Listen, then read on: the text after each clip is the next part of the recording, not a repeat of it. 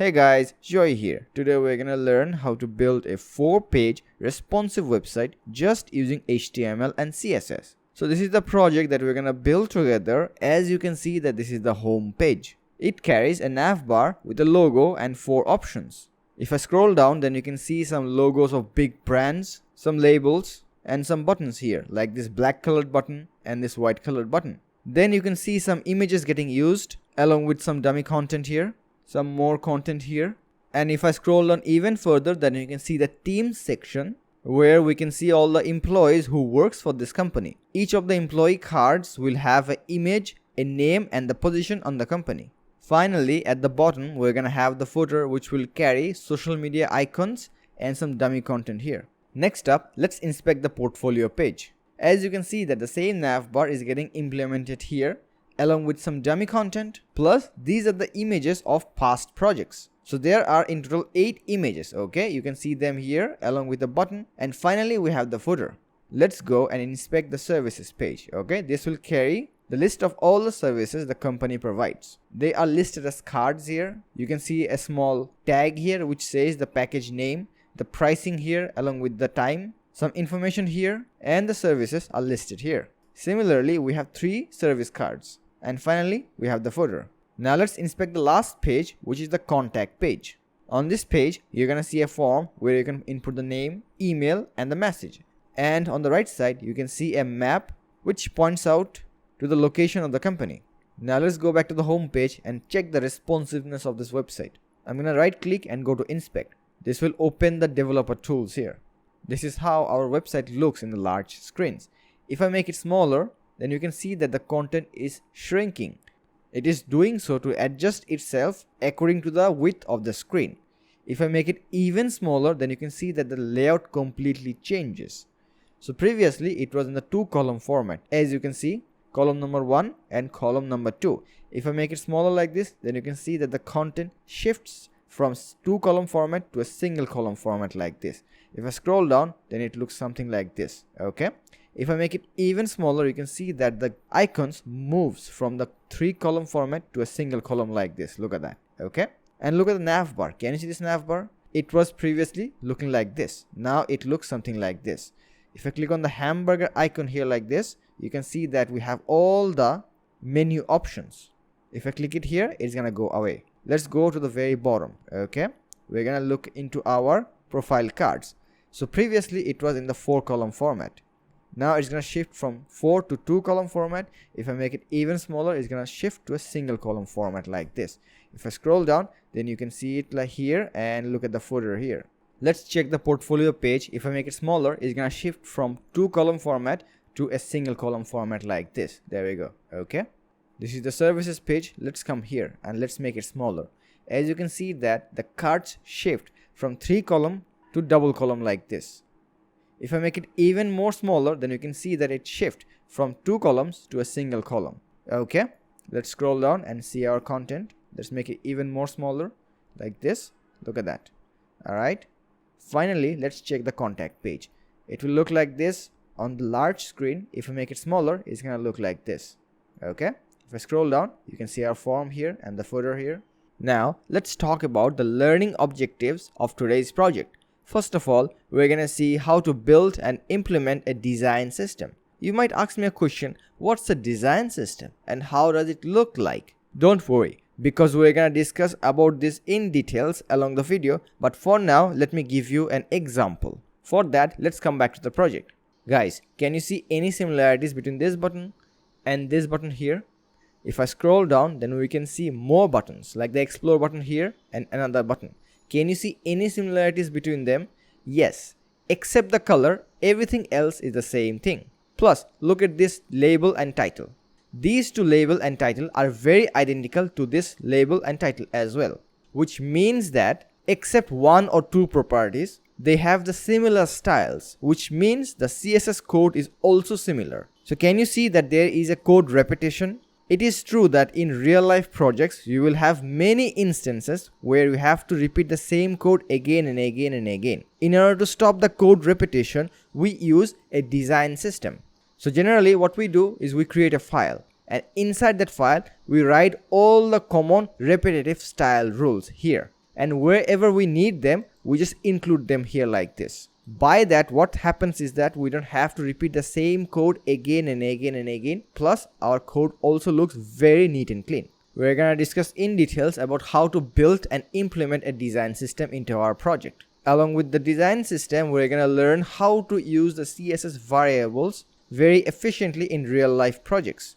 Look at these 3 points: media queries, responsive images, fonts, and responsive layouts. Using these 3 points, we're gonna make our entire project responsive, from the big screens to the mobile screens. Next up, we're gonna learn how to use Flexbox and Grid into our project. Along with these, we're gonna learn how to change the font family of our projects using Google Fonts. Last but not least, we're gonna learn how to use various CSS properties into practical projects. So guys, let's start the tutorial.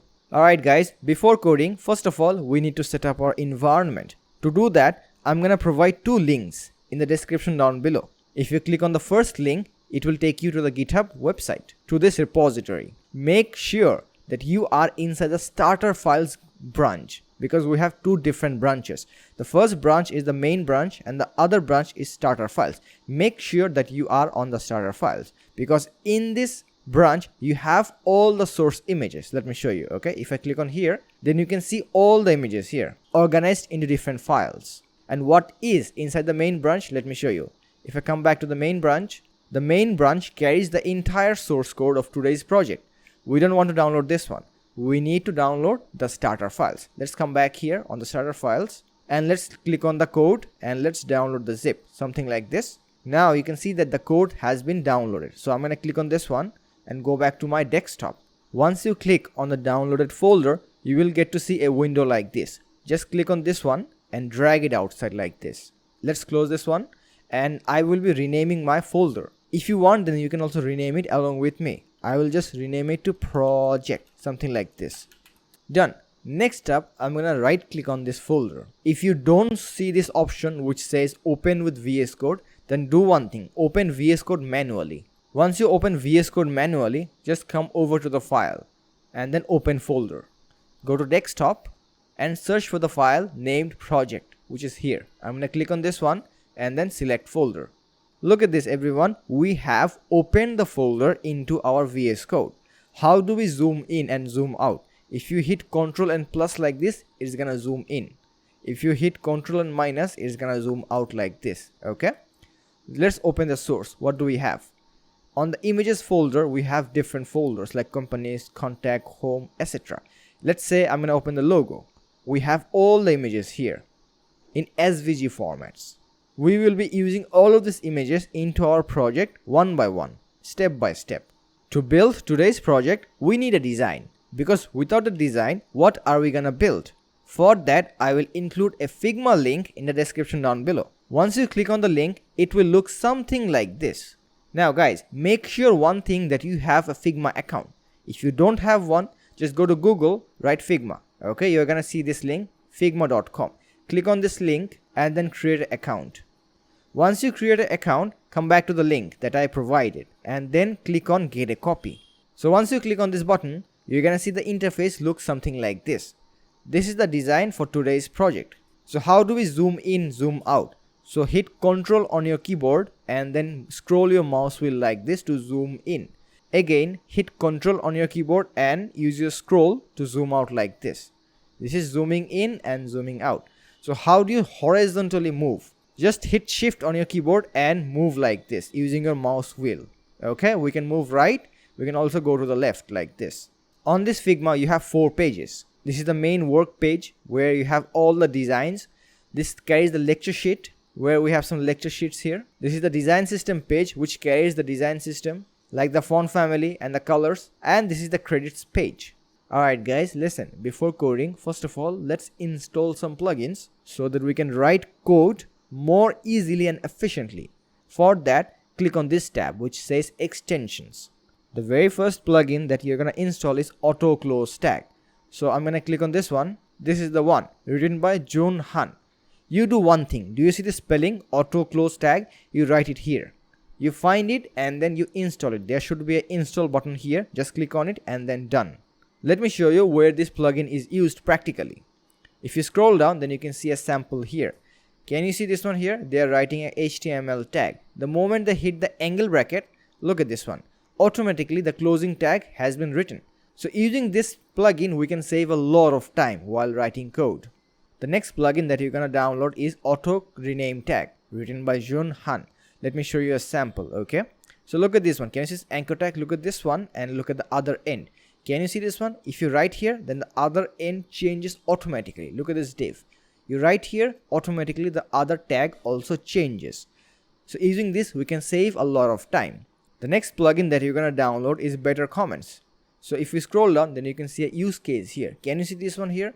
These are comments and they are beautifully colored. Using this plugin, we can write beautiful comments. Next up, download this one, HTML CSS support, then IntelliSense for CSS class names in HTML. You need to install live server, otherwise whatever code we write, we can't see the results live on the browser. In order to format our code and make it neat and clean, you must install Prettier, code formatter from Prettier. And finally, you can install this optional plugin called Pixel to Rem, written by Marco N. So what this allows you to do is you can convert the pixel unit to rem and vice versa. Look at this one. Can you see this? Rem unit, they are automatically converting it to pixel, and from pixel to rem using which command? Alt plus Z. So that's that, everyone. We have successfully set up our environment. Now let's start coding. Alright guys, the very first thing that we're gonna do is we're gonna make the home page. For that, just click on here, okay, and then do you see this one? This is used to create a file, and this one is used to create a folder. So we're gonna create a file. We're gonna name it index, okay, .html. There we go, done. Okay, so for this home page, we need a style sheet. We're gonna put the style sheet inside the source folder. Now hold on guys, do you see this one, source/images? It means that the images folder is actually inside the source folder. Okay, so if you click on the images, then you can see that this is highlighted, underlined by this. So which means that whenever you create a file or a folder, it's gonna get created inside the images, not inside the source folder. But we want our file or folder inside the source. Okay, for that we just click on here. Then you can see that it is underlined. It means that whatever file or folder you're gonna create, it's gonna get inside the source. Okay, so make sure this is underlined, and then we create a new folder. We're gonna name it styles. Okay, there we go, done. So now guys, inside the styles folder, we're gonna actually have 5 different styles. Why? That's because our project has 5 pages. Okay, for 5 pages we're gonna need 5 style sheets. Okay, for now we just create the index.css file here for just the home page. Okay, so follow along with me guys. Make sure this is highlighted or this is clicked. Okay, then click on here. We're gonna write here index.css. There we go, done. And now guys, a very crucial step, we're gonna make the design system right now. So guys, first of all, let me explain why we need a design system, and then I'm gonna give you a practical example with the design system. Okay, so first of all, why do we need a design system? The thing is, in a real life scenario, or perhaps even when you are practicing, you're gonna notice something, that you are repeating the same code again and again and again and again. Okay, this is repetitive code. In order to stop this repetitive behavior, what we create is a design file. Inside there, we keep all the common codes there. Okay, and then we include that file inside all of these pages. Okay, do you see this one? Home, about, portfolio, context. We keep them here so that we can just use the same thing everywhere without repeating ourselves. That's why we need a design system. So guys, the design file that you downloaded, if you click on here, do you see this one here? Design system. We already have a defined design system here. This is the system that we're gonna follow. Okay, and now guys, I'm gonna give you a small example why it is beneficial to use a design system. Okay, so let me just give you a sample over here on the index CSS. Okay, later on we're gonna create a separate file. Okay, so guys, I'm gonna come over to my index HTML first, okay, and then I'm gonna create some boilerplate code.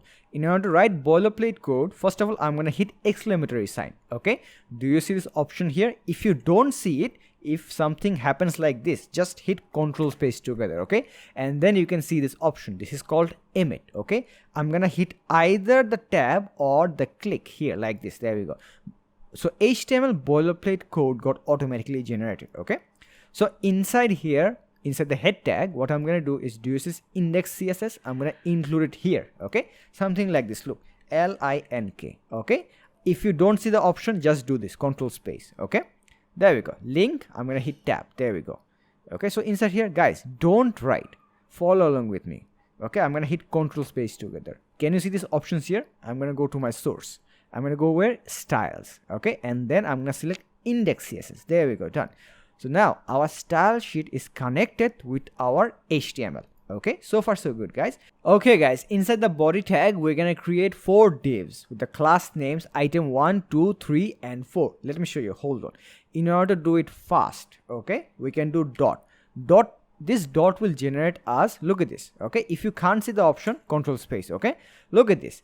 If you take this path, then you can see that what emit will actually generate us. It's gonna create us a div with the empty class name here. Okay, if I hit tab, look at this. This is exactly what it generated. Okay, but we want the class name to be item 1. So we're gonna do dot item minus 1 tab. There we go. You see? So now it created us a div with the class name item 1. But we also want 3 more divs. Okay, with the class names item 1, 2, 3 and 4. So in order to do it fast, what we're gonna do is, look at this. We're gonna take the help of emit dot item, okay, minus, look at this, $, star 4 tab. There we go. You see, automatically it generates us 4 divs with these class names. You see, excellent. Now inside here we're gonna write some dummy hello. Okay, hello. I'm gonna copy up this one. I'm gonna put it here. Okay, here and here as well. There we go, done. So since our style sheet is linked up here, if it's not linked up on your HTML file, make sure that you link it here properly. Okay, then we're gonna come over here. So now look at this. I'm gonna target which one? The item 1, which is actually here. So I'm gonna copy up this, come over here. So hold on guys, what is this? This is the class. Okay, that's why you have to write dot and then you have to write your item 1. Okay, something like this. But what if it was an ID? If it was an ID, something like this, then you would have to write something like a hashtag here. Okay, so I really hope this is that this is clear on your end. So I'm gonna bring it back. I'm gonna bring it back to a class, and now let's say I'm gonna make it color of what color? Let's say red. Okay, there we go. I'm gonna save it. Now in order to open the result, okay, on the browser, right click, open with live server. Okay, or what you can do is just go live here. You can also click on here. So if I click on here, then automatically it's gonna open up me this tab, okay, on my Google Chrome. So now look at this. I'm gonna zoom in. Hold on guys, how do you zoom in? Just hit Control on your keyboard, okay, and then you wheel your mouse wheel like this. Look at this. Can you see that? It is zooming in, zooming out. And to use this magnification, you can just click on here, do your minus or your plus, or you can just reset the thing like this. There we go. Okay, I'm gonna zoom in like this, Control, and then I am using my mouse wheel. Okay, look at this. This is now red in color and these are black. Let's say I want to make all of them red. Okay, so what I'm gonna do is I'm gonna come back here. I'm gonna copy up this one. I'm gonna put it here. I'm gonna make it 2. Okay, save it. Now look at the result. There we go. You see, so I'm gonna come back here. I'm gonna do the same thing for everybody else. Okay, 3, and finally we have our 4. There we go, done. I'm gonna save it. Now guys, let's look at the result. Okay, so we have all the instances in which color? Red color. Let's say that your boss told you to make it green color. Okay, so how will you do the green color? Look at this. Just come over here and you have to target all the instances, something like this, and you have to manually write green here. You see, green here. Okay, now hold on guys. There we go. I'm gonna save it. Make sure that you save your code, otherwise it's not gonna work. Okay, now guys, I'm gonna go back here. Look at this, all of them are green. Let's say that your boss told you again to make it yellow color. So what you're gonna do, you're gonna target all of them one by one, and then you're gonna write here yellow. What is this? This is hassle. This is not the way to save your time. So how do you exactly save your time? Let me show you. So in order to save the time, what we use is called CSS variables. Okay, so in order to write a variable, I'm going to write here :root. Okay, and then I'm going to hit curly bracket like this. There we go. So let's say I'm going to write a variable name. Okay, color, let's say color minus name. Okay, you can write it, you can write anything you wish. Okay, so I'm going to hit here :. Okay, so what's going to be the color? Let's say red. Okay, so I'm going to save it. So how do I use this variable inside here? Let me show you. There is something called a var, var. If you hit var, you can see this option. If you can't see it, just hit control space like this. Okay, then I'm going to click on here like this. So do you see this one here? They are automatically suggesting us the variable color name, which is like red, you see. Or if you can't see it, control space. Okay, then I'm going to click on here like this. There we go. If I save it, now let's look at the result. You see, look at this. This is our variable. It has the value of red. Okay, and we are utilizing it here, which means that the color got applied here. Let's say your boss told you to make it which color? Yellow color. I'm going to write here yellow. If I save it, now look at this. It's yellow, but it's kinda invisible to the eye. But let's say I'm going to make it blue. Okay, save it. There we go. It's blue. It's visible. Okay, so how is this practical? Look at this. I'm just going to copy up this one. I'm going to put it here like this. Okay, put it here and put it here. Save it. Now look at this. All the instances are now blue in color. Now if your boss told you to make it let's say orange, you can do it easily like this. Look at this. If I save it, now look at this. All the instances are orange. Where did I change it? Only one place, and everyone else got the updates. You see, that's why I'm telling you guys, if you put your design system, everything here, like your font size, font family, background colors, shadows, so and so on and so forth, if you put them all the things inside here, then what will happen is later on, if you want to change anything, you can easily change it here, and everyone, all the instances will get the updates automatically. That's why I'm telling you to use the design system. Where's my lecture? There is it. That's why I'm telling you to use the design system, which we are gonna implement in our code as well. Okay, so guys, look at this. If I come to the design system of our Figma here, look at this. What do we have? Okay, so actually, what is this? You might ask me a question like, hey, what is this? 1 rem equal to 16 pixel. Actually, in CSS, there are two types of units.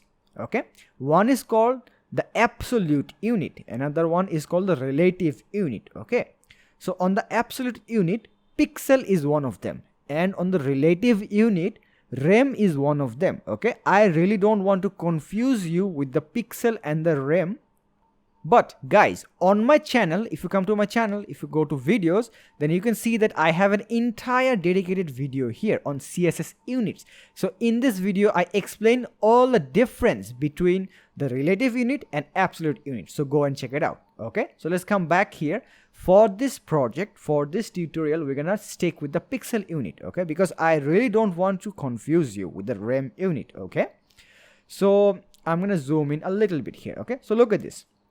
This is our heading number 1, which is like, this is crimson text. This is actually the name of the font family. Okay, and this is 40 pixel. Okay, this is the font size for our heading 1. Similarly, like heading 1, we have a lot of styles here. So what we're gonna do is we're gonna input all of them inside our hold on guys, let me maximize this, inside another style sheet. Okay, so we're gonna create it right now. So we're gonna name it, hold on guys, make sure that you have clicked on here. Okay, and then I'm gonna click on this one. This will create us a new file. So we're gonna write here design system. Okay, .css, enter, done. Okay, so now the very first thing that we're gonna write here is :root. Okay, curly bracket. There we go. So inside here, we're gonna write all of our design system styles. Okay, so follow along with me guys. First of all, I'm gonna input the heading 1. Okay, in order to put that, I'm gonna write here -h1. Okay, :. So what was the first one? Most probably 40 pixel, right? There is it. Okay, then 32 pixels. So let's follow along. So follow along with me guys. So 40 pixel. So guys, look at this. According to our design files, I inputted all the font sizes. Okay, so pause the video, take your time and write down all of them. Okay, next up guys, if I go back to the design system, look at this. Hold on. So look at this. At the very top we have something called crimson text and work sans. So what is this? They are actually our font family. Okay, so if I go back to our design, so look at this guys. Okay, if I zoom in here, so do you see this text here? This is actually crimson text and this is your works sans. Okay, so we have two different font family here. So guys, in order to get the font families, what we're gonna do is we're gonna go to Google and then we're gonna write Google Fonts. Okay, so you're gonna see this website, which is fonts.google.com. just come over here. Okay, and then hold on guys, make sure that this right section is actually cleaned up. If it's not cleaned up, then do this. Okay, do you see this one here? I'm gonna click on here and then I'm gonna scroll down. You see remove all, I'm gonna click on here. Okay, I'm gonna click on here again and then I'm gonna remove all. So what did I do? I just removed all of my previous selections. Okay, because we're gonna make new selection right now. So first of all, I'm gonna select crimson text. Okay, so guys, here make sure that you don't make any spelling mistake while writing this. Okay, crimson text. So crimson-text. Oh sorry, my bad.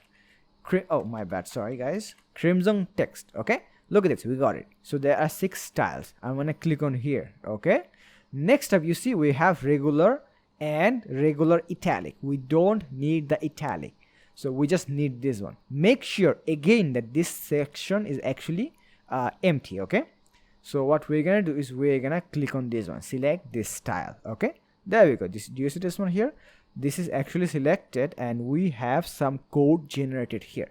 I'm gonna explain this later. First of all, let's make our selection. Okay, then we're gonna get our semi bold here and then our bold 700 here. Okay, there we go, done. We're not 100% done guys, just click on Google Fonts. Okay, and next up we're gonna get our work sans. Okay, so we're gonna write here, hold on, work sans. Okay, so I'm gonna click on here. So look at this, we have a lot of sizes. Okay, so follow along with me guys. We're gonna take thin 100, although we don't need it, just keep it. Okay, no worries. Extra light 200, don't select the italic. Okay, something like this. Okay, regular 400, medium 500, semi bold 600, this one, and finally you get your extra bold and then your black. Okay, done. There we go, our selection is complete. You can see that we have selected 2 fonts here. Okay, so if you select, so guys, if you select the link, if you copy up this one, then you have to use it here. Let me show you.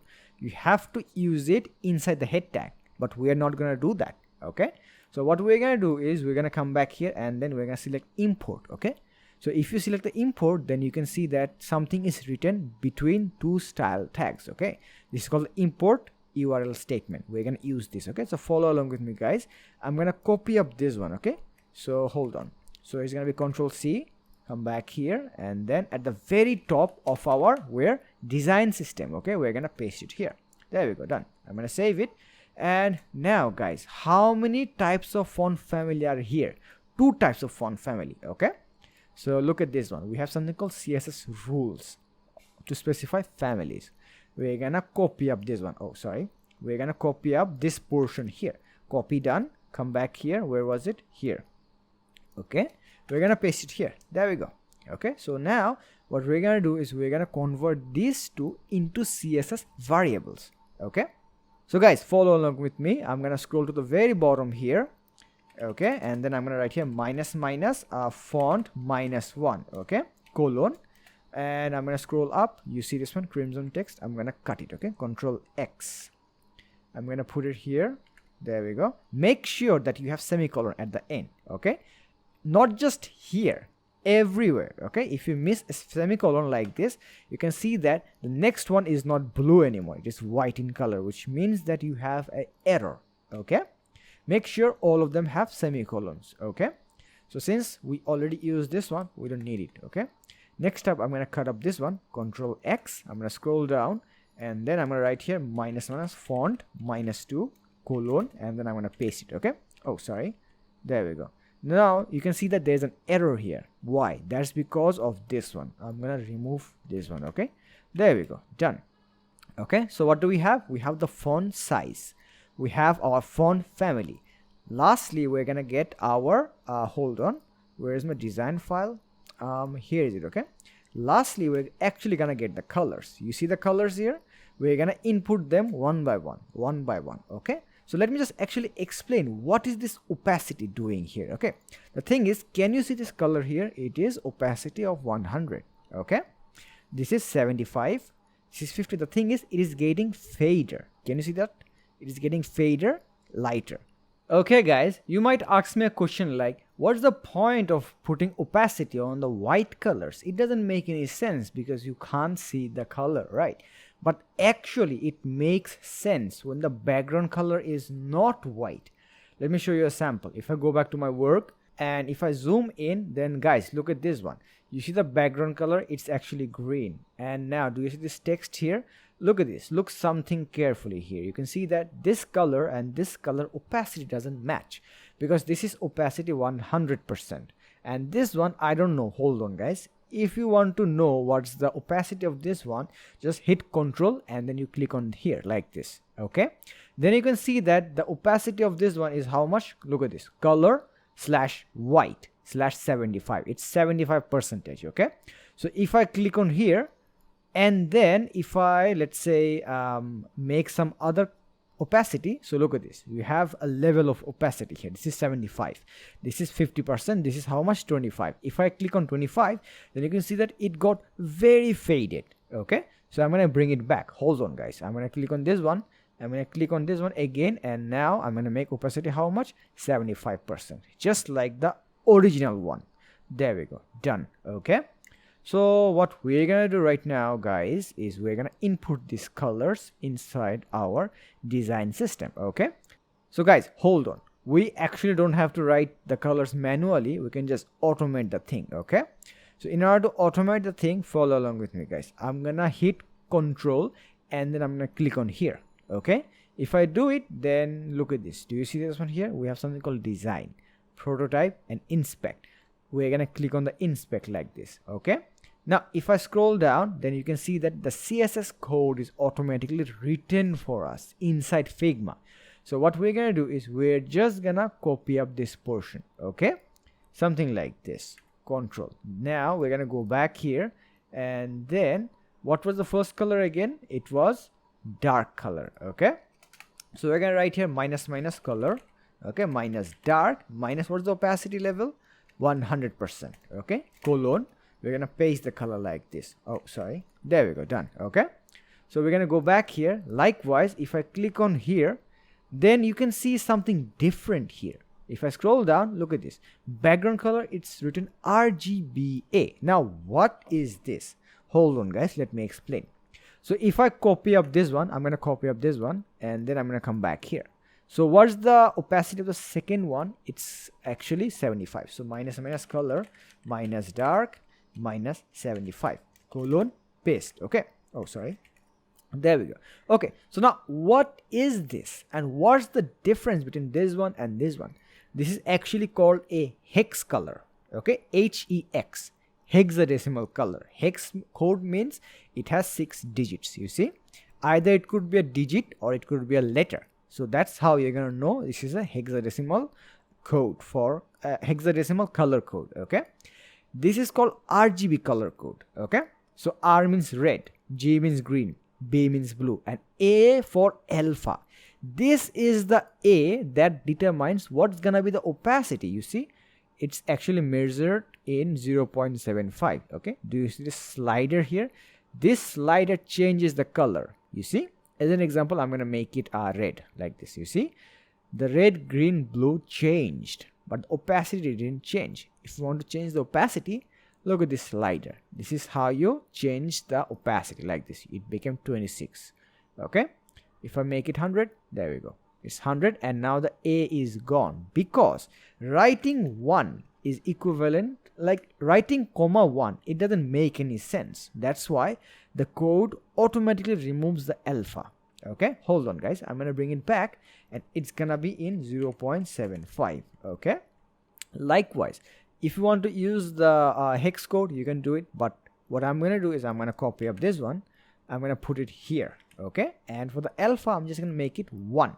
1 means 100%, okay? 0.75 for 75%, okay? I'm going to copy up this one, put it a couple of more times, and I'm going to make it 50, okay? Same 50 here as well.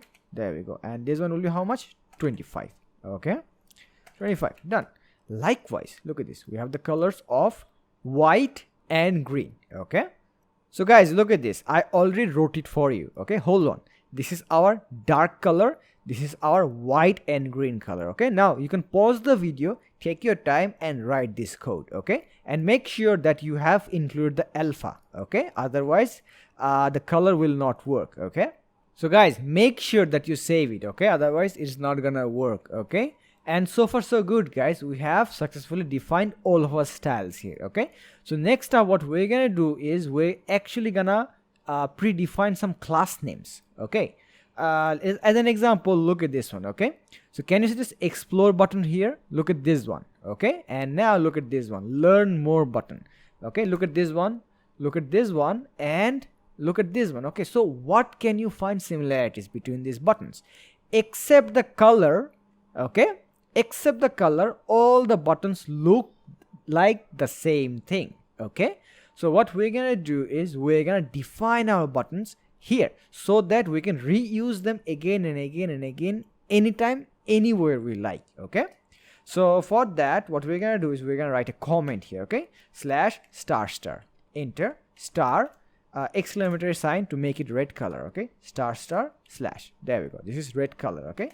Red color text. But if you want blue, just write question mark, okay? There we go, done. So I'm gonna write it in red color, okay? So I'm gonna write here style rules, hold on, for common, okay, buttons. There we go, done, okay? So we're gonna have two flavors, white button and dark button, okay, according to our colors. You see, white color and the dark color. So let's get started, okay? Hold on. I'm gonna write here dot white minus btn, okay, curly bracket. So dot dark minus btn. There we go, done, okay? So guys, before actually writing any styles inside here, first of all, hold on, just save it, okay? And come over to your index.html and do one thing. Before your before this index CSS style sheet, just write here link, okay, tab, control space, go to your source, go to your styles, which one, tell me? Design system. You see, include a design system everywhere. Make sure that this is loaded first, okay, and then this is loaded. I mean, write this one first and then write this one later, okay?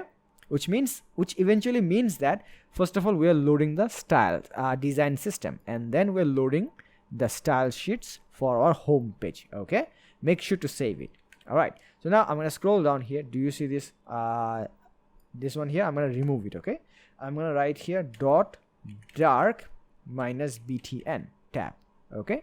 Hold on guys, since this is a button, we're not gonna use the div, okay? So what we're gonna do is we're gonna write here button dot, okay, dark minus btn tab. There we go. This is gonna be our dark button. So we're gonna write here learn more, okay?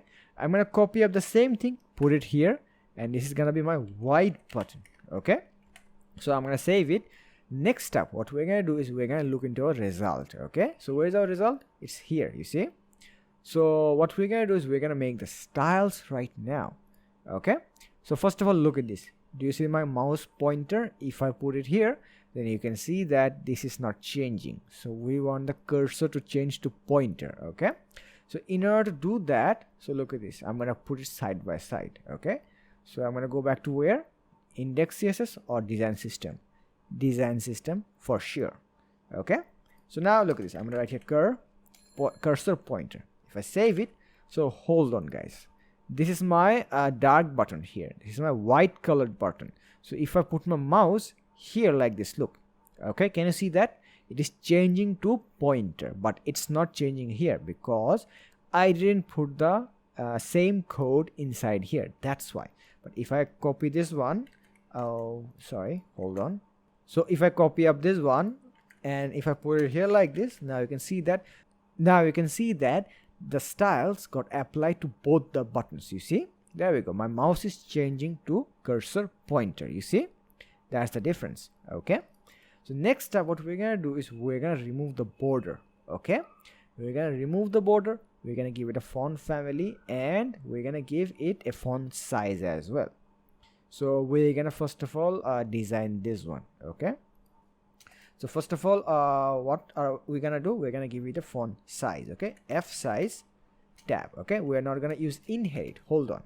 So if I make it maximum, if I scroll up, so we're gonna use this one. You see the H5 here, we're gonna use the H5 font size. Okay, so let's come back here, we're gonna write here var, okay, minus H5.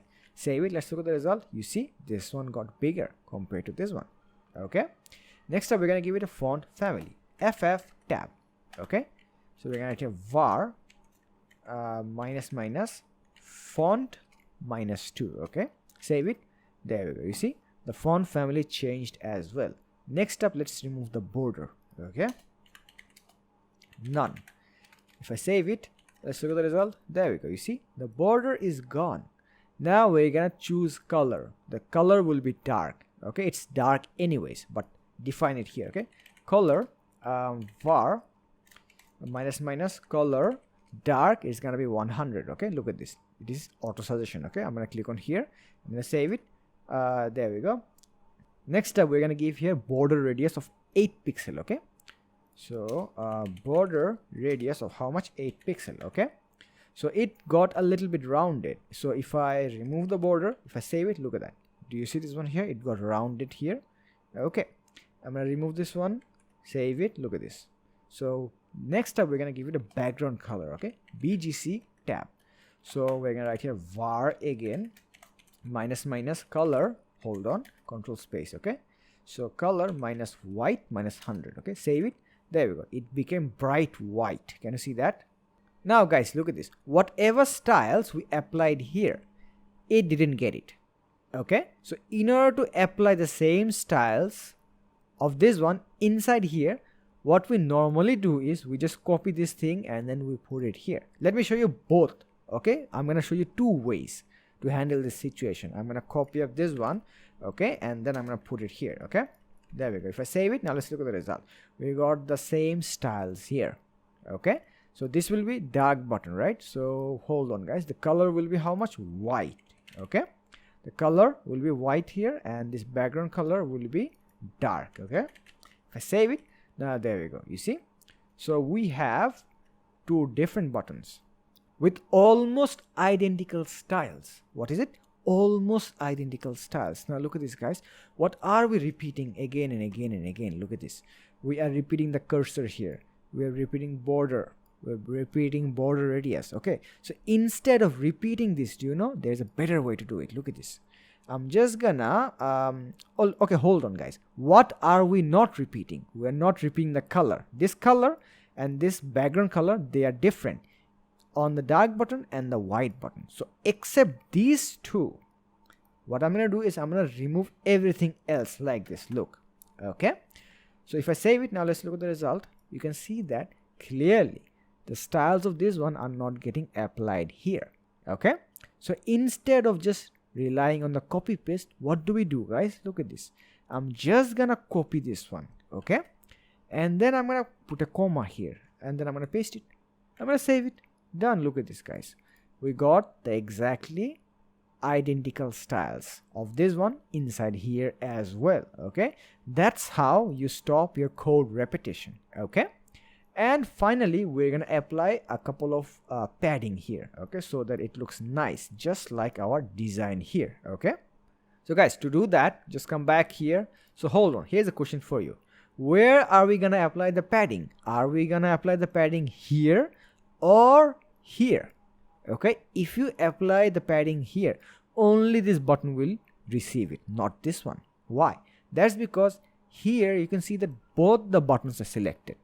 Okay, so which means that writing the padding here will make sense, but still let me show you both.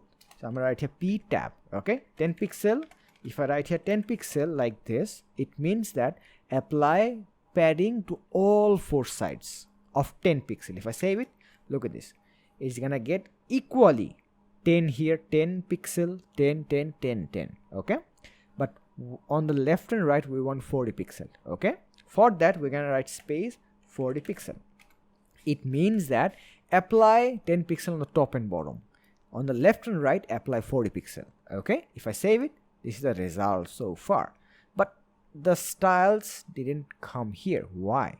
That's because I wrote it here and it is selecting only the dark button. So what I'm going to do is I'm going to cut it and then I'm going to put it here like this. Now it will make sense. Okay, so practically you can't see it, but hold on, let me show you. This is border none. I'm going to comment it. If I save it, now look at this. You see, there we go, it received identical padding. Okay, so now let's uncomment this one, save it. There we go, done.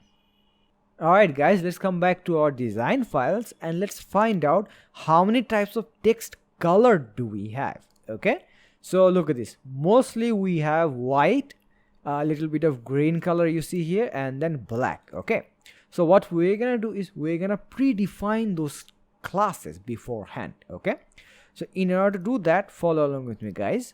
Where were we? Okay, on the design system. Okay, so hold on, do you see this comment here? I'm gonna copy up this one. Okay, I'm gonna come over here and I'm gonna paste it here. Okay, so it's gonna be styles rules for text colors. Okay, text colors, there we go. Okay, so now hold on guys, if I come back to my index HTML, let's say that I'm gonna remove this one and let's create a div. Okay, div with a class name, let's say hello. Okay, and inside here we're gonna write here label. Okay, L-A-B-L, label. Okay, there we go. All right, so now let's come back to our design system. So since this is a style rule for the text colors, we're gonna write here dot text minus white. Okay, curly bracket. Then we're gonna write here dot text minus dark, curly bracket, and then finally dot text minus green. Okay, so what does these three class names signify? This is for the white color text, this is for the dark color text, this is for the green color text. Okay, so look at this, inside here I'm going to define the color. Okay, var minus minus control space. Okay, color green 100. There we go. So now how do I use this? Let me show you. Hold on, if I go back to the results screen, so make sure it is zoomed in. Okay, otherwise it is kind of difficult to see it far from there, so just zoom in like this. Okay, so now I'm gonna bring back my VS Code. So now guys, look at this one. Okay, so what is this? Text color green, right? I'm gonna copy this one. Okay, text minus green. I'm gonna come back to my index HTML. Now look at this, this is hello. I'm gonna put it beside the hello like this, text green. If I save it, now what color is this? Tell me. It's green color. Likewise, we're gonna predefine these class names. Okay, so that we can use them anywhere we like. Okay, similarly we're gonna write here color var minus minus color how much, hold on, color minus white. Okay, and then here color var minus minus color dark 100. There we go, done. Okay, alright guys, so far so good. We're gonna go back to our design system, and now can you see this label here? This is actually called a label. Okay, and look at this label here. You see there are a couple of labels here in our entire design system. We're gonna predefine these labels. Okay, so follow along with me guys. Hold on, let's come back here, and what we're gonna do is we're gonna come back here on the index HTML. Okay, here instead of hello we're gonna define it label. Okay, I'm gonna copy this one. I'm gonna put hold on guys, just save it. Okay, make sure it is saved, otherwise it's not gonna work. Okay, let's come back to our design system and let's paste it here. Okay, dot paste curly bracket, and do you see this comment? We're gonna copy the comment. Okay, then we're gonna put it here. So we're gonna write here style rule for what? Label. Okay, there we go, done. Okay, so now inside here what we're gonna do is we're gonna define our label style rules. let's get started. Okay, first of all, we're gonna define the font family. Okay, FF tab. Okay, so it's gonna be var bracket minus minus control space. So we're gonna use here font -2. Okay, if I save it, there we go. You can see that the font family actually changed. Okay, let's give it a size of F size. Hold on, var minus minus okay, var minus minus and then label. Okay, there we go. If I save it, you can't see any changes. Why? That's because if I go up here, you see the label, it's actually given 16 pixels. Okay, which is like the default styles, default font size anyways. So what is this ls? This ls is called the letter spacing. Okay, the letter spacing is like how much gap do you want between these letters. Okay, that's called letter spacing. So I'm gonna scroll to the very bottom, which is like here, and then I'm gonna define ls, which is like letter spacing. It's here. I'm gonna write here var, okay, minus minus ls. Save it. Look at this. You see, this text, I mean these letters are now spaced apart. How much? 5 pixels. All right, guys. Now look at this one. You see, it is uppercased. Okay, partners, welcome. They are uppercased. Okay, so let's make it uppercase. So how do you make it uppercase? Look at this. We're gonna write here tt. You see, uppercase. If you don't see it, control space, enter, done. Save it. Now it's uppercased. Okay, lastly, we're gonna give it a font weight.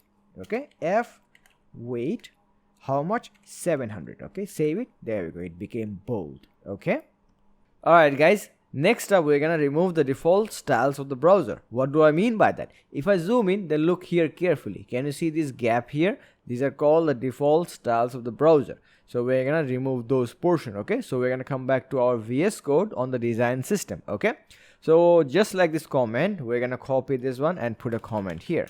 Okay, and here we're gonna write removing default styles of the browser. Okay, removing default styles of the browser. There we go, done.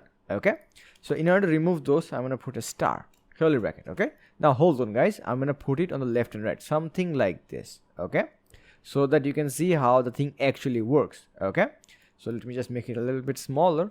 There we go. So first of all, I'm gonna put the margin to 0. Okay, M0 tab. Next time I'm gonna put the padding to 0 as well. Look at this. If I save it, there we go, the gaps are gone. Okay, next up I'm gonna use a property called box sizing border box. Okay, BX tab. Okay, now what's the main reason for using this property? Let me explain. Okay, I'm gonna comment this out. Okay, as an example, let's assume that you have a screen size of 1000 pixels in width. Okay, 1000 pixel. There we go. Let's assume that you added 20 pixels padding on it, so it's gonna be 20 pixel. Let's assume that you added 30 more pixels of margin. Okay, this is gonna be your padding, this is gonna be your margin. Okay, 30 pixels of padding. So now what's gonna be the total? Tell me. 1000 and here is almost 50, so it's gonna be 1050 pixels. Okay, so what was the original screen size? It was 1000. Look at this one. Finally it expanded. You see the way how it expanded, which means that your design will be incorrect.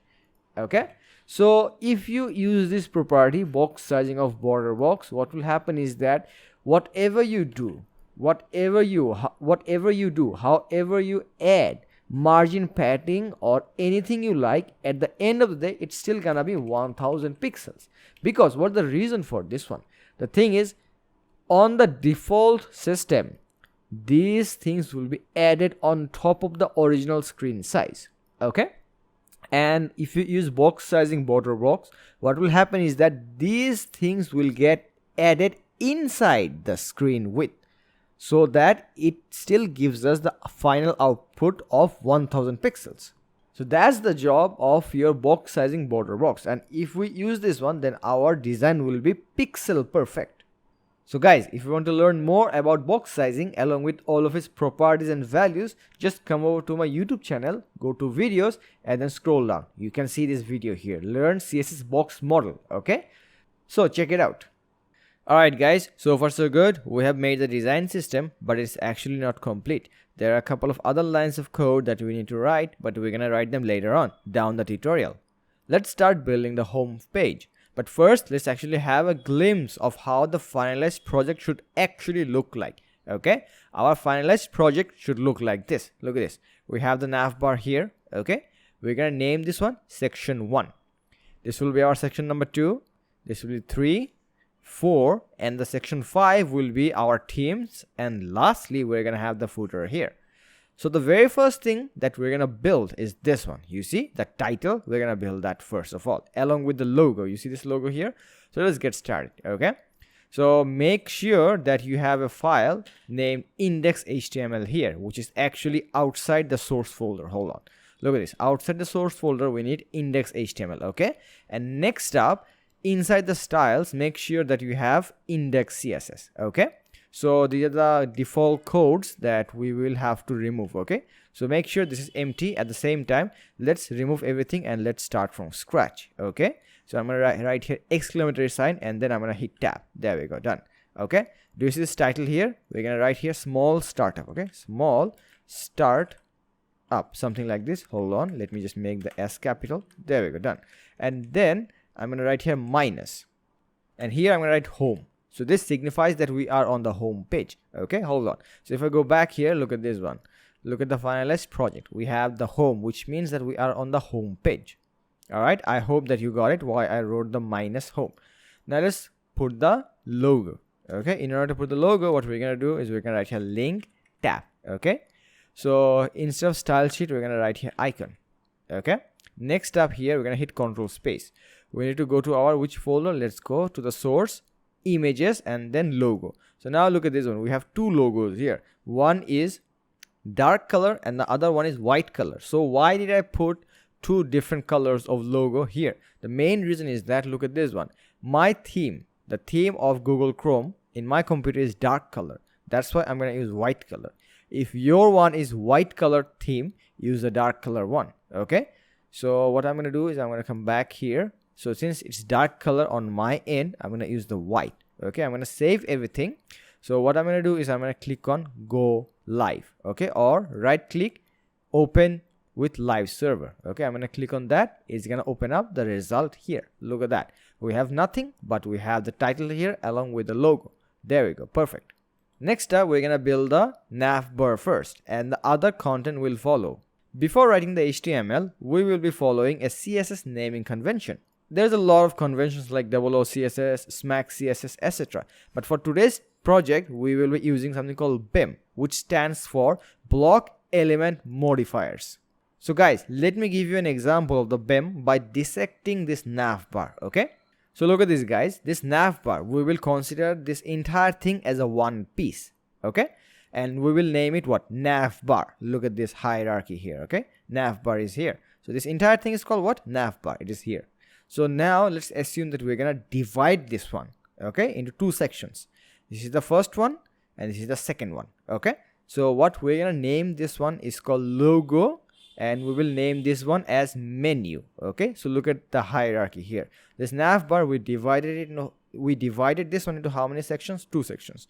One is called the logo, which is this portion. Okay, and the other one is called menu, which is here. Now guys, let's divide this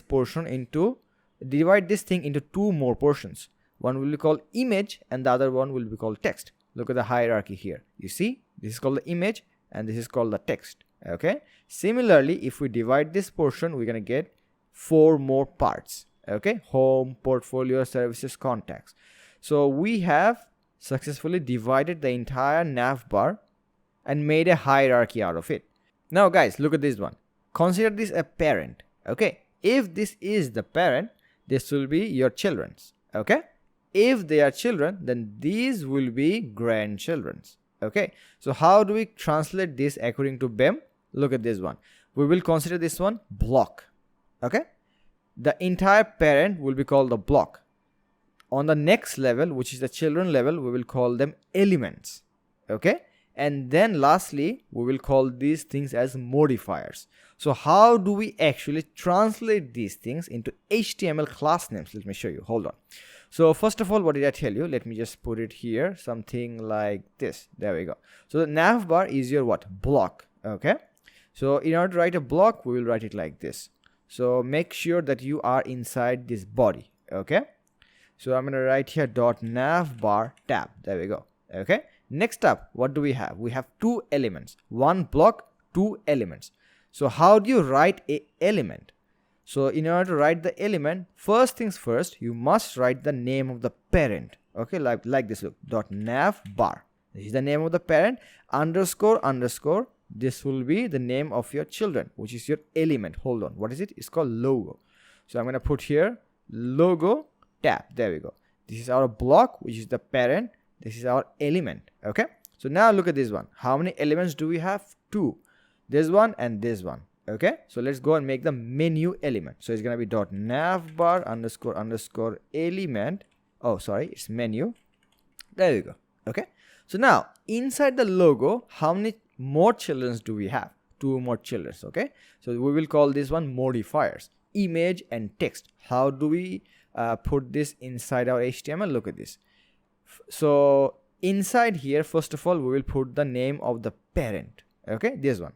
I'm going to copy this one and then I'm going to put it like this. Look, dot paste. Okay, minus minus. Hold on. So what was it called? It was called image and the other one is called text. So we will put it like this. So image and we're going to hit tab. Okay, and the other one is called text, right? So we're going to copy this one. We're going to put it here. Dot paste minus minus is going to be called text. There we go. Done. Similarly, we're going to put the modifiers here as well. So guys, you can either use these names here as modifiers or you can also place 1, 2, 3, 4. Anything you like, okay? I'm going to put numbers 1, 2, 3, 4. So I'm going to copy up this portion. I'm going to come over here. Since, hold on guys. Since these will be our links. So what we're going to do is instead of div, we're going to use anchor tags, okay? So I'm going to come over here. Hold on.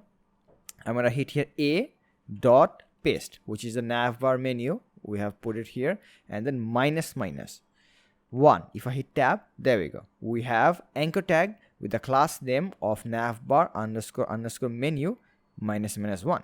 Similarly, we will need 3 more anchor tags with similar naming styles. But if you want to do it faster, you can do it like this. Look, $, *4 tab. There we go. If you save it, auto formatter should work, but it's not working. But let's do it manually, something like this. There we go. Okay. So we're just separating these things from each other. And there we go, guys. It should look something like this. Okay. So guys, let's fill up the informations here. Okay. So this will be start and we will place here home. Next up, portfolio.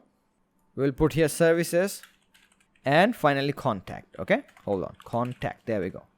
So guys, I actually made a mistake. There's actually no sense in putting a div. We're gonna put an image. Okay. So what we're gonna do is we're gonna cut it. Okay. Control X and then we're gonna put here img dot and then we're gonna paste the thing and then we're gonna hit tab.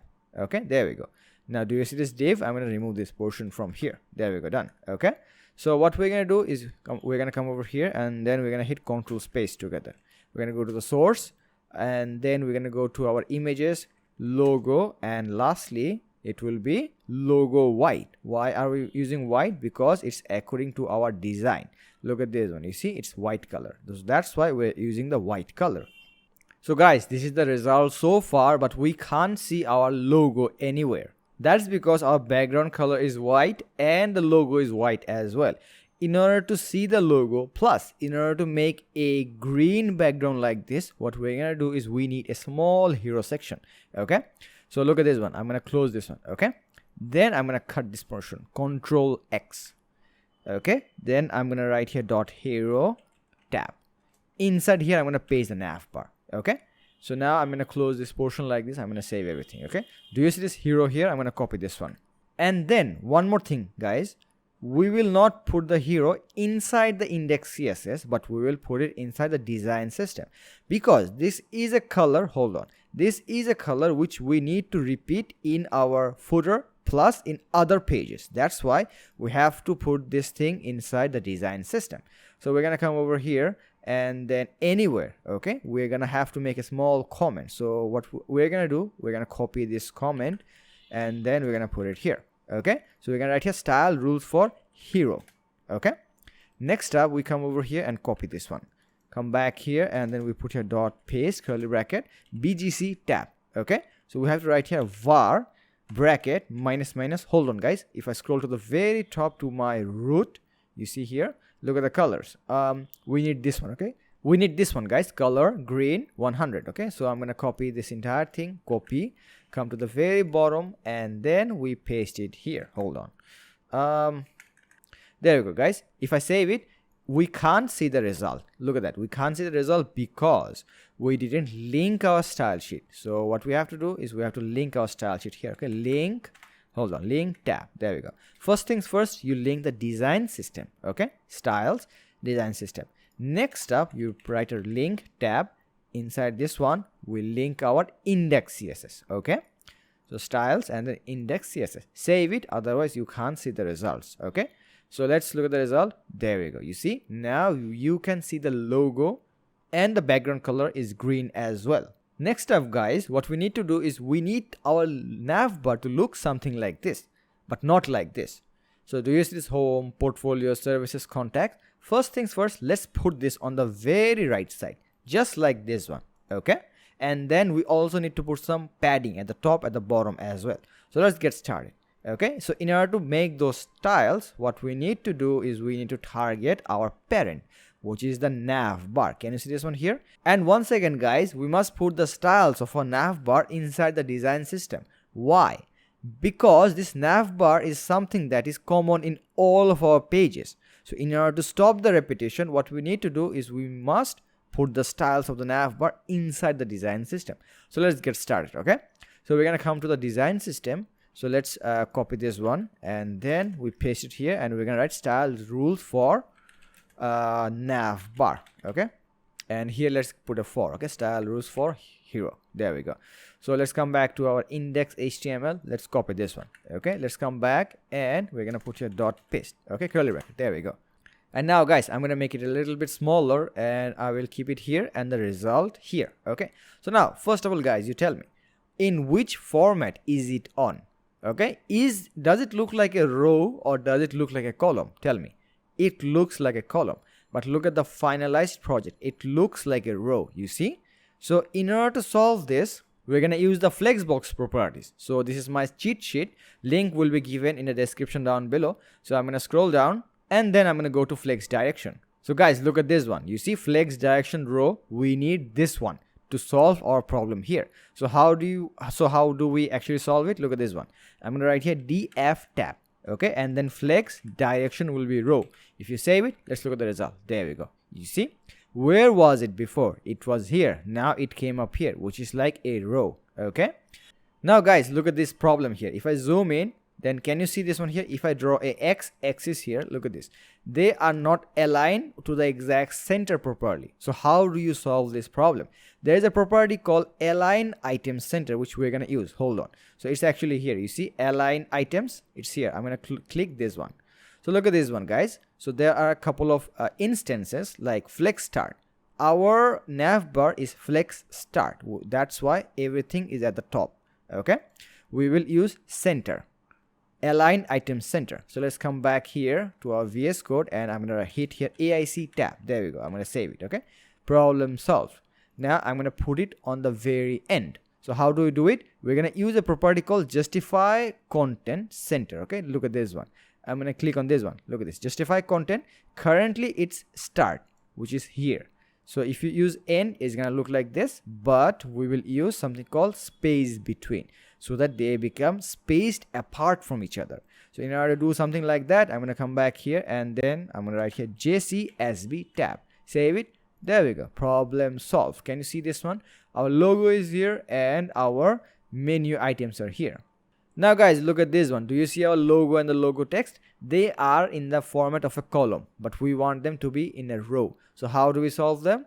Look at this one. We're gonna just target the navbar logo, which is the main parent of the image, the logo image and the logo text.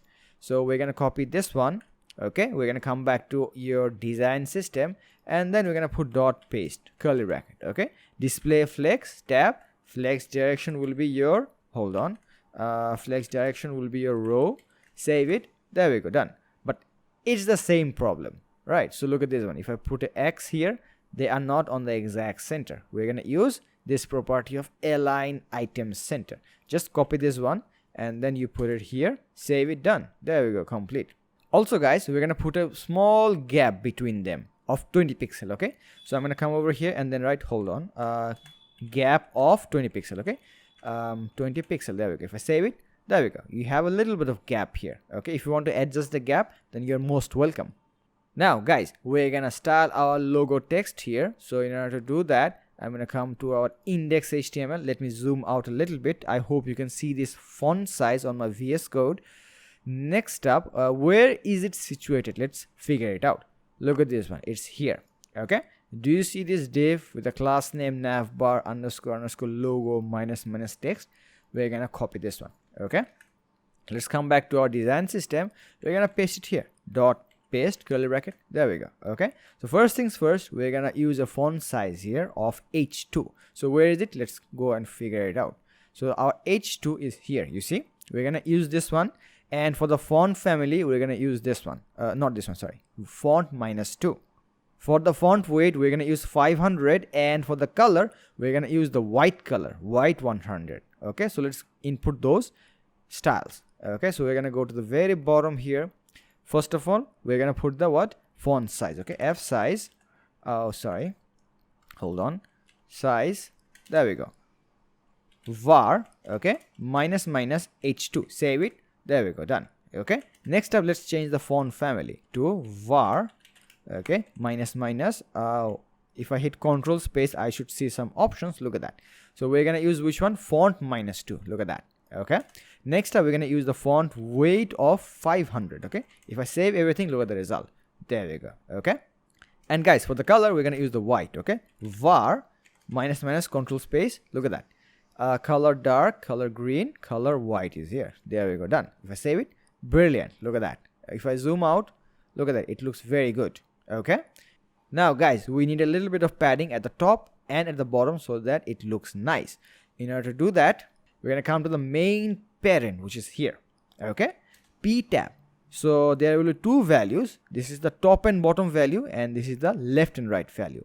We don't need the left and right. We're gonna use the top and bottom, which is the first value. Okay, so we're gonna write here 30 pixel. If I save it, look at the result, there we go, done.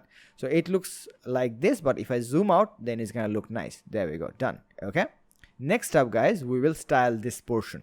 Okay, so let's get started. So in order to style that portion, I'm gonna come back to our index.html. Then guys, do you see this portion here, navbar menu? I'm gonna copy that. Okay, let's come back. Why did I copy this one? That's because guys, this is the main parent for all of your links. So we're gonna copy this one, and then let's come back to our design system. Then we're gonna put here dot paste curly bracket. First things first, let's actually put some gap, okay, in between them. So how do you do it? We use some display flex, df tab, and we want them to stay like a row. So flex direction will be row, and then gap, we're gonna put a gap of, let's say, 15 pixel. Save it, there we go, done. Okay, and guys, let's actually specify the font family. Okay, so ff tab, and then var minus minus font -2. Save it, there we go, done. Now guys, let's specify the font size here. Okay, f size tab var minus minus h5. Save it, there we go, done. Okay, now guys, can you see some odd behavior here? There is a underscore plus, it is not actually black color, it is actually purple color. Okay, that's because we are not using the div or the span or the p tag. This is actually anchor tag. Okay, in order to remove these are the default styles of your anchor tag. In order to remove the default styles of an anchor tag, what we need to do, we must target all of them together. Okay, we must target them all of them together, and then we must remove the color and the text decorations. So in order to do that automatically, like look at this one, we have a lot of things. So if I copy up this portion, if I come back here, look at this, dot paste curly bracket. Okay, so I'm going to write here color will be var minus minus color white. Hold on, let me find it. There is it. Okay, save it, there we go. It's now the color has been applied where? Only in this portion. Now if I write here td tab, which is text decoration none, if I save it, there we go, the underline is gone. But I want this thing to get applied in all the places. But in order to do something like that, what you need to do, you must copy this one, put it here, copy this one, put it here, copy this one again, put it here. That's a lot of work. How do you automate the thing? In order to automate the thing and in order to target all of them together, first of all, you tell me what's common between this one, this and this. What's common? Tell me. This portion is common everywhere except the number. Everything is common, right? So we're gonna use something like this. Look, we're gonna use a square bracket, then we're gonna write here class. Okay, class, this is your exponent sign, or you can also call it power sign, equal to single quote or double quote. What's common? This portion is common, right? We're gonna copy this one, we're gonna put it here, and then curly bracket. So what this will do is gonna target all the things which matches this keyword here. Okay, and then it's gonna apply the styles here. Look at this one, I'm gonna cut it. Okay, Control X, I'm gonna put it here, save it, there we go. All of them got similar styles. By working less, you achieve the same result. I really hope that you understood how this thing works. I'm gonna save everything. Okay, done. Alright guys, so far so good. This is our result so far, but look at the finalized project. It looks something like this. Look at that, guys. We have a lot of gap here and a lot of gap here as well. How did I do this? Not only that, guys, look at this. If I right click, if I hit inspect, hold on, let me show you something. Okay, so the thing is, if I make it smaller, look at that, the content automatically becomes smaller. Can you see that? It automatically adjusts itself. How did I do it? Look at this one. You see, it's adjusting itself automatically. Look at that. Okay, so if you look at our one, if I right click inspect, look at this one. If I hold on, if I just make it bigger or smaller, nothing happens, nothing changes. So how did I do something like this? I combined two things together. Number one is media query and the other one is max width. I combine both of them together to get this effect. Okay, so I'm gonna teach you this one right now. Alright guys, let's go back to our VS Code. Okay, and I'm gonna make it maximum. So I'm gonna come over to the design system and I'm gonna scroll up a little bit. Do you see the comment? I'm gonna copy this one. Okay, I'm gonna scroll down to the very bottom. I'm gonna put it here. So I'm gonna write here style rules for common classes. Okay, common classes. So why did I make a comment? That's because under this comment, whatever class names I'm gonna write, they will be common, they will be used commonly in our entire project. Okay, this is how we stop our code repetition and make it very clean, neat and clean. Okay, so now we're gonna write a class name container. Okay, dot container, there we go, curly bracket. So here I'm gonna put a max width property. Okay, max width of 1140 pixel. Okay, 1140px, save it. Okay, so now how do I use it? Hold on, before using it, let's look at this one. Do you see our what is it called? Do you see our navbar here? It looks something like this. Now if we copy this one and if we come back to our index.html, look at this one, guys. Where should we apply the thing? We will apply it on the main parent, not on this one. Mistakenly don't put it here. If you put it here, look at this one, what will happen if you save it? Look at that, you see the green color is gone, but that's why you have to put it inside your navbar. Okay, save it, there we go, done. Now can you see that a chunk of it is gone? Hold on, if I remove the thing, Control X, if I save it, look at that. Okay, so what's happening is that, hold on, if I bring it back, container, if I save it, look at this one. So how much is your dimension here? It's 1224 pixels. Okay, but what did you specify here? 1140. Our content here is 1140. The max width has been set to 1140 pixels. That's why it's not expanding to the end here. So guys, what did we do? We locked our content up to this portion. So now what we're gonna do is we're gonna put this thing at the very middle. Okay, so that this gap here gets adjusted in both the places. So how do we do this? Let's come back here and then we're gonna use here margin of auto. Okay, there is our margin auto, there we go, done. If you save it, look at that, it's complete. Okay, but if we make it smaller or bigger, something like this, look, it's still not working. Okay, but we want the thing to work something like this. Look, you see. So how did I achieve something like this? I used something called media query to achieve something like that. Okay, so let me just give you a small example of what media query looks like. I'm going to come to my lecture sheet here. Okay, and then I'm going to scroll to the very top here. Look at that. So there are actually breakpoints. Okay, so in our project we're gonna put some breakpoints. Like the common breakpoints are on 1200 pixel, it is considered a desktop. Laptop is considered at this breakpoint. Tablet is considered at this dimension, and the mobile is 568 pixels. So there are two approaches, okay, of using media queries. One is called the desktop first approach, and the other one is called the mobile first approach. Both of them are right, both of them are correct. So it totally depends on which one you're gonna use. Okay, so if you use the desktop first approach, then you must stick with max width property, and it should be in descending order. So you write the biggest dimension first and the smallest dimension later. But if you use the mobile first approach, then you must write the min width first, plus it should be the smallest one first. This is called the ascending order.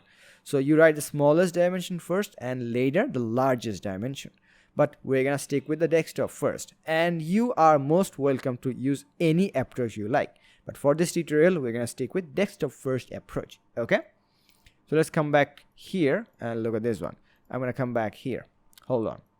So let me just put it here. Let's start making our media queries. So in order to write a media query, we're gonna put here add media. Okay, bracket max minus width. Hold on, width. So the first clip, I mean the first dimension will be 1200 pixels. Okay, 1200 pixels. There we go, curly bracket. So guys, at 1200 pixels, I want our container to be a different max width. Let me show you what I mean by that. I'm going to copy this one. Okay, I'm going to paste it here, curly bracket. So now as an example, I'm going to put here 300 pixels. Okay, so what does this translate to? It means that the moment the screen hits 1200 pixel, the max width property of the container turns to 300 pixel from 1140. Let me show you. Make sure everything is saved. Come back here. Hold on. I'm going to make it smaller. Look at this. It's 1241. The moment you hit 1200, look at this. You see, your content will become, okay, it's not working because I made a small mistake. Hold on. You see, guys, I made a small mistake in the spelling. So it should be width. Okay, sorry, guys. Width. There we go. I'm going to save it. Okay, there we go. Done. So now look at this one. The moment I go below 1200 pixel, let's see what's going to happen. So currently, what's the max width? Tell me. First of all, you tell me that. The max width is 1140 pixels.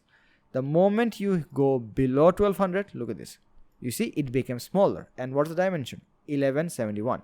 It is currently set to 300 pixel of max width. Okay, this is something that we don't want. We want the thing to look something nicer. So in order to make it nicer, we're gonna come back here, and then instead of 300, we're gonna put here 970 pixel. Okay, 970 px. Oh, sorry, px. There we go. If I save it, look at that, it's done. So now look at this one. If I make it bigger, above 1200, look at this. You see, it's adjusting itself. If I go below 1200, look at that, it's adjusting itself automatically. But if I keep on going, look at that, it's not gonna expand anymore. Okay, so how do you make it? How do you make the clips for that? Same answer. So look at our lecture sheet here. So we have 4 breakpoints. 1200 is a desktop, and the next one will be our laptop screen. Okay, so let's specify that. In order to specify that, you can just copy this portion. You can put it here, and then don't forget the curly bracket.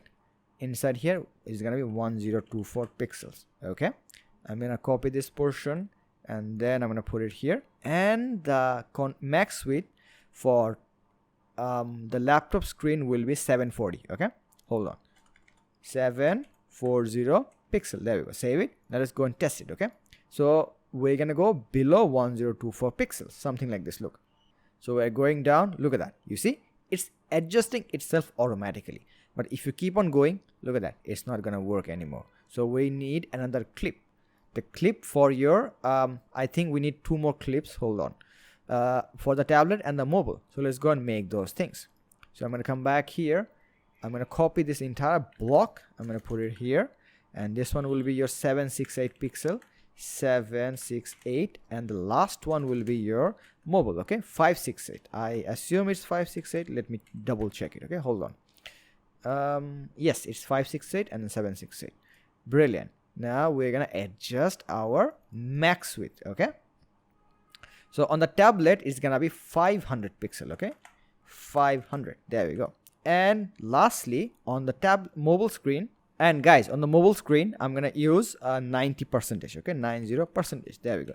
You are most welcome to use the pixel value, but I am more comfortable using the percentage value here. Okay, it's totally up to you which one you use.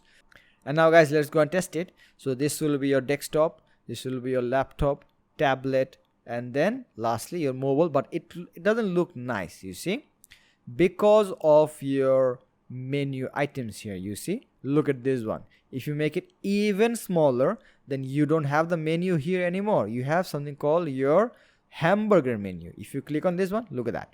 You have your home, portfolio, services, contacts here, properly neat and clean. Okay, if you click on here, look at that, it's gone. So we will implement we will implement a hamburger menu here instead of this one. Okay, on the tablet screen. So in order to build something like this, what we're gonna do is we're gonna come back to your okay, hold on 1 second. So look, on which dimension does our menu items go away? 821, right? I'm gonna expand it a little bit smaller. Look at that, almost 768. Look at that, 768, which is like our tablet screen. So on that, hold on, where is it? Here. So on our 768 pixel media query, it's gonna go away, plus it's gonna bring back our icon. Okay, so in order to do something like that, hold on, I'm gonna bring back my VS Code here. Where's our media query for the tablet? It's here. Okay, so I'm gonna go up, not here, sorry, in the index HTML. Guys, now look at this one. Where's my menu? My menu is here, Navbar menu. I'm gonna copy this portion. Okay, this is the entire thing actually. So I'm going to copy this portion, I'm going to come back to the design system, scroll down to your here, you see, I'm going to put it here. Look at that, dot paste, curly bracket, and then DN tab. What do I mean by this? It means that the moment the screen hits 768 pixels, remove your navbar menu. Now let's go and test. Okay, look at that, it's already gone. If I go above 768 pixels, look at that, it's gonna be visible again. If you go down, it should look something like this, but it shouldn't be blank, it should be a icon here. So guys, in order to use icons for today's project, we're gonna use something called icons.getbootstrap.com. You're gonna come to this website and you're gonna go to the very bottom. Hold on, don't go to the bottom, just write some gibberish here, and then the bottom will come to you automatically. Okay, look at this, the CDN. You have both options, the link and the import statement. If you use the link, then you must put it here. Let me show you, hold on. So you must put the link here inside the head tag. But if you use your import statement, which is this one, you just copy this one, okay, and then you place it on your design system at the very top. Okay, hold on, let me go to the very top, and you put it here on the line number 2, paste it, done. There we go, save it. Okay, so next up, I'm going to come over here and I'm going to write here icon. Sorry, it's going to be hamburger menu. Ham, if you write ham or if you write list, you're going to get it. I'm going to come over here and then I'm going to copy this one. Okay, let's come back here and on our VS Code as well, inside our index HTML, I'm going to scroll down. So do you see that how many elements do we have? We have this one and this one, so in total 2. If you want to use icons, then we need another element, so it's gonna be .navbar __ icons. Okay, then guys, let's hit tab and then we put our icon here. This is the hamburger menu icon. If I save it, let's look at the result. It should look something like this. Look at that, you see, it's very small, but don't worry, we're gonna make it bigger. Next up, let's go back to our icons. Okay, hold on, we're gonna go back to our icons. Let's go back and we're gonna put here a cross. so that we can get our cross sign just like this one. Hold on, let me show you. It should look something like this. And now guys, we're gonna write a cross sign here so that we can just get the cross. You see the cross? We need the cross as well. Okay, so now look at this one. Or you can also write here something called close, C-L-O-S-E. Okay, you see X minus LG, you can use this one, or you can also use this one, or anything you like. I'm gonna use this one. Okay, I'm gonna click on this one, I'm gonna copy this one. Let's come back to our VS Code here, and then let's paste it here. There we go. Okay, so if I save it, let's look at the result. Okay, our result looks something like this, you see. But you see this one here, it looks kind of small. We will style it, plus we will make it bigger, and also the color should be white as well. So let's get started. Okay, let's come back to our VS Code. I'm gonna put it here, a little bit here. So guys, in order to target our icons inside the design system, oh, by the way, these things should be in the design system because it is a part of the Navbar, right? So in order to target your icons, what you need to do is you must target the parent as well. So I'm going to copy this one, come back to our design system at the very bottom. Okay, at the very bottom, which is like style rules for Navbar here. Okay, so we're gonna put it here. There we go. So we're gonna write here dot paste, and then we need to specify the children. So look at the children. The children of our parent is the icon tags. You see the I, we need to specify them. In order to specify these things, what we need to write is I here. Okay, I, curly bracket. There we go, done. Okay, so next step, what we need to do is we need to make the font size bigger. Color will be white and the cursor will be pointer. Okay, poi tab. Okay, and the F size will be var minus h2. There we go. And then the color will be var minus color minus white 100. Save it. There we go, done. Okay, but the thing is guys, we don't want this inside the desktop version. We only want the thing to come to the tablet version. Look at that. Okay, but we don't want it on the desktop version. So what we're gonna do is we're gonna write here display none. So in order to do that, come back here. Do you see your Navbar icons? This is the main parent. Copy that, put it here, dot paste, curly bracket. Oh, I put 2 dots mistakenly. Next up, I'm gonna write here display none, tab. There we go. Save it, done. But if I make it smaller, look at that. It's not coming back. But we want it back on the tablet screen. So in order to bring it back, what we need to do is we come back here, copy this entire block, then scroll to the very bottom to your media query of the tablet screen, and then you put it here.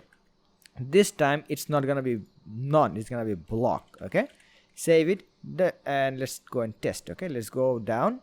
Look at that, it's back, but it is not just like this one, you see. So you have either the hamburger menu or the cross sign depending on how you click it. Okay, but here you have both the icons together. So in order to hide the other one, what we're gonna use is a small class name.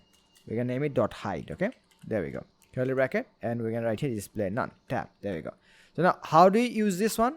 Make sure that this thing is actually inside your media query of the max width. Okay, so we're gonna copy this portion. Let's come back to our index.html, and then let's put it where? Here. Okay, this is your cross sign. So save it. There we go, done. It's gone. Alright guys, the next thing that we're gonna do is we're gonna add a event listener to our hamburger menu, so that the moment we click on it, we can see our menu, plus we can see the icon change from hamburger menu to close icon. Okay, and we also need to add another event listener on the cross, so that the moment we click on the cross, the menu goes away. At the same time, we get our hamburger menu back. So guys, how did I implement a system like this in this project? I used a little bit of JavaScript. Don't worry guys, if you don't understand JavaScript, no problem. I'm gonna teach you JavaScript. Okay, just follow along with me. So we're gonna go back to our project here. Okay, next up, we're gonna make a file, a JavaScript file inside the source folder. Okay, make sure that this is clicked like this. Okay, and highlight it. Then we're gonna click on here, and then we're gonna write here main.js. Okay, there we go. We're gonna write JavaScript here. also, since we wrote the JavaScript file, we need to include that inside our HTML file, otherwise it's not gonna work. Okay, so you can link the JavaScript file either in the head or at the very bottom here. Okay, so I prefer putting the JavaScript here. Okay, so I'm gonna write here script scr, hold on, there is it. Okay, script source. Okay, I'm gonna select this one. If you don't see the option, control space. Okay, and then select this one, hit enter. There we go. Now we're gonna select we're gonna hit control space together like this. Okay, then we're gonna go to source and then main.js. There we go, done. Okay, our JavaScript file is now linked with our HTML. Okay, so now the next thing that we're gonna do is, do you see these two buttons? This is our hamburger menu button and this is gonna be our close button. So let's name this one open button and this one will be close button. Okay, the second one. So how do we target this inside JavaScript? We first of all write a variable. Okay, so what did we name this one? Open button, and this is close button, right? So let's go and write them. Okay, let's declare them. Let open btn. Okay, btn, this is gonna be the hamburger menu icon, and the other one will be let close btn. There we go, done. Okay, so now guys, how do we use these things to target our HTML elements? Let me show you. Okay, so we're gonna write here a equal to sign, and then we're gonna write here document. Okay, then dot query selector, which is like here. Okay, bracket, single quote or double quote. Now guys, you tell me, what is this? This is a class.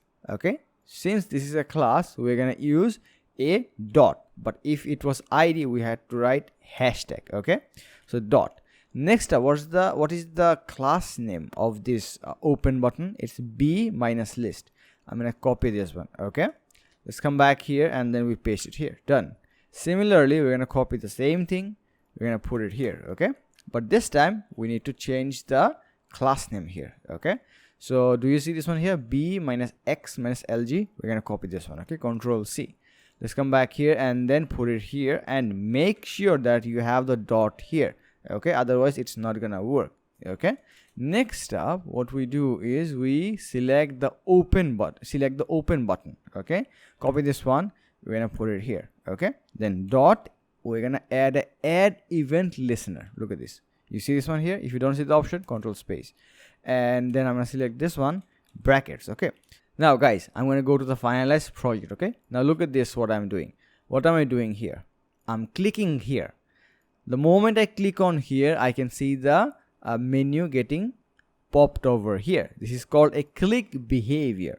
That's why I'm gonna come over here and then I'm gonna write here click. Okay, there we go, and then we're gonna write here a callback. This is called a callback, and this is also in the format of a ES6 arrow function. Okay, so guys, what's gonna happen is that the moment you click on the open button, is gonna run this function. Okay, so what do we want the function to run? So I'm gonna come over here, and guys, do you remember that I wrote an extra class name which is called hide, and I have also attached this inside your close button. Okay, so we're gonna attach, we're gonna attach the hide on the open button. Let me show you what I mean by that. Okay, so I'm just gonna copy this one, I'm gonna put it here, dot class list. Okay, dot toggle, look at this one. Okay, then we're gonna write here hide. Okay, there we go, done. If I save it, look at this one. The moment this is my finalized, this is my result. The moment I click on this one, the moment I click on this one, look at this, it's gone. Okay, why is it gone? That's because since I enabled this one, look at this one, I wrote here open button class list dot toggle. Okay, and then I wrote here hide. What it does is, the moment you click on the button, this hide class name actually gets attached with your open button. Okay, and now guys, we should be expecting the cross here, but we can't see it here. Why? That's because look at this one. You remember by default we put the hide on the close button as well. So what we need to do is we need to remove this one. Okay, the moment it shows, it's gonna go away. Again, if it goes away, then it's gonna come back, something like that. So what we do is, do you see this close button? We're gonna copy this one, we're gonna put it here, and then we write the exact same code, something like this. Look at that. Okay, save it, done. Let's look at the result. There we go. The moment I click on here, look at this, the hamburger is gone, but the X is back. Okay, but if I click on the X, nothing happens, because look at this one, guys. I attached the event listener on the open button, which is hamburger menu, but I didn't attach any event listener on the close button. So in order to solve something like this, look at this. The solution is very simple. Just copy the entire thing. Okay, then paste it here, copy this one, and then put it here. Done. There we go. Save it. Let's look at the result. Brilliant. Okay, if I click on here, the X is back. If I click it here again, then the X will go away, plus the hamburger menu will come back. So far so good, guys. Alright guys, so far so good. We have our buttons, but we are missing the nav bar. Look at this one. If I click on here, we want the menu to come back. Again, if we click on this one, we want the menu to go away.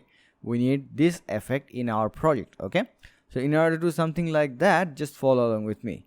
Okay, we're gonna go back to our VS Code on the design system. Okay, do you remember this line, media max width 768? This codes gets triggered the moment you hit below 768 pixels, which is the tablet screen. Okay, inside here, do you see this one here, navbar menu display? It's written none. Okay, so if I remove this one, if I save it, look at this, our menu is back. Okay, so what we need to do is we need to put it here.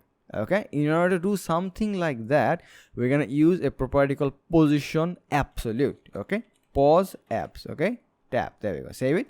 Look at that. Now guys, since we wrote this line, now we can move this anywhere we want. Okay, so I'm gonna come over here and then right here top. Okay, look at this one, 15 VH is the viewport height unit. It is equivalent to writing percentage unit. Okay, so look at this one. If I save it, there we go. You see, it freely moved.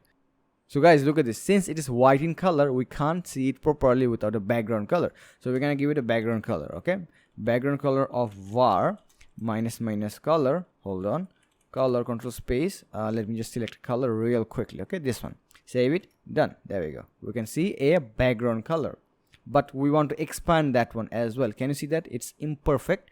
It's not perfect. Okay, so in order to expand that one, what we're gonna use a width. Okay, 100%. There we go. Save it. Done.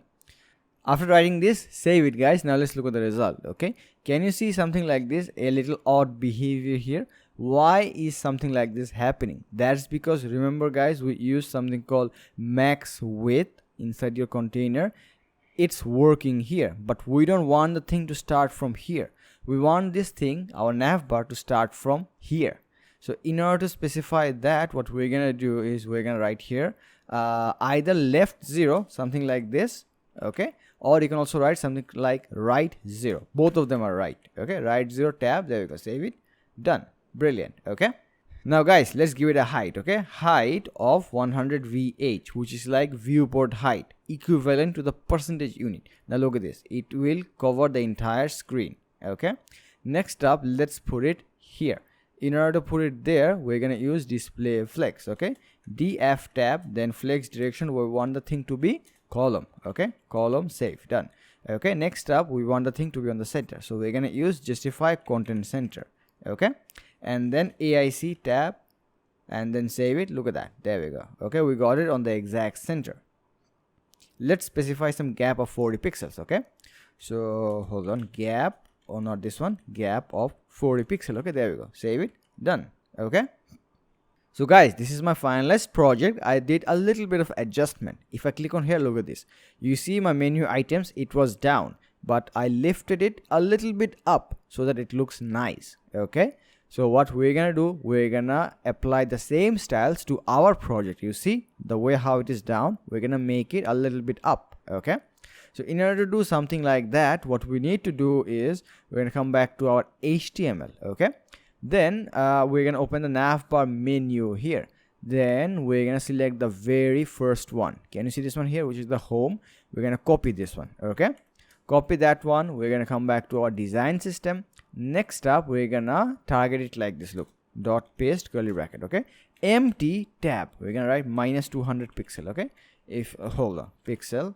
I will not save it. Okay, I'm gonna save it here so that you can see the result. Okay, look at this one. The moment I hit Ctrl S, there we go, done. Okay, but guys, look at this. If I click on here, it doesn't go away. If I click on here, nothing happens. But we need this effect so that it works something like this. Look at that. Okay, so how did I achieve something like this? I use JavaScript. Okay, so don't worry, we're gonna write only 3 lines. Okay, so what we're gonna do is we're gonna create an extra class here. Okay, and then we're gonna toggle it.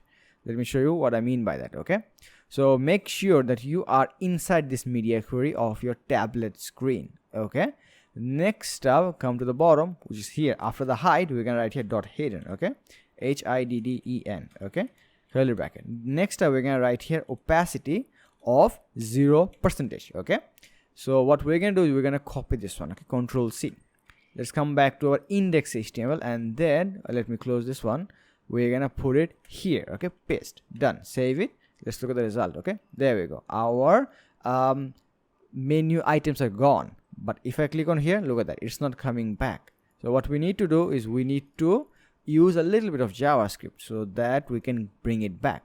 So in order to achieve this result, do you see this class name here, navbar __ menu? We're gonna copy that one. Okay, let's come back to your JavaScript, and we're gonna write here let, okay, menu, hold on, menu, oh sorry, equal to document, oh my bad, document dot get element by class name. You can use this one, but I'm gonna use query selector. Okay, query, hold on, query selector, this is the one, bracket, single quote or double quote, dot paste, done. Okay, next up, what I'm gonna do is I'm gonna write the exact same thing. So I'm gonna write here copy, then paste, dot class list dot toggle. Okay, inside here, what was the name of the class? What was the name of the class name that we made? Newly hidden. So we're gonna write here dot sorry, just hidden. Okay, hidden, there we go, done.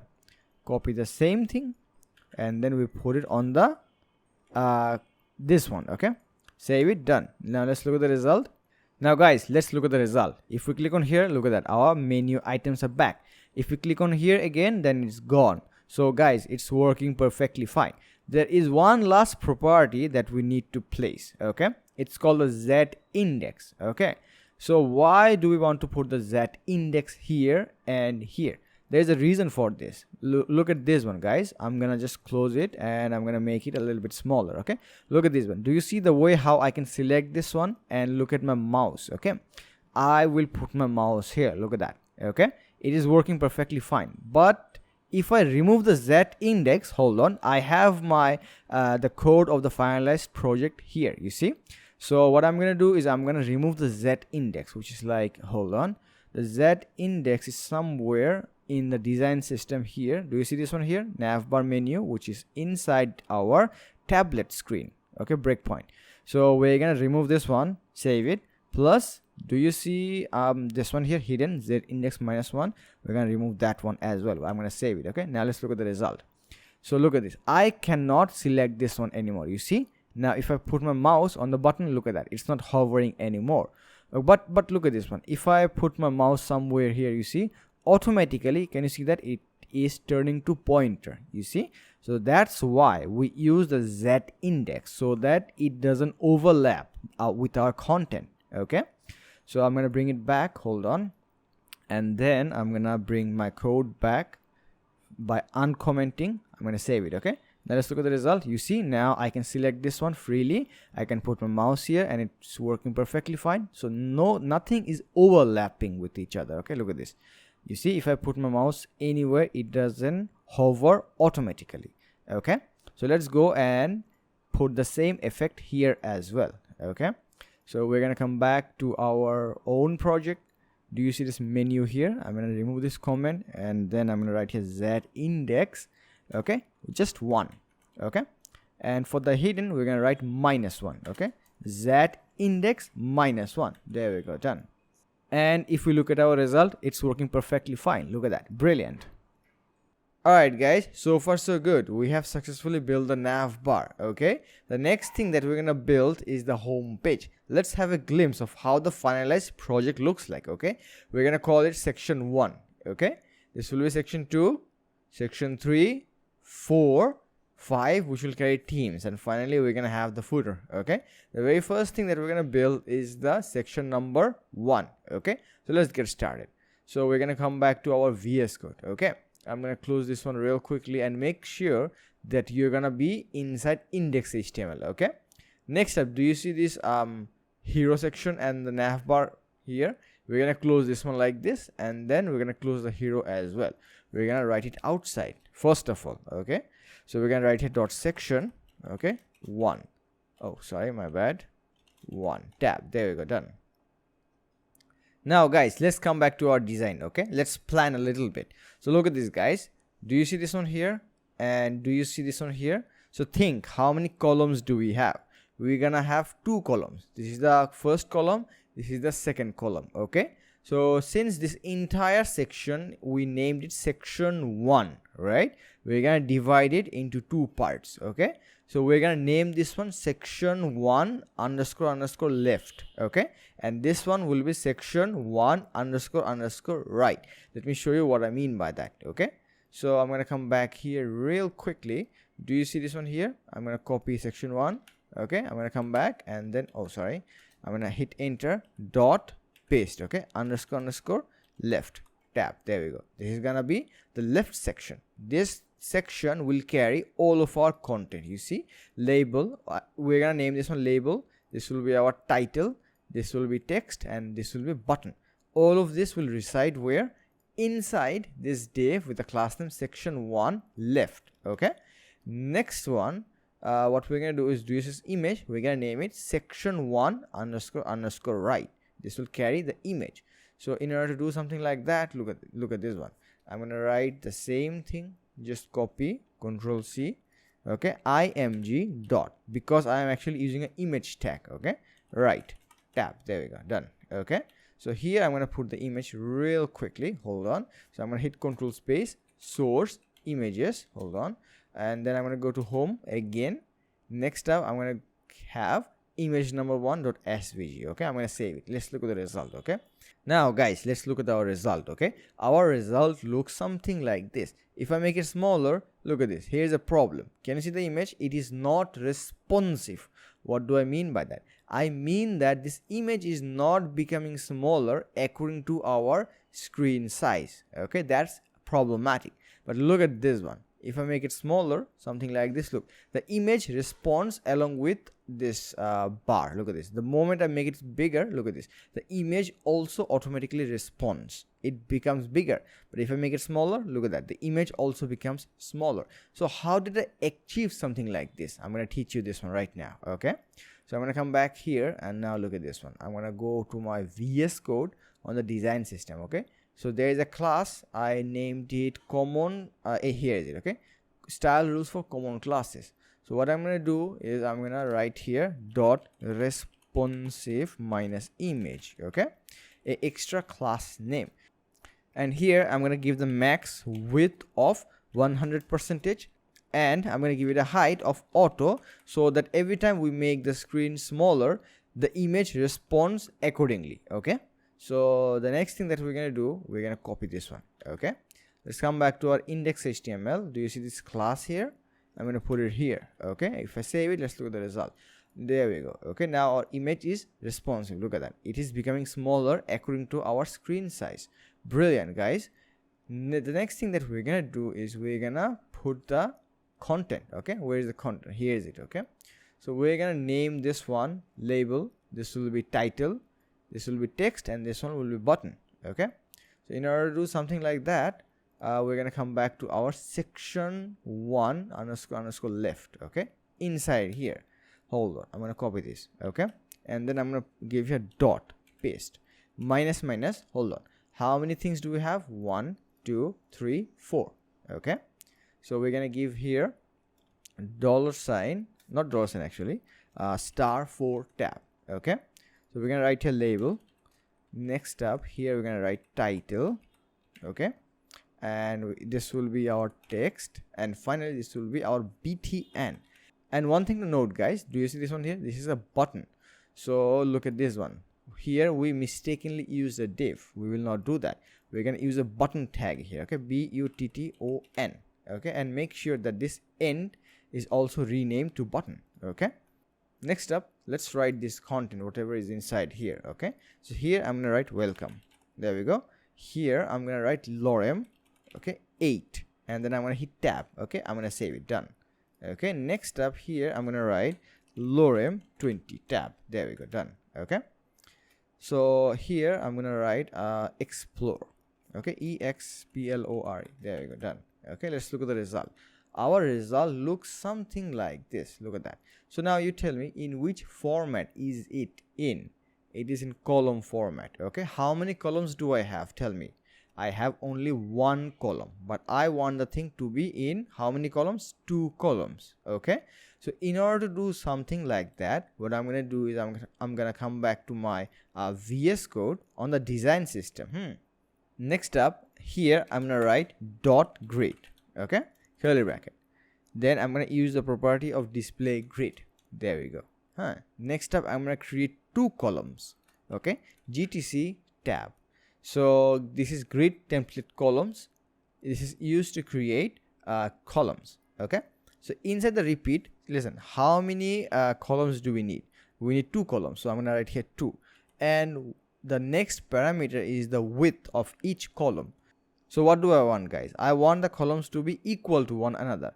So in this case I'm gonna use the FR unit, which means fraction unit. So I'm gonna hit 1 FR. It means that both of my columns will be equal to one another in 1 fraction unit. Okay, so I'm gonna save it. Let's look at the result. Okay, so my result, okay, hold on, we can't see anything because we did not link this. So I'm gonna copy this one. I'm gonna come back to my index HTML. Do you see this section 1? I'm gonna put it here. There we go. Now guys, look at this. I'm gonna save it. Okay, save, done. There we go. You see, now it is in 2 columns. This is the first column, this is the second column. Okay, now guys, look at this. Do you see the background? It is white in color, but look at this one, it is green in color. We want the thing to be green. Okay, so guys, do you remember something like we had a class which is called hero? You see this one here?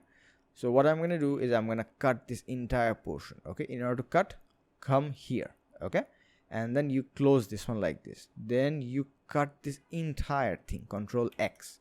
Then we open up this one. Do you see this one here, Navbar? Make sure that this is closed like this. Okay, and then you paste it here. There we go, done. If you save it, let's look at the result. Okay, there we go. You see? So guys, what happened is that, do you see this entire section 1? It was outside. So what we did is we included it inside so that it receives the color and everything. Okay, so far so good, everyone. But look at this one. Do you see this gap here? And do you see this one here? There is no gap in between. So why is there a little difference?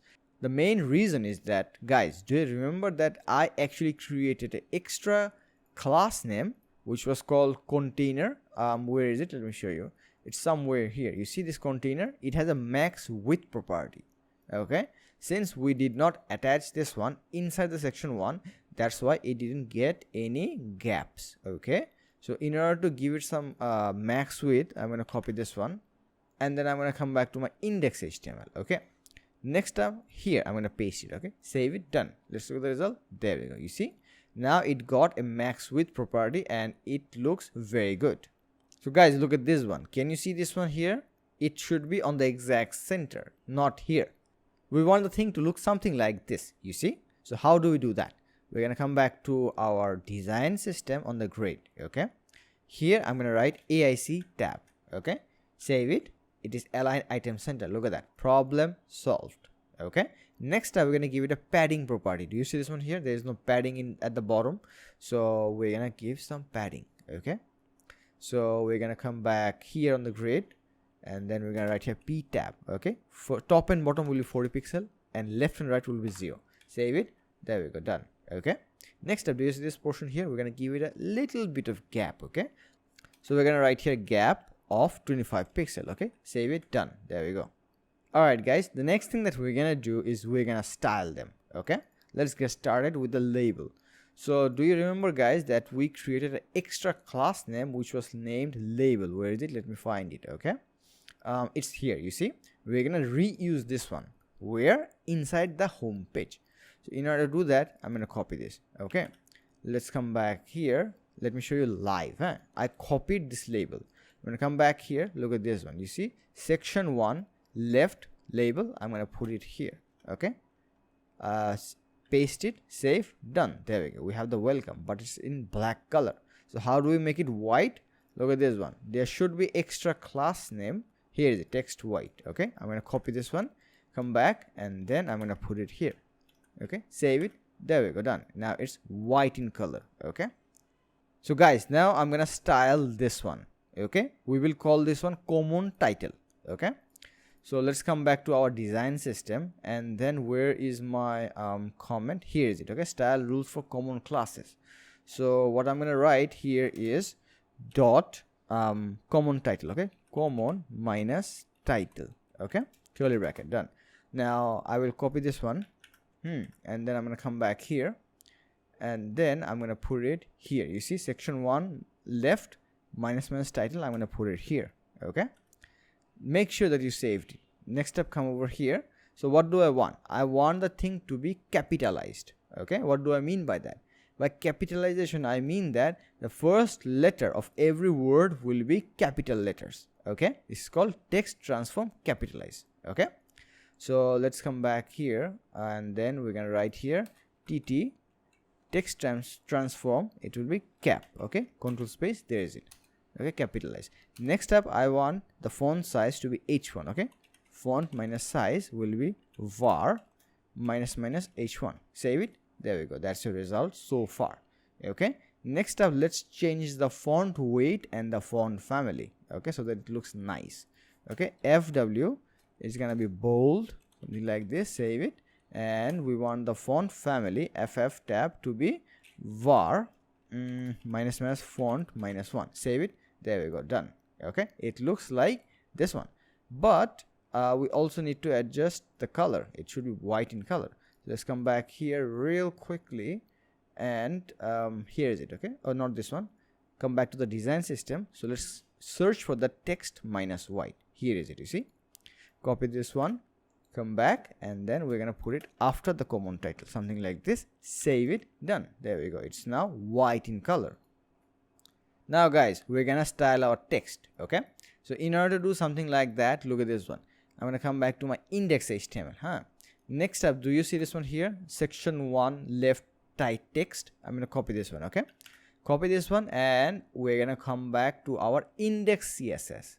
So we're gonna start writing some styles here. Okay, not on the design system, on the index CSS. So let's make a small comment. Okay, real quickly, and we're gonna name it style rules. Hold on, rules for section 1. There we go. Okay, dot paste curly bracket. First of all, we're gonna set the font size. Okay, f size to var. Hold on, var minus body. Okay, save it. There we go, done.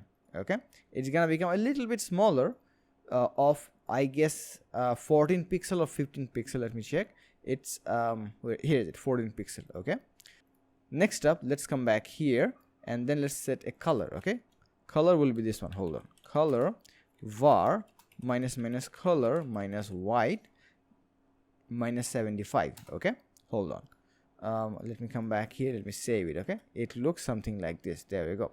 Next up, let's set the font family as well. Okay, ff tab is gonna be var minus font -2. Save it. There we go, done. So guys, I'm gonna add a little bit of more text here. Okay, so I'm gonna come back to my VS Code inside index HTML. And then do you see this one here? Here I'm gonna add some more text. Okay, lorem 15 tab. Okay, save it, done. Let's look at the result. Okay, it looks something like this. Okay, so what I'm trying to do is I'm trying to match the original text here. Okay, with this one. Next up guys, we're gonna style our button. So do you remember that we had some extra class names of button? Here is it. You see, white button and dark button. I'm gonna use this one. I'm gonna copy this, come back here, and make sure that your button is actually a button tag, okay, like this one. And then I'm going to paste the white button here, save it. Let's look at the result. Okay, there we go. Brilliant.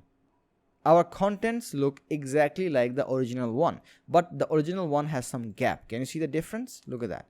The original one has a lot of gap. So what we're going to do, we're going to mimic the same thing as well. So guys, in order to put some gap in between the contents, what we're going to do is we're going to come back to our VS Code on the design system. Let's go to this section. Hold on, here. Okay, style rules for common classes, and then after the grade we're going to write here dot flex. Okay, then we're going to write curly bracket. Next up guys, copy this one.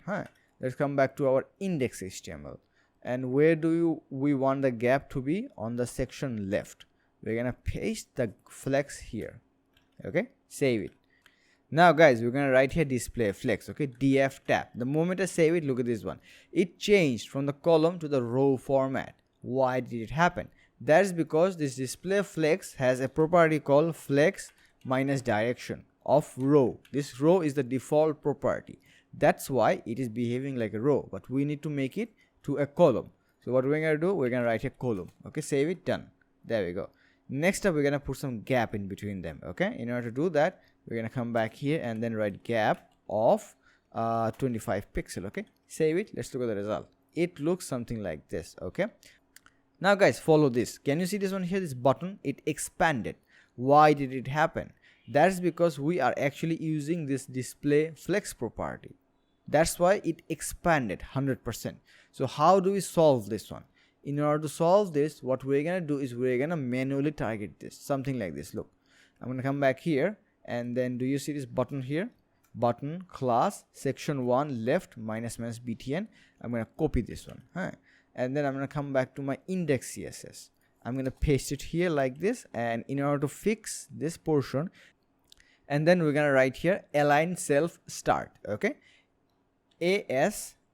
Okay, tab, save it, done. There we go. So if I write here center, let's see what happens. If I save it, look at this, it comes to the center. If I write end, it's gonna move to the right side.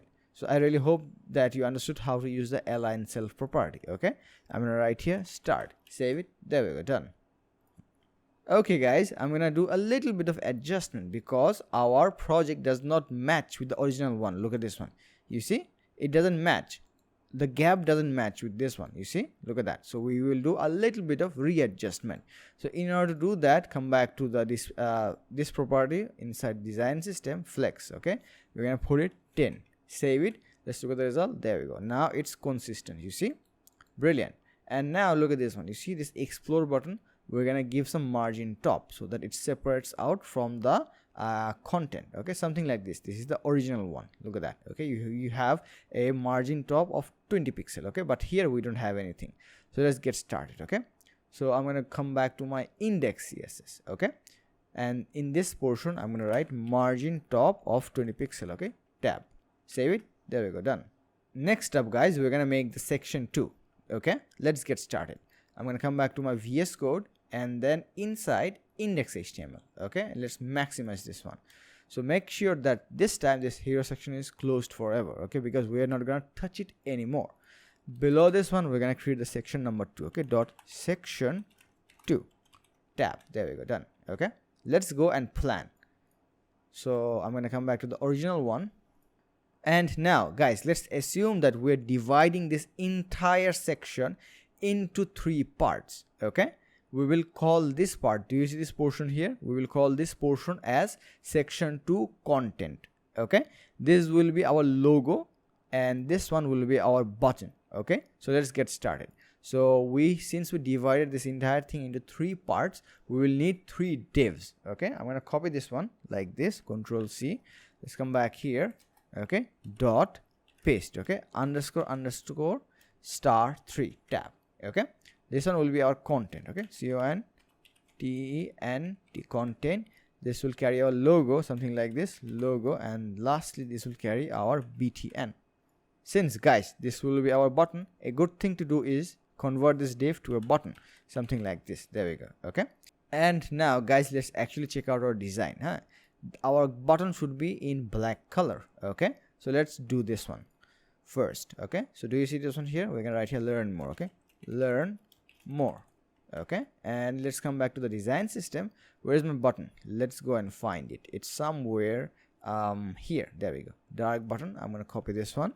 Let's come back here on your index HTML, and then we paste it here. Hold on, save it. There we go, done. Let's look at the result. This is our result so far. Okay, but we need to put it on the exact center. I'm coming to that point. Okay, now guys, let's start writing content inside this empty divs. Okay, so I'm going to come back to the original one. So do you see this one here? We're going to name it label.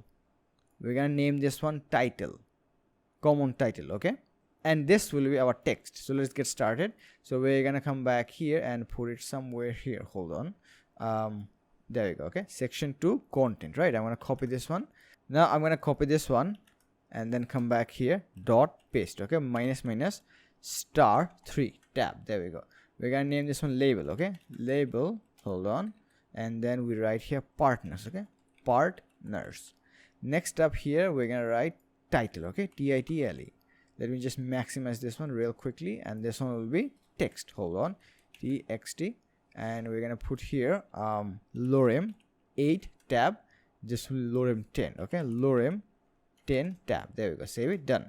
Okay, let's look at our result, guys. It looks something like this, but we want the thing to be on the exact center. So how do we do this? Let's come back to our design system, and then we're gonna come over to our style rules for common classes. Okay, let's write here a extra class. We're gonna name it text minus center. Okay, curly bracket, and then we're gonna write here TAC. Okay, text align center. There we go.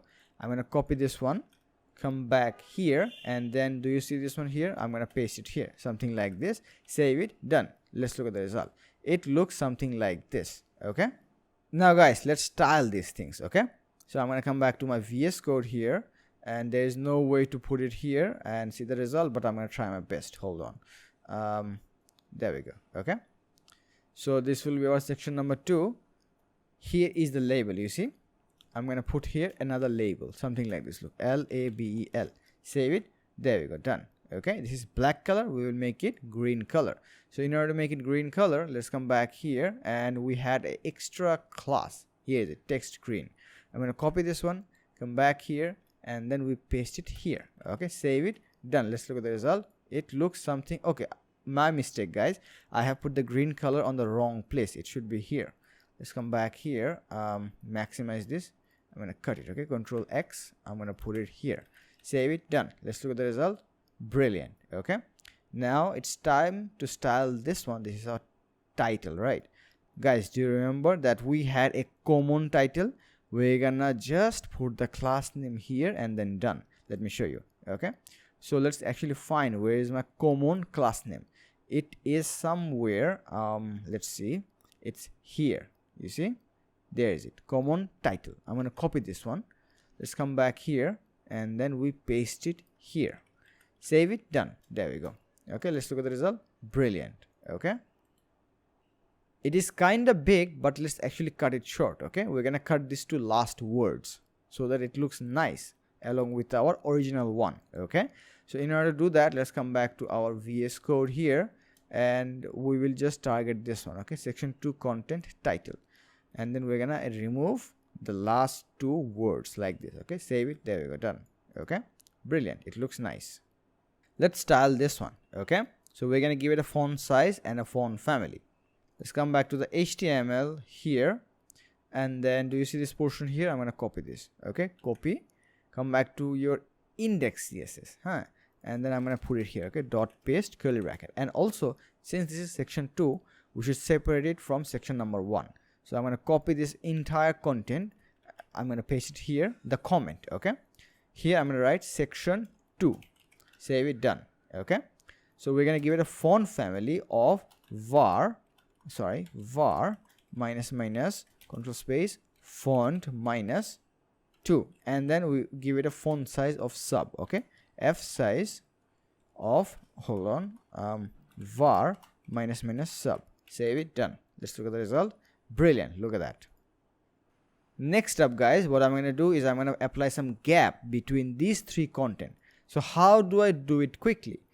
Do you remember, guys, that I applied some gap here? You remember the class name? I'm gonna just copy the class name and put it here. Okay, let me show you. So if I come back here and on the design system, look at this. Do you remember this one, flex? I'm gonna apply this flex. I'm gonna copy this one, come back here, and then do you see this section 2 content here? Yeah, I'm gonna paste it here like this. Okay, paste, save, done. Let's look at the result. There we go. You have some gap. Okay, so if I come back here, if I uncomment it, something like this, hold on, you see, if I remove it, if I save it, look at this gap here, it's gonna be gone. There we go. I'm gonna put it back here, save it, and there we go, guys, the gap is back. Good job. Alright, guys, so far so good. The next thing that we're gonna need is the logos. You see, Google, Microsoft, Airbnb, so on and so forth. We need to put this logo inside our project. How do we do this? Let me show you. I'm gonna come back to my index.html, and then do you see this one here, section 2 underscore logo. I'm gonna put all the images here. Most probably there are 5 or 6, 1 2 3 4 5 images. So we're gonna put all the images here. Okay, so I'm gonna write here img dot responsive image. Do you remember this class here? So hold on, where is it? Let me just find it for you. It's here. Do you remember what it does for? It is used to make your images responsive. Okay, so we're gonna apply the responsive image class name to all of our images. Okay, so we're gonna write here img dot responsive. If you're not sure of the spelling, just do one thing, just copy this one like this. Okay, come back here and then put it here, then star 5, because we have 5 images, tab, there we go. Okay, so let's just format it so that it looks nice. Okay, just give me a second, and here you have it, guys. Brilliant, look at that. Next up, I'm going to put some images here. Okay, I'm going to go to the source, images, companies, and then look at that, I have Google here. There we go. Similarly, I'm going to fill all of them up. Let's get started. Okay, source / images / logo. So guys, if you finish it up, it will look something like this. So this is the result so far, guys, but this is something that we are not expecting. We want the thing to look something like this. Look at that, look how sharp it is. Okay, so in order to solve this, first of all, you tell me how many columns can you see here. Let's count. 1 2 3 4 5. We have 5 columns, right? If we make 5 columns with equal width to one another, so it's gonna solve the problem. Let's give it a try. Okay, so what we're gonna do is we're gonna come back to the main parent of all of our images. Look at this one. You have 5 images and the main parent is this one. I'm gonna copy this one. Okay, something like this. Let's come back to your index CSS. Okay, section 2, I'm going to paste it here. Okay, dot paste curly bracket. Okay, display grid, and then GTC tab, how many columns? 5 comma 1 fr. Oh sorry, fr. Save it. Let's look at the result. Okay, it will look something like this, but look at this gap here. You see this gap? We have to apply this gap inside here as well. So in order to do it quickly, what we're gonna do, we're gonna come back to your index.html, and then do you see this section 2 here? I'm gonna put it here. Okay, container. If you're not sure of the spelling, just come back here on the design system, just copy the container, and then you put it here. Okay, done. Let's look at the result. Brilliant, look at that. But the thing is, look at this gap here, look at this gap, look at this gap, and this one. They are not equal to one another, plus they are not aligned properly. Look at this. If I just highlight them, look at that, they are not aligned properly to the x-axis and on the y-axis. So how do I solve something like this? In order to solve something like this, follow along with me, guys. What I'm gonna do is I'm gonna come back here to the index CSS. This is the main parent, right? And inside the parent we have image tags. So what we need to do, we need to target all the image tags together, something like this. Let me show you. So do you see, hold on, do you see this one here? I'm going to copy this one, I'm going to put it here. Okay, next up I'm going to write img. So guys, let me explain what this will do. Okay, the very first thing that will happen is that this will be located. So where is this one? It is here. Look at this. This is the main parent of all the image tags. Okay, first of all, this will be located, and then what did you write here? Image tag, right? So what this will do is that it's gonna target all the image tags, okay, which is inside the main parent. Okay, so all of them are selected. Now we're gonna write our styles here. Okay, so guys, what do we need to do here? Let me show you. We need to put the image on the center, both on the x-axis and on the y-axis. Okay, in order to do something like that, look at this. I'm gonna come here and then I'm gonna write JSC, justify self-center, NASC, tab, save it. Let's look at the result. Now look at that, guys. Your images are working perfectly fine, just like the original one. Look at that. There we go. Brilliant. Okay. Now look at this, guys. We don't have any gap between our content and our logos. So how do we solve this? Let me show you. We're gonna come back to our index HTML. Okay. Do you see the main parent section 2? We're gonna copy this one. Let's come back to our index CSS. Okay. And here we're gonna write dot paste curly bracket. Okay. Next up, we're going to write display grid, okay? And then we're going to give it a gap of how much? 30 pixel. I did not save it. I'm going to put it here. Look at that. We will get 30 pixel of gap here. The moment if I save it, look at that. We have a gap, okay? So far so good. But look at this one. You see, partners and this line, we don't have any padding in between them. We need a little bit of gap. So how do you specify that one? Look at this. Section 2, right? I'm going to write here P tab, 40 pixel on the top and bottom. Left and right will be 0. Save it. There we go. Done. Okay. Now we need a little button here. So why is this behaving like this? That's because, guys, do you remember that we already put a button there? Hold on. Section 2 button. You see, we already have a button tag. Okay. But we don't have any content here. So we're going to write here learn more. Okay. Learn more. Save it. There we go. We have a little button here, but it's behaving oddly. I'm coming to that point. Don't worry. Okay. Next up, what I'm going to do is I'm going to come back to the design system, go up, which is like somewhere here. Do you see this dark button here? I'm going to use the dark button. I'm going to copy this one, come back to my index HTML, and then I'm going to paste it here. Save it. Let's look at the result. So guys, this is the result so far, but look at this button here. You see, it is behaving oddly, just like it was behaving here. Okay. So how do we solve this? Same fix as this one. Let me show you. Okay. We're going to come back to our VS Code. Do you see this one here? Section 2 BTN. I'm going to copy this one. Okay. Let's come back to our index CSS, and here at the bottom, dot paste curly bracket. Here I'm going to write JSC. Tab, justify self-center. If I save it, let's look at the result. Brilliant. Look at that. Okay. If you write start, it's going to come here. If you write end, it's going to come here. But according to our design, we want the thing to be here on the center. Okay. Look at that. So with this one, our section 2 is complete. Alright guys, so far so good. Now we're going to make section number 3 and section number 4. Let's start with section number 3. We will divide it into 2 parts, left and right. Okay.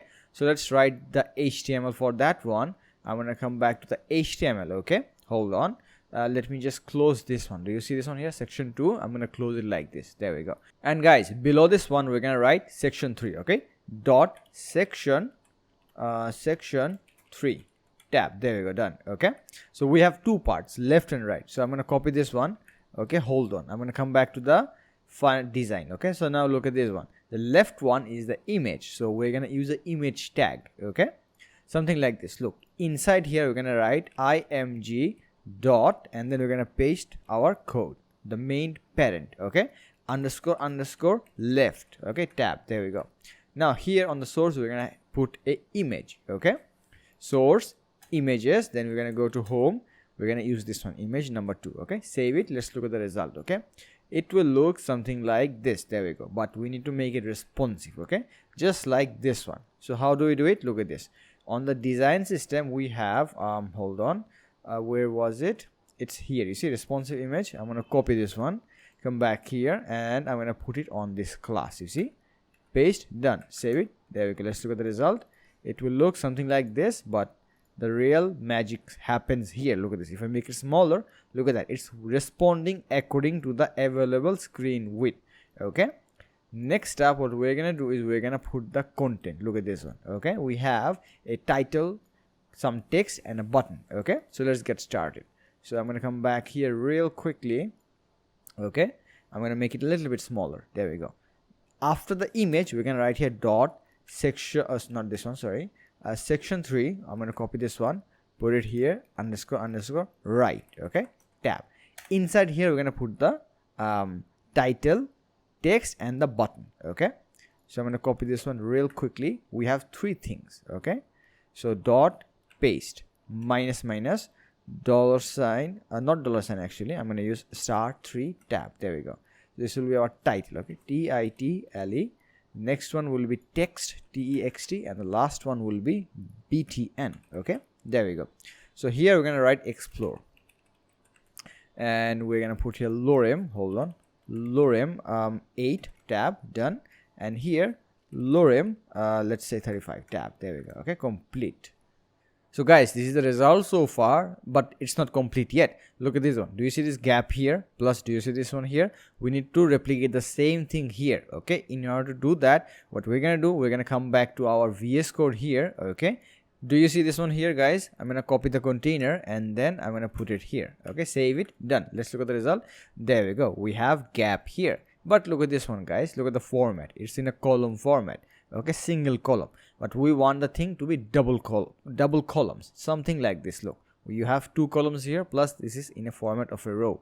So in order to replicate the same thing, what we're gonna do, we're gonna come back to our VS Code here. Okay, and do you remember the grid? Where's the grid? Let's find it out. Here's the grid. You see, we're gonna use this one inside here like this grid. We're gonna write here grid, save it. Let's look at the result. Okay, our result looks something like this. There we go. Okay, so guys, I made a little mistake on the code. We have to do a little bit of adjustment. Okay, so look at this one. Do you see this container here? Align item center. This is a property of display grid, which is here. So mistakenly I wrote it here. I just have to cut it. So let's cut it like this and we put it anywhere. Okay, paste it, save it. There we go, done. So this is the result so far, guys. Now we're gonna start styling this one. Okay, this is called common title. Okay, let's find that one. Where is it? Common title. Okay, I'm gonna copy this one like this. Let's come back here and we're gonna put it here. Okay, paste it, save it, done. There we go. Okay, there we go, guys. We have the common title. Let's style the text. Okay, and the button as well. Let's come back to our VS Code here. Okay, do you see this one here? Section 3 right text. I'm gonna copy this one. Okay, come back to your index CSS. At the bottom I'm gonna write here dot paste curly bracket. Okay, since this is section number 3 and this is section number 2, we need to separate them with a comment. Okay, I'm gonna copy up this one and then I'm gonna put it here. There we go, and this will be our section number 3. Save it, done. Okay, so what we're gonna write here is we're gonna give it a color. Okay, color var minus minus color minus dark minus 50. Save it. Let's look at the result. Okay, it should look something like this. You see the opacity decreased by 50%. Let's come back and give it a font family and a font size. Okay, so ff tab var minus minus font minus 2. Okay, and we're gonna give it a font size as well. Font size of var minus minus body. Okay, there we go. Save it. Let's look at the result. Okay, our result should look something like this. There we go, brilliant. Okay, now we're gonna start styling the explore button. So one more thing, guys, if I come back to the index HTML, look at this one. I use a div inside the button, which should not be the case. It should be a btn. Okay, button tag. Save it. It should look something like this. There we go. Okay, since our button should be black in color, let's go and find that. Where is it? It should be somewhere here. There is it. Okay, dark button. I'm gonna copy this one, come back here, and then I'm gonna paste it here. Save it. Let's look at the result. There we go, brilliant. But guys, look at this one. We don't have any gap in between our content. Okay, so in order to apply some gap in between them, do you remember that we have an extra class named flex? Where is it? Let's find it. Here is it. You see flex, it has a gap of 10 pixels. We're gonna use this one. Okay, copy, come back here, and we're gonna put it on section 3 right. Okay, paste it, save it. Let's look at the result. So guys, look at this. We have 10 pixel of gap in between. Okay, but look at this button. It is behaving unexpectedly. Okay, so how do we fix it? Look at this one. Just come back here, and do you see this one? Just copy this one, then come back here, on your index CSS, okay, and then we're gonna do dot paste, okay, curly bracket. And then guys, here we're gonna write align self center, okay, ASC tab. Save it. Let's look at the result. Okay, it should look something like, okay guys, I made a mistake, it should be start, but mistakenly I wrote center. Okay, let's come back here and then write start. Okay, save it. Let's look at the result. Okay, there we go, brilliant. And the thing looks just like our original one. Look at that. Okay, so time to make section number 4, which is very similar to our section number 3 as well. Okay, so let's get started. This one will be left and this one will be right. Okay, come back here to your index HTML, and this time we're gonna close this one. Okay, so we're gonna write here dot section section, I forgot to put the dot section, okay, 4 tab. There we go. Okay, so I'm gonna copy this one and then I'm gonna put it here. Okay, underscore left, this will carry our content. On the right side it will be a image tag. Okay, image img dot paste underscore right. Okay, tab.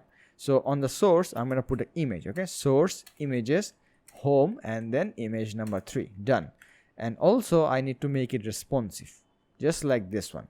Okay, so do you see this responsive image? Just copy it from here, or you can copy it from the design system, which is like somewhere here, you see. So I'm gonna copy this one up like this, come back here, and we're gonna put it where here.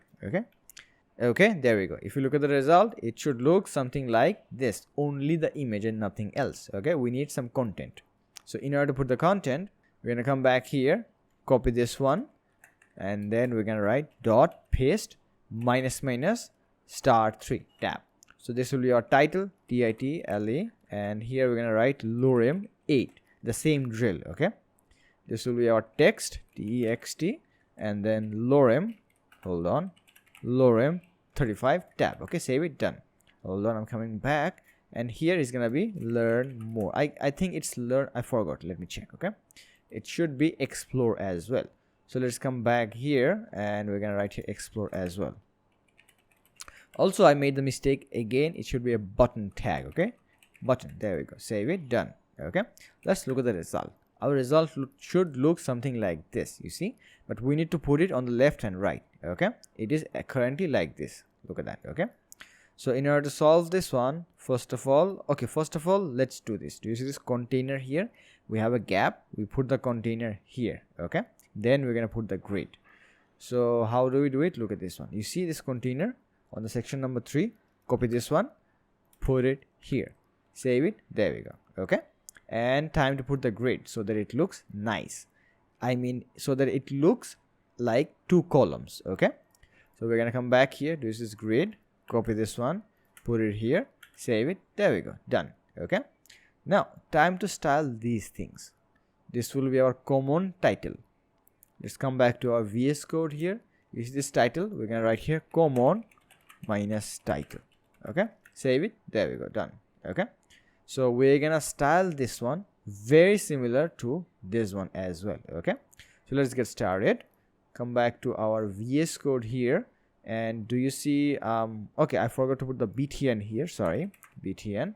Let's copy this one, section 4 left text. Okay, copy up and also save this one. Come back to your index CSS and then dot paste curly bracket. Okay, so hold on, do you see this comment? I'm going to copy the comment, come back here and put it here. Okay, so it's going to be section number 4. Okay, FOUR. There we go. Okay, so next up, you don't have to write anything since I told you it's going to be the same styles. This will inherit the same styles as this one, so we just do a little copy paste. Okay, hold on, do you see this one here, section 3 right text? Let's copy this one like this. Okay, come back here and we put it here like this. There we go, save it. Done. Let's look at the result. It should look something like this. Okay, now time to style this. So do you remember that one? It's called dark btn, so we're gonna put it here, dark minus btn, save it. Done. Let's look at the result. Brilliant. Okay, now time to put some gap in between them. Okay, so which one do we use? Flex. Where is the flex? Look at this one. Hold on, here is the flex. It has a gap of 10 pixel. Okay, let's copy up this one, come back here, and we're gonna put it where? on the main parent. You see the contents parent resides here, section 4 left.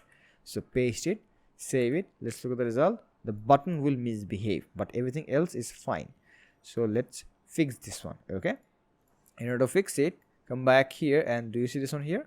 Let's copy this one, come back to your index CSS, and then you dot paste curly bracket. Okay, do you see this one here? Align self start, copy up this and put it here, save it. Let's look at the result. Okay, it should look something like this. There we go, brilliant. Okay, next up guys, we're gonna build this portion. Okay, we named it section 5.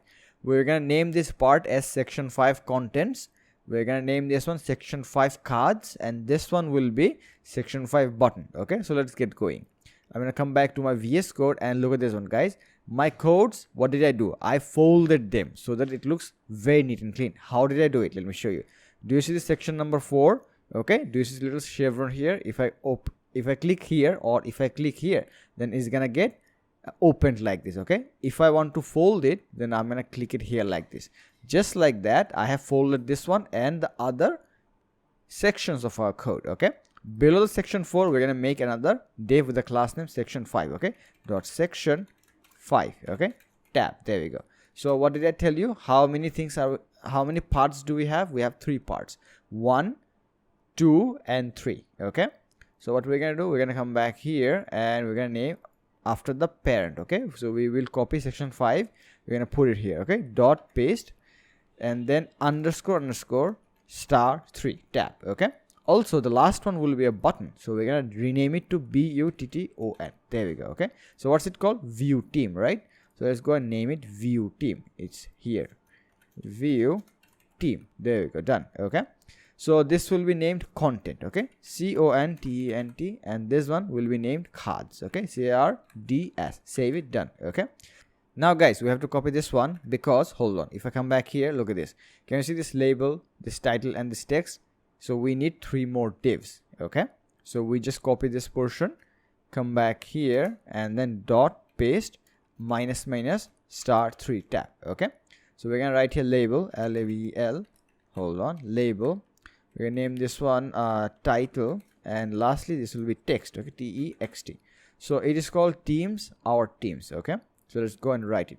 So teams, teams, our team, and finally we're gonna name this one lorem 10. Okay, tab. There we go, done. Okay, so if we look into our result, it looks something like this. Hold on, if I scroll down, do you see this one here? So what we need to do, we need to style it, plus we need to put this one on the exact center. So first of all, do you see this gap here? We need to put this gap here as well, the gap of the container. So how do we do it? We just put here container. Do you see the section 4? It has a container, so we're gonna put it here, container, container. Save it. There we go, complete. Okay, we have the gap, but we need to put this thing on the exact center. How do we do this? Look at this one. We're gonna come to our section 5 content. Okay, so do you remember that we had extra class which was named as text minus center, which is here? You see, I'm going to copy this one real quickly from the design system. Okay, then I'm going to put it here. Okay, save it. Let's look at the result. There we go. Okay, so what we're going to do, we're going to use the common class names, which was label. Okay, so we're going to put here label. By the way, where did I get it from? It is already here. Let me show you. Okay, if I come to the design system, the label is somewhere here. You see the label? Copy this one and put it here on the label. Okay, and here it will be common title. Okay, common minus titl, common title. Save it. Let's look at the result. There we go. Okay, our teams, and then we have the text here. Okay, hold on, this will be green color because look at this one, this is green in color. Okay, so how do I do this? Let me show you. So there is also a class name, it is called text green. You see, copy this one and you put it on the label, paste, save, done. Look at this one. There we go. Okay, it's now green in color. And now guys, do you see this one here? We're gonna style this one. Okay, so let's get going. We're gonna come back to our VS Code here on the index CSS. Okay, at the very bottom, hold on, just copy this one. Okay, and we're gonna put a comment here. It will be called section 5. Okay, there we go. Let's come back here, and do you see this one here? Section 5 content title, not this one, sorry, this one. Okay, section 5 content text. I'm going to copy this one. come back here and put it here, dot paste curly bracket. So first of all I need to specify font size. Okay, f size tab var, okay, minus minus, we're gonna name it sub. Okay, there we go. And font family will be font -2 var, okay, minus minus font -2. Save it, done. Let's look at the result. Okay, look at that, brilliant. Okay, now it's time to build these cards, you see. So how did I do something like that? Let me show you. Okay, so what we're gonna do, we're gonna name this one section 5 card 1. Okay, this will be card 2, 3 and 4. Let me show you what I mean by that. Okay, so let's come back to our index HTML. Okay, do you see this portion here? I'm gonna copy this. Okay, then let's come back here and dot paste minus minus. So how many cards do we have? 4 cards. So we're gonna write them $*4 tab. Okay, so automatically it's gonna write 1 2 3 4 for us. Okay, so what should we write inside each and every one of these cards? Okay, we need to write 3 things. Let me show you, hold on. So first of all we need image, the next thing that we need is the name, and lastly we need the position. Okay, so we're gonna write it like this. Look, img tab. Okay, inside the source we're gonna hit control space together. Okay, we're gonna go to the source images and then we're gonna go down to theme. Okay, there we go. So first person most probably is peg leg. Okay, peg leg. So what we're gonna do, we're gonna find her name. Okay, it's here, you see, peg leg dot svg. We're gonna select this one, and on the next one we're gonna write dot name. Okay, so do you see this name? The name is already here. Okay, so we're gonna just write it here. So peg legge, there we go. And on the next line we're gonna write the position. Okay, position is this one, so we're gonna write here CEO. There we go, done. Okay, so similarly what I'm gonna do, I'm gonna copy this one. Okay, and then I'm gonna put it here on the card number 3 and finally card number 4 as well. Look at that. Okay, and then do you see this information here? I'm gonna change this one. Okay, so follow along with me. So this one will be your most probably Richard. Okay, so let me check real quickly the design. Yeah, it's Richard, then Alexandra, then Janet. Okay, so let's get going. So control space Richard. Okay, you're gonna write here Richard Guerra. I forgot the D. There we go, and it will be CTO. Okay, CTO. And this one will be Alexandra. So there is Alexandra, and we're gonna write here Alexandra Stolz. Okay, Alexandra. Position will be designer. Okay, lastly guys, this will be Janet. Okay, Janet, and we're gonna write here Janet Bray. The position will be developer. Okay, developer. There we go, done. Okay, let's look at the result. So guys, this is the result so far, but we don't want it like this. We want the thing to look something like this. Look at this guys, how many columns can you count? Let's count. 1 2 3 and 4. So we have how many columns? 4 columns here. But look at this one, we have only 1 column. So how do we fix it? Let me show you. I'm gonna come back to my VS Code here. Okay, so what I'm gonna do is, do you see this one? We have the cards here, here, here and here, right? But who is the main parent of all 4 cards? Look at this one. You see section 5 cards. This is the main parent of all of your cards. I'm gonna copy this one. Okay, so I'm gonna come back to index CSS, and do you see this one here? I'm gonna put it here. Okay, not here, let's put it here. Okay, dot paste curly bracket. Okay, display grid, and then GTC tab. So how many columns do we need? 4. And we want all the columns to be equal to one another, so we're gonna write 1fr. Now guys, save it. Let's look at the result. Okay, our result should look something like this. There we go, brilliant. But guys, look at this. Can you see this one here? We have a little bit of box shadow here, but we don't have it here. Okay, so what we're gonna do, we're gonna mimic the same box shadow on our project as well. So what we need to do is, listen guys, first of all, do you see this box shadow? We need to entry this one inside our design system so that we can repeat the same thing everywhere. Okay, so we're gonna come back to the design system, and what I'm gonna do, I'm gonna come back to my root. Okay, this is my root. I'm gonna write here, look at this one.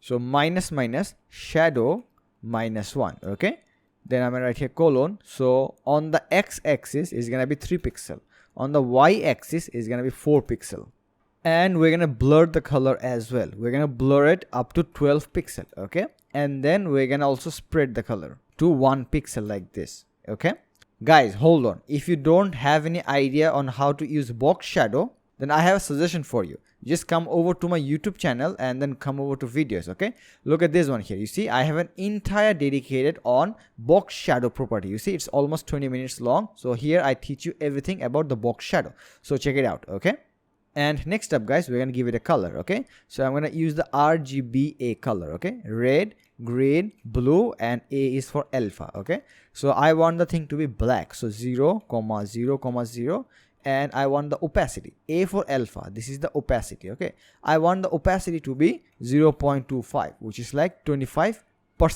Okay, so guys, I have specified the value of my box shadow. What I'm gonna do right now is I'm gonna come back to my index HTML and I have to target all of my cards together. You see the cards here, so look at this one. Look at here, here, here, and here. What do you see common between these four things? Look at this one. Except the number, everything else is the same thing. You see? Except the number. So what I'm going to do, except the number, I'm going to copy this one. Okay? Something like this. Control C. Let's come back to our index CSS. Okay? Here, what I'm going to do, I'm going to write here, square bracket, class. So why did I write the class here? Because look at these four cards. Okay? They are actually class. That's why. Class, and then we're going to write a power sign equal to single quote or double quote. Both of them are right, and then I'm going to paste the thing here. So what am I doing here is that, so what I'm trying to do here is that I'm trying to target all the cards together. Okay, then I'm going to write here curly bracket. All right, so now I'm going to give it here a box shadow property. Okay, box minus shadow, here is it, var, okay, minus shadow minus 1. Okay, so guys, save it. Let's look at the result. Okay, our result looks something like this. It looks very bad, but we want the thing to look something like this. Okay, so the very first thing that I'm going to do is I'm going to put here some gap. Okay, gap of 30 pixels so that it looks nice. Okay, so let's come back here. So where should I put the gap? On the main parent. Okay, gap of how much? 30 pixels. Okay, save it. Let's look at the result. It looks like this. There we go. Okay, next up guys, do you see this name and this content here? What we need to do, we need to put it on the exact center. Plus one more thing guys, these images are not responsive. What do I mean by this? Look at this. If I hit inspect, if I try to make the thing smaller, look at this, the images are not becoming smaller. Can you see that? They are not responsive. Look at this image, it adjusts automatically, but look at these images, they are not adjusting, which means they are on their original position. So what we need to do you remember guys, on the design system I wrote a extra class name, which was most probably responsive image. Where is it? Let me search it. Here is it. You see, responsive image. I'm going to copy this one, come back here. Do you see this image source and image source here? So what I'm going to do, I'm going to give it a class and then I'm going to paste it. Okay, now I'm going to copy this one real quickly, and this is image. I'm going to put it here and then here, and also finally here as well. Save it. Let's look at the result. Okay, so if I try to make it smaller, look at this, it's going to become smaller slowly according to our screen width. Look at that, it's perfect. Okay, next up what we're going to do is we're going to put these things on the exact center. How do we do this? Let me show you. Just come back here and to your index CSS. Do you remember this one? What are we doing through this? We are targeting all the cards together. Okay, so what I'm going to write here, display flex, tab, save it. Let's look at the result. Now look at this. Since I told you that those lines actually target all the cards together, so do you see this one here? It was previously in a column format, but now it became a row format. Okay, so what we need to do, we need to put it back to the column format. So we do it like this. Hold on, we're gonna write here flex minus direction will be column. Okay, save it. Let's look at the result. So guys, this is the result so far, and if we compare this one with our finalized project, look at this one. You see we have some border radius here, plus look at this gap here. You see this is the padding gap, so we need some padding plus some border radius so that it looks nice. Okay, so let's get going. We're gonna give here border radius. Okay, border radius of minus radius of 5 pixel. Okay, there we go, and we're gonna give it a padding. Okay, this is our padding. Top and bottom will be 20 pixel and left and right will be 25 pixel. Save it. There we go, complete. Okay, but guys, look at this one. You see our content and our card, there are no gap in between, so let's put some gap in between them. Okay, in order to do that, first of all, we target the main parent, which is the section 5. Okay, copy this one, come back to your index CSS, and we're gonna put it here. Okay, dot paste curly bracket, and we're gonna write here display grid. Okay, so how much gap do we want? 30 pixel. Okay, I'm gonna put here gap of 30 pixel and margin top. So why do I want to use the margin top? Hold on, if I save this one, look at this, you have a gap of 30 pixel here. Okay, I want to just separate this a little bit, plus I want some gap at the bottom as well. That's why I'm gonna use margin top and margin bottom. Okay, margin top of 15 pixel and margin bottom of let's say 30 pixel. Okay, save it, let's look at the result. Okay, there we go. You see, you have a gap of 30 pixel here, plus you have more 15 pixel of gap here as well. Next up, guys, do you see this name and position? We're gonna style them. Okay, so how do we target all the name together, all together? Okay, same formula, guys. Do you remember this one? Hold on, do you remember this one? I'm gonna copy this one and I'm gonna put it here like this. Okay, then I'm gonna write here dot name. So what do I mean by this? Let me actually explain. Okay, so by this, what I'm trying to do is I'm trying to target all the cards all together. Okay, so once I'm done targeting all the cards all together, then I want to target the name. Okay, so do you see this one here? This is the parent and this is the children. Similarly, this is the parent, this is the child, this is the parent, and this is the child. Okay, so by this I can target all the name together. Want to see a demo? Look at this one. Color, if I write it red, if I save it, look at that, all the name became red in color, but we don't want that. Let's go and style it appropriately. Okay, so we're gonna give it a font family. Okay, ff tab var, okay, minus control space font -1. Okay, save it, there we go. Okay, and we're gonna give it a font size of var, okay, minus h5. Save it, there we go. Okay, it became bigger and the font family changed. Let's give it a font weight of bold. Okay, font weight bold. Save it, let's look at the result. There we go, it looks much better than before. Now same process, we need to target all the position all together. Okay, and style them.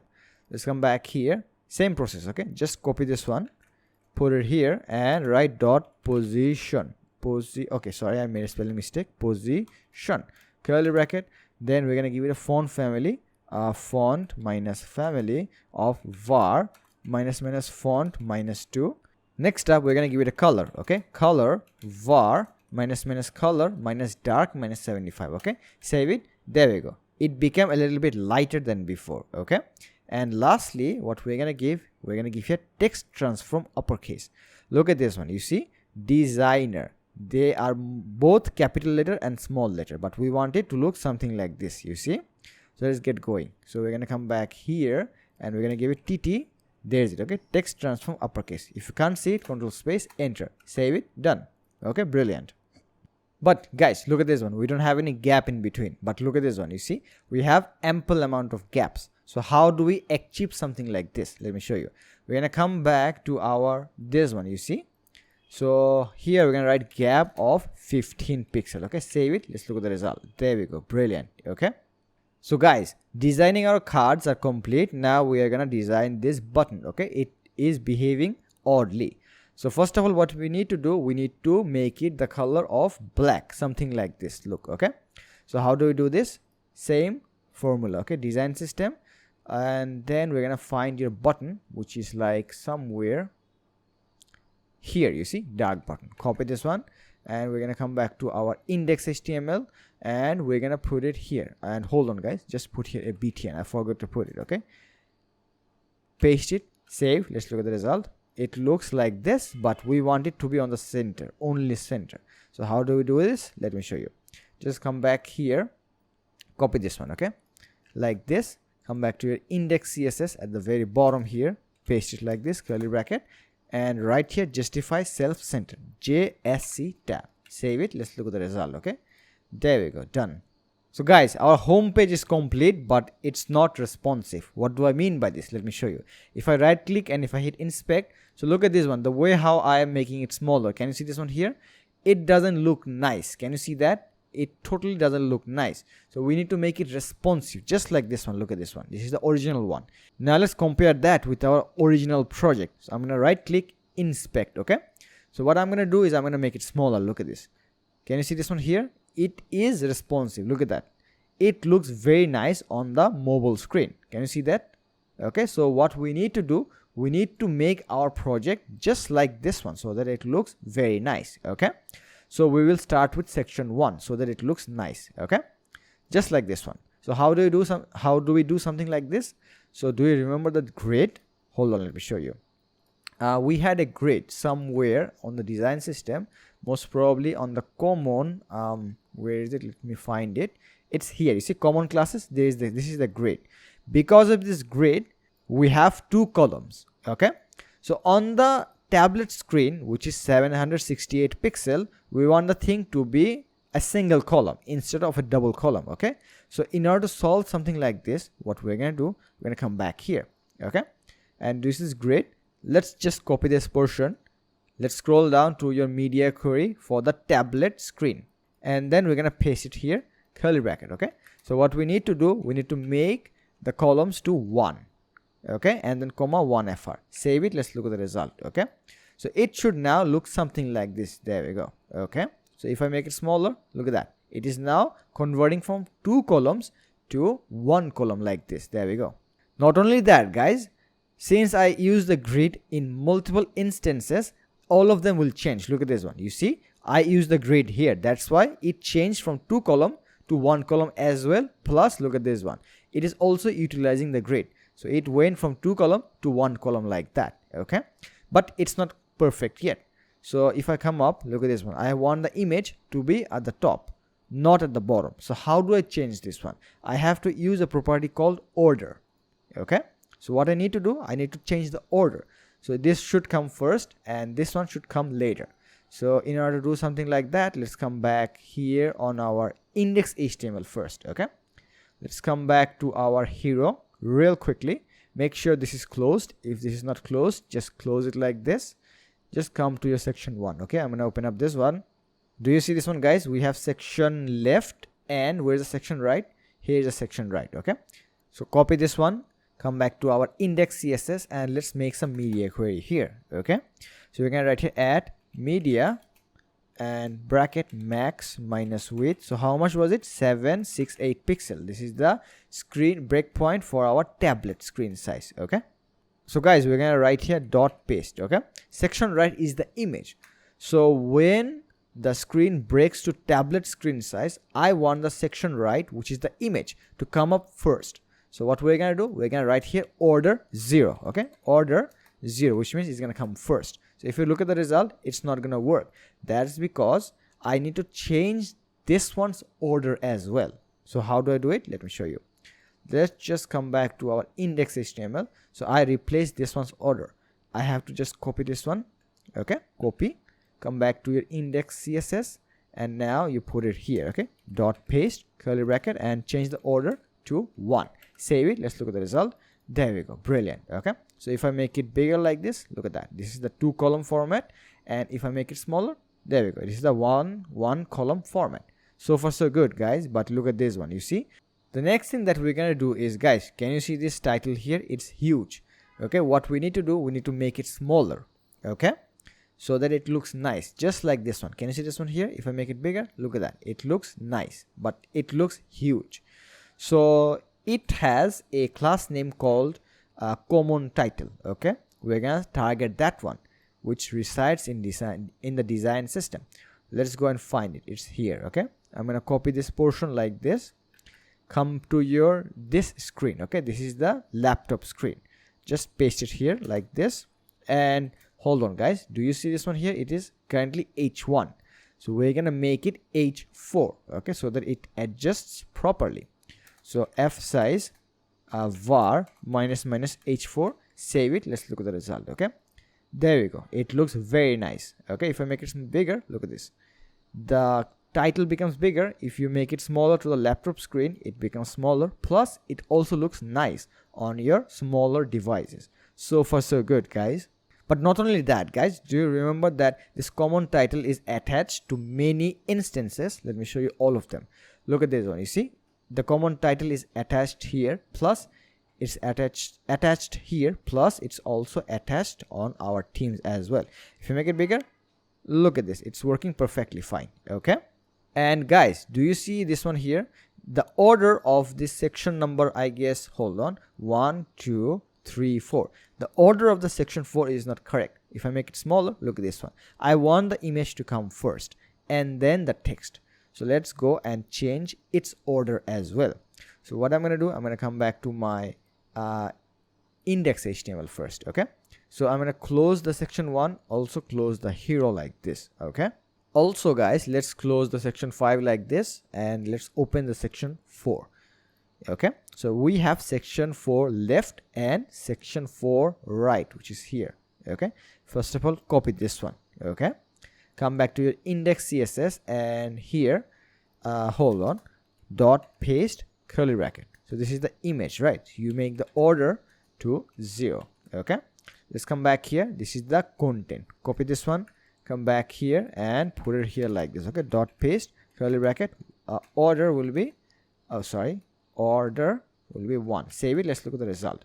There we go, it's complete. Okay, but guys, can you see this one here? Something looks kinda odd. Look at this, order 0, order 1, 0 1. You can make this portion shorter. Okay, so do you see this order 0 and do you see this order 0? Instead of writing separately, do this, you just cut it like this. Okay, Control X, you put a comma here like this and you paste it. Done. You don't have to write it again like this. There we go, similar process, just cut it, Control X, put a comma, paste, and remove this one, save it. Done. You will get the similar result.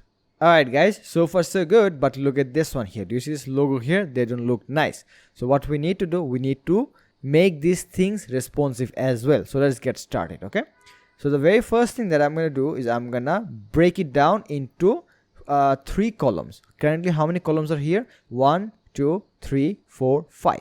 We need to make it to 3 columns. Okay, so in order to do that, let's come back to your index CSS. Okay, let's search for, hold on, this is section number 2, right? Let's search for section 2 through the comments. Okay, 5 4 3, and this is our 2. Let's search for the grid. Here is it. Okay, you see grid template columns, it's on repeat 5 1 fr. Let's copy this entire thing. Okay, come down to your media queries. Hold on, where is it? It's here. Okay, it's also a good practice to write a comment. Okay, let me write a comment here real quickly. Okay, this will be our style, not style, media queries. Okay, are here. There we go. So first of all, I'm going to make a media query for the 1200 pixel screen width. Okay, media, okay, max minus width of 1200 pixel. Okay, curly bracket. By the way, this is the desktop screen. Okay, I'm going to paste it here, and I will remove this one from here, and instead of 5 I'm going to write here 3. Save it, let's look at the result. Okay, our result looks something like this. If I try to make it bigger, look at this. Okay, it will expand to 5 columns, but if you make it smaller, it's gonna turn to 3 columns. Look at this, 1 2 3. Okay, but it doesn't look nice, there is no gap in between. So in order to put some gap, I'm going to put some gap of 40 pixel, 40. Okay, where is it? It's here. So I'm going to write here gap of how much? 40 pixel. Okay, save it, let's look at the result. There we go, done. Okay, so guys, if I make it even smaller, it will not look nice. So what I need to do is I need to make this one from 1 2 3, from 3 columns to 1 single column. Okay, so in order to do that, what I'm going to do, I'm going to come back here and copy this entire portion. Okay, I'm going to scroll down to this portion, and instead of 1200, I'm going to write here 568 pixel. This is the mobile screen size. I don't need this gap here anymore. And okay, let me just put back the gap. Okay, otherwise it's not gonna work. Okay, and here instead of 3, I'm gonna put here 1. Save it. So what's gonna happen is that it's gonna get converted from 3 columns to 1 column the moment you hit the mobile screen size. Okay, there we go, it looks perfectly fine. But guys, do you see this odd behavior here? You see this one? Why is this happening? This portion is happening because of your cards. You see, your cards are not responsive. You see, they are not responsive. So what we need to do, we need to make our cards responsive. Okay, So guys, look at the cards of our finalized project. Okay, if I make it smaller, it's gonna go from 4 columns to how many columns? Let's see, 2 columns first. And if you make it even smaller, it's gonna go from 2 to 1 single column like this. Okay, so let's implement the same system into our project here. Okay, so guys, our first plan is to convert the 4 column to 2 columns when we hit the tablet screen size. Okay, but it isn't here. We need to implement that. Let's come back here, and this is the media query for the tablet screen size, plus we are on the index CSS. Okay, let's go and target the main parent of our cards, which is this one. Okay, I'm gonna copy this one. Look at this, it is currently on 4 column. Okay, let's go down to our this one, and then we're gonna write it here. Okay, paste curly bracket again, and we're gonna write here GTC tab, okay, 2 comma 1 fr. Okay, save it. Let's look at the result. Okay, if we make it smaller, then it's gonna go from 4 column to 2 columns like this. There we go, done. Okay, but if I make it even smaller, it's not gonna go from 2 to 1 column. So what we need to do is we need to make it from 2 to 1 column on the mobile screen size. Okay, let's come back here, and what we're gonna do is we're gonna copy this portion. Okay, then we're gonna scroll down to our media query for the mobile screen size. Okay, we're gonna paste it here, and instead of 2, we're gonna put it 1. Save it. Let's look at the result. Okay, there we go. Look at that, it went from 2 column to 1 column. So let's test it again. There we go. If we make it smaller, it's gonna go from 4 columns to 2 columns first on the tablet screen size. If we make it smaller, it's gonna go from 2 to 1 column on the mobile screen size. Brilliant. Look at that. So guys, with this one, our home page is complete. Alright guys, so far so good. Now we're gonna make the footer, and our footer will look something like this. As you can see that we have a green colored background, some icons, and a text here. So let's get started. Okay, we're gonna go back to our VS Code and make sure that all of your sections are closed like this. Okay, how did I close this? Did you see this little chevron here? If I click on this one, it's gonna open the entire div like this, but if I click it here again, it's gonna close the entire div. Okay, so that's how we can keep our code very neat and clean. Okay, below the section 5, we're gonna make a div with the class name footer wrapper. Okay, .footer footer WRAPPER tab footer wrapper. Okay, so why the name footer wrapper? That's because we're gonna apply the background color inside here. Okay, next up guys, we're gonna make another div here. Okay, .footer links. Okay, tab. There we go. So why did I name this one footer links? That's because guys, look at this one. Do you see this entire section? We will call this entire section as footer links. Okay, and the left side, you see this left side here, we're gonna call it footer links _ socials, and this will be copyright section. Okay, so let's write that into code. So footer links. Okay, I'm gonna copy this one, come here. Okay, so left side is socials. Okay, paste _ socials. Okay, tab. Here we will put all of our social media icons. Okay, and on the right side we have the copyright. Okay, footer links _ we're gonna write copyright. Okay, tab. There we go, done. Okay, now guys, inside this div we're gonna use some image tags. Okay, img tab. There we go. Okay, on the source we're gonna hit control space together. Okay, we're gonna go to source, then there will be something called images. Okay, then you're gonna find social. Okay, SO, there is it. Okay, enter. You see Facebook, Instagram, Twitter, so on and so forth. Okay, I'm gonna select on this one. There we go, done. Just like that, you're gonna have 7 images. Okay, so I'm gonna take some time to fill this up. Alright guys, look at this. So I filled up all the images. Okay, so you take some time, pause the video, and you fill this up. Okay guys, do you see this copyright footer links copyright? We're gonna write here some text. Okay, before writing, first of all, look at this one. You see this C copyright symbol? Where did I get this from? If you go to Google and if you write copyright symbol, then you can see a lot of symbols. Okay, like look at this one. Okay, if I open up this one, I can get the copyright symbol. Okay, I can copy any one of them. I'm gonna copy this one. Okay, then we're gonna come back to our VS Code quickly. Okay, something like this. Now I'm gonna paste it here. There we go, copyright symbol. Okay, so guys, once this is done, we're gonna write the text. Okay, as text we're gonna write start, 2022, all rights reserved. Okay, done. So guys, the HTML part of the footer is complete. Now let's save it and let's test our code. Okay, so if we look into our result, it will look something like this. We can see start 2022, all rights reserved, but where are the icons? The thing is guys, the icons are white in color. If you select the thing like this, look, you can see something here. You see some boxes here, they are the icons, which is actually white in color. Okay, So in order to view them properly, what we're gonna do, you see this guys, footer wrapper, we're gonna copy this. Okay, then we're gonna go to our design system at the bottom here guys, before the media query. Okay, so what we're gonna write here, we're gonna dot paste. Okay, and make sure that you also write some comments. Okay, I forgot to write some comments, I'm really sorry. So I'm just gonna copy this comment. Okay, I'm gonna scroll down here, footer wrapper. Okay, I'm gonna paste it here, style rules for footer section. Okay, FOOTRSE section. Okay, make sure that you are writing it inside the design system. Okay, so I'm gonna just paste another comment here, and I'm gonna write here style rules for media queries. Okay, media queries, there we go, complete. Okay, so now here I'm gonna write BGC tab. Okay, so var minus control space. Okay, color minus green 100, save it. Let's look at the result. It will look something like this. Now can you see the images? Can you see the icons? It's here. Okay, you see this gap, we're gonna implement the gap here. Okay, we're gonna go back here to our index.html. On the footer links, okay, we're gonna write here container, save it, there we go, done. Okay, we got the gap. Now guys, what we're gonna do next is we will keep this. Do you see this one here, this text? We're gonna keep it on the right side, not here below the icons. Okay, currently the format is column. Okay, we want the thing to be row. So in order to do the row, we're gonna come back to our footer links. Okay, we're gonna copy this one, then we're gonna go to our why did I copy this one? That's because guys, this is the main parent for our icons and the text. Okay, this is the footer links.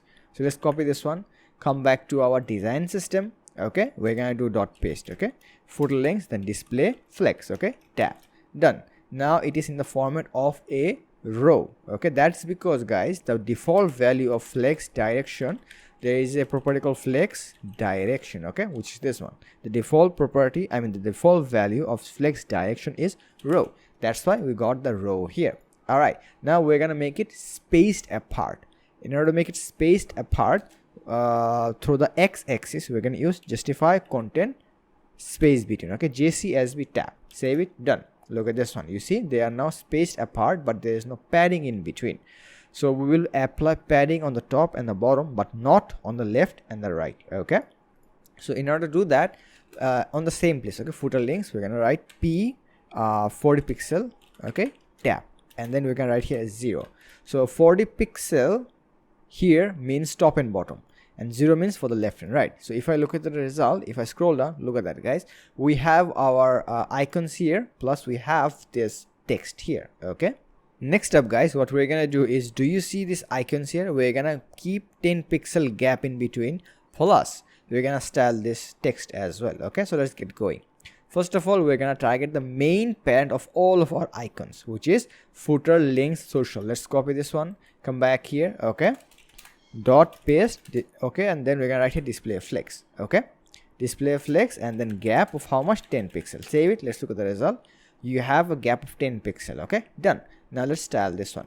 In order to style that, what we're gonna do, we're gonna go and target the main parent, which is footer links copyright. Copy this, come back here. Okay, dot paste curly bracket. Okay, next time we're gonna write font size, f size, let's say var minus sub. Okay, save it. It has become bigger. Let's change the font family right now. Okay, so ff tab. Okay, var minus font, give me a second, font minus 2. Oh sorry, font minus 2, save. And now you can see the font family changed, but the color didn't change. We want the thing to be in white color. Okay, so in order to do that, we already have an extra class name which is called text minus white, which is somewhere, let me find it. Okay, here is it. Okay, text minus white. So I'm gonna copy this one, come back here, and you see this one here beside the, oh sorry, my bad, beside the footer links copyright, we're gonna paste it, save it. Let's look at the result. There we go, complete. Okay, alright guys, we made the footer, but we also need to make it responsive. Okay, let's right click and let's go to inspect. Okay, so if we do something like that, okay, give me a second. So I'm gonna scroll down. Okay, can you see that it looks very odd? Look at this. If I make it bigger, it looks nice, but at 768 pixel, okay, it looks very odd. Can you see that? Look at that. Okay, so what we're gonna do, instead of justify content space between, instead of making it a row, at 768 pixel, we're gonna make it column, okay, so that they don't overlap on each other. In order to do something like that, let's come back to design system, okay, and let's scroll down to our footer section, which is like somewhere okay, let me find it. Here is it. Okay, do you see this style rules of footer section? Below this one, you're gonna get this footer links. It has flex direction row, justify content space between. So I will change this one into media query. So I'm going to copy this. Let's go to media query 768. Here is it. Okay, so below, you can put it anywhere you like. Okay, you can put it here, or you can also put it at the bottom. So I'm going to put it at the bottom. Okay, somewhere below this one. Okay, dot paste curly bracket. Okay, so flex direction, we're going to make it column. Okay, column, save it. There we go. And this is the result so far, but the thing is, you see, they are not on the exact center. So in order to put it on the exact center, we're going to use align item center. Okay, AIC tab, save it, and there we go, done. Okay, if we go even smaller to the mobile screen, if I scroll down, look at this. Can you see this text? It is not on the exact center. So in order to put them on the exact center, we're going to use text minus center, plus there is no gap in between. Can you see the gap? No gap. So in order to put the gap, we're gonna write here gap of 20 pixels. Sorry, gap of 20 pixels. Save it. There's our gap. 1 second. Here's the gap, and let's make it text minus center. Okay, so we're gonna go back to our where is the text minus center? Let's go and find that one first. Okay, give me a second. Here's it, guys. You see style rules for common classes. It's here, text minus center. Let's copy this one, come back to our index HTML, and after the text white, we're gonna paste it. Okay, save it. Let's look at the result. Okay, it will now look something like this, complete. So guys, good job. Our footer section is done. With this, our entire home page is also complete. Okay, so far so good. Okay everyone, the next thing that we're gonna do is we're gonna make the portfolio page. So if I click on here, it will look something like this. As you can see that we have a navbar here, some content here, and some project images here. Okay, there are in total 8 images. Okay, it looks something like this. We have a button. Finally, we have the footer here. Okay, so this is the finalized project. Okay, if I come to our project, look at this. If I click on the portfolio, it will not work. If I click on services, it doesn't take us to anywhere. Same thing goes for the contact. So what we're gonna do, we're gonna come back to VS Code, and I'm gonna zoom in a little bit so that you can see it better. Okay, here I'm gonna create 3 more HTML pages. Okay, first one will be portfolio. Okay, portfolio.html. Okay, the other one will be services.html. Okay, services.html, and the last one will be contact.html. Okay, contact.html. There we go, done. Okay, so what I'm going to do in these pages are I'm going to create some dummy content, something like this, exclamatory sign tab. Okay, same thing goes for the services and the contact. Okay, exclamatory sign tab, done. These are some dummy HTML tags. Okay, the next thing that I'm going to do, I'm going to go back to my index HTML. Okay, and I'm going to go to my head section. As you can see that, guys, we already have the icon, the link icon here. We have the title, and the design system is here. So what I'm going to do, I'm going to copy these 3 lines. Okay, once I copy these 3 lines, I'm going to come back to my portfolio HTML, and instead of the title, I'm going to delete this, and I'm going to paste everything else. So instead of home, I'm going to write here portfolio. There we go. Okay, done.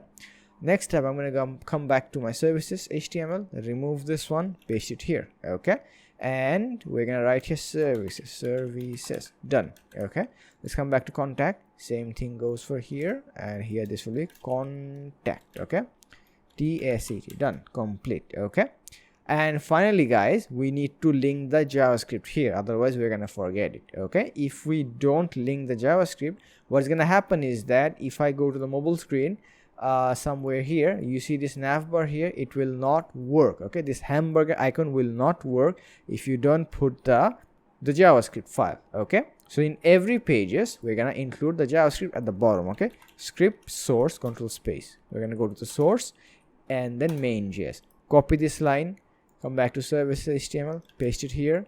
Same thing goes for the contact HTML. Okay, save, done.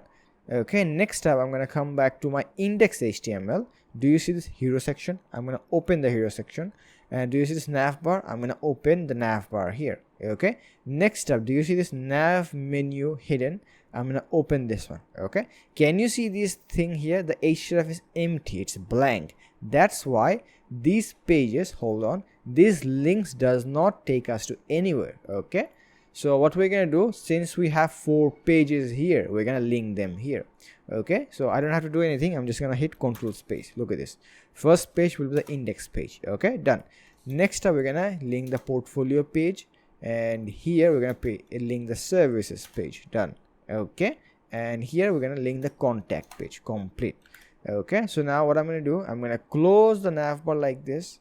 Also, what I'm gonna do, I'm gonna target it like this. Okay, make sure this thing is closed. Okay, if it is too big, if it is open, then you have to select like this and copy.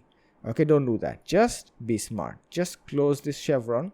Now copy this entire thing. Okay, and one more thing, guys, do you see this div with the class name hero? Because of this one, we have the background color green. Okay, after copying this portion, let's come back to our portfolio HTML. Okay, here inside the body, we're gonna create a div with the class name hero.hero tab. Inside here, we're gonna paste the navbar. Okay, so once I save it, let me close this one as well. Let's look into the result. Okay, if I click on the portfolio, I will only get the navbar and nothing else, which is good. And if I go to the services, look at that, we don't get anything. Why? That is because if I come back here to my services HTML, I don't have anything here. Same goes for the contact HTML. So we will put content here later. First of all, let's build the portfolio page. Okay, and then we're gonna touch the other 2 pages. Okay, so what do we have next? The next thing that we have are this content. Okay, guys, let's do one thing. Let's name the entire thing as section 1. Okay, we're gonna name it section 1 content. This will be called section 1 images, and this one will be called section 1 button. Okay, so let's get going. We're gonna go back to our VS Code. Okay, portfolio.html. Okay, make sure that you are here. Okay, so make sure that this div with the class name hero is also closed, because we don't want to mess around with that. So here we're gonna write dot section 1 tab. Done. Okay, as I told you, there are 3 other divs which will follow inside here. Dot paste. Okay, underscore star 3 tab. Okay, this will be called content. Okay, this will be called images, and the last one will be called button. So we're gonna name it btn.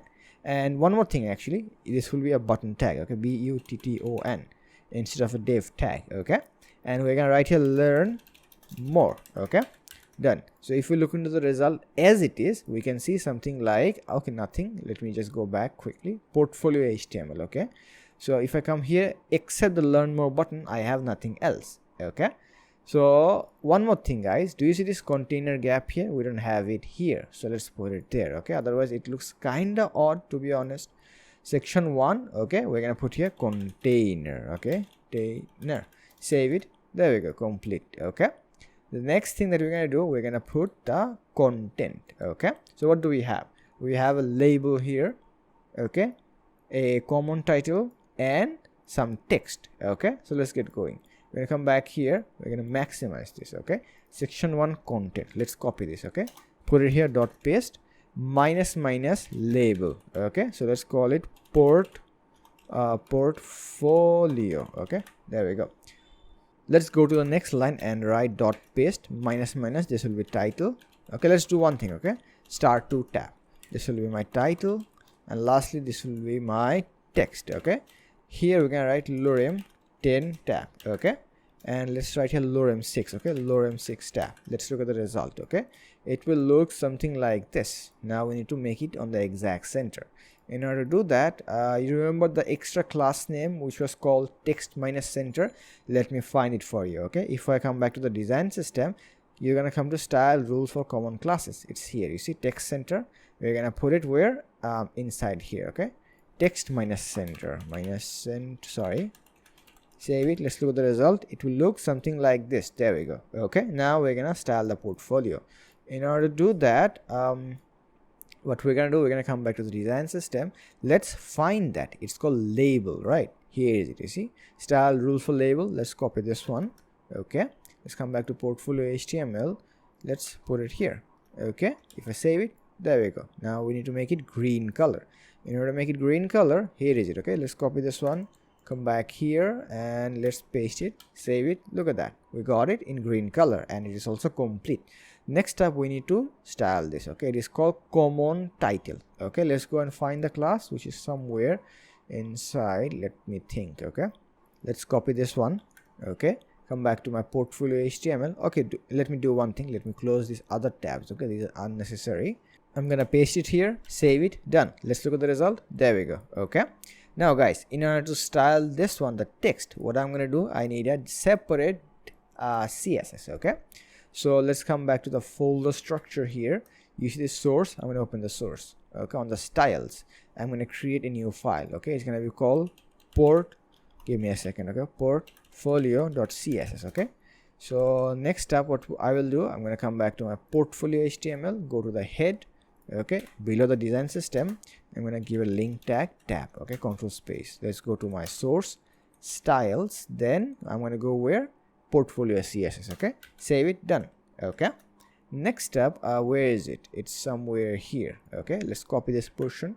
Let's come back to my portfolio CSS dot paste curly bracket. Okay, and I'm gonna give it a font size. Okay, f size, how much, var minus sub. Okay, and we're gonna give it a font family as well of var minus font -2. Save it. Let's look at the result. There we go. Okay, we got it. Do you see this portion here, the navbar and the content? There is no gap in between. Okay, don't worry, we're gonna style that later on. Okay, first of all, let's just put all of this content inside here. Okay, so what do we need next? We need our images. Okay, you see portfolio HTML, we have a separate section for this one. It's called section 1 images. Okay, so how do we put the images? We're gonna use the image tag. Okay, img dot. Why the dot? Because we're gonna attach a class name here. You remember this one, it is called responsive minus images, which is somewhere here. Okay, so we're gonna copy this and we're gonna attach it here so that our images become responsive. Okay, so on the source, we're gonna hit control space, we're gonna go to my source, then we're gonna go to images, then we're gonna go to portfolio. Okay, sample1.svg. okay, there are 8 images. Okay, I'm gonna copy this. Okay, paste it like this. Okay, 2 3 4 5 6 7 8. Okay, and do you see these numbers here? I'm gonna change the numbers. Okay, something like this. Give me a second. Okay, let me just change it. And one more thing, guys, the last one is not an svg, it's a png format. Okay, so I'm gonna save everything. Let's look at the result. Okay, our result will look something like this. There we go, we have the images. Okay, but if I try to make it responsive like this, it will work, but it isn't clean. Can you see this one here? It isn't clean. So what we need to do, we need to make it properly responsive. Okay, so let's get going. We're gonna go back to our VS Code, but before going there, let's look at the finalized one. Okay, it has a gap. You see, we're gonna implement the gap. Plus, if I try to make it responsive, look, this is very clean. Okay, so look at this one. I'm gonna make it bigger. Okay, there we go, it responds. If I'm trying to make it smaller, look at that. Okay, it is very clean, something like this. There we go. Okay, so let's get started. We're gonna go back to our VS Code here. Okay, do you see the main parent of all the images? It's this one. Let's copy this one, come back here. Okay, and at the top here, dot paste curly bracket. Okay, we're gonna give it a display grid, GTC tab. Okay, so why did I write grid template columns? That's because, guys, look at this one. How many columns can you see? 2 columns, right? So we're gonna apply the same thing here, even though it's here, but let's define it properly. Okay, so I'm gonna hit 2, 1 fr. Okay, and we're gonna give it a gap of how much? 25 pixel. Okay, save it. There we go, we got the result so far. Okay, but the thing will not be responsive. Okay, let me check. If I go to inspect, now look at this. If I try to make it smaller, something like this, it isn't responsive. We're gonna make it from 2 column to 1 single column at 568 pixel. Okay, somewhere here. So let's get going. Okay, we're gonna go back here at the bottom. Give me a second. Okay, here I'm right at the media. Okay, make sure that you are inside portfolio.css. Okay, media max minus width. Okay, so it's gonna be how much? 568 pixel. Okay, curly bracket. Did I write anything wrong? Yes, media. Okay, spelling mistake. Next up, what I'm going to do, I'm going to copy this one. Okay, the name of the class name. Okay, paste it here, curly bracket. Now do you see this one here, grid template columns 2,1 FR? I'm going to copy this property because this is the only property that I need to change. So from 2 column I'm going to make it how much? 1 column. Save it. Let's look at the result. Okay, it will now look something like this. Look at that. Okay, now it's perfectly responsive. Okay, so what do we have next? We need to put some gap in between this content. Can you see this one here? We need to put some gap here, plus we need to put some gap here as well. So in order to do something like that, we're going to go back to our VS Code on the portfolio CSS. Let's go to the very top. We're going to write here dot section 1, okay, which is like the main parent. Let's copy this one, come back here, paste it here. Okay, next up we're going to write here display grid. Okay, then we're going to write here a gap of 20 pixels. So if I write gap of 20 pixels, what's going to happen? There will be gap here in between. Okay, let's save it. There is the gap of 20 pixels. Not only that, if I scroll down, look at that, you also have a gap in between your button as well. Okay, that part is complete. Now can you see this one here? There is no gap, and there is no gap in at the bottom as well. In order to specify that, we're going to use margin top and bottom. Okay, empty of 25 pixel, MB of let's say 30 pixel. Okay, tab, save it. Let's look at the result. It will look something like this. 30 pixel gap here and 25 pixel gap here, complete. And if you want, you can also put gap in between these content by using a flex property. Okay, let me show you. If I come back here to your portfolio HTML, which is this one, okay, section 1 content text minus center. Okay, here if I write here flex, okay, before saving, let me show you. Okay, if I save it like this, you have some gap in between these content as well. Okay, done. Okay guys, what's next? The next thing that we need to do is we need to style the button. You see it looks odd. So let's come back to our VS Code on the design system. You remember the dark BTN, which is somewhere at the top. Okay, let me find it for you. Here is it. Okay, dark BTN. Let's copy this one, come back, and then let's go to here. Okay, paste, save it. Let's look at the result. It will look something like this, but it's expanded. Why is it expanded? That's because since we applied grid on the main parent, which is somewhere here, you see this is the main parent. Since we applied the grid on the main parent, that's why what happens is that this button expands 100%. We don't want it to expand 100%. What do we want? We want the thing to be on the exact center only.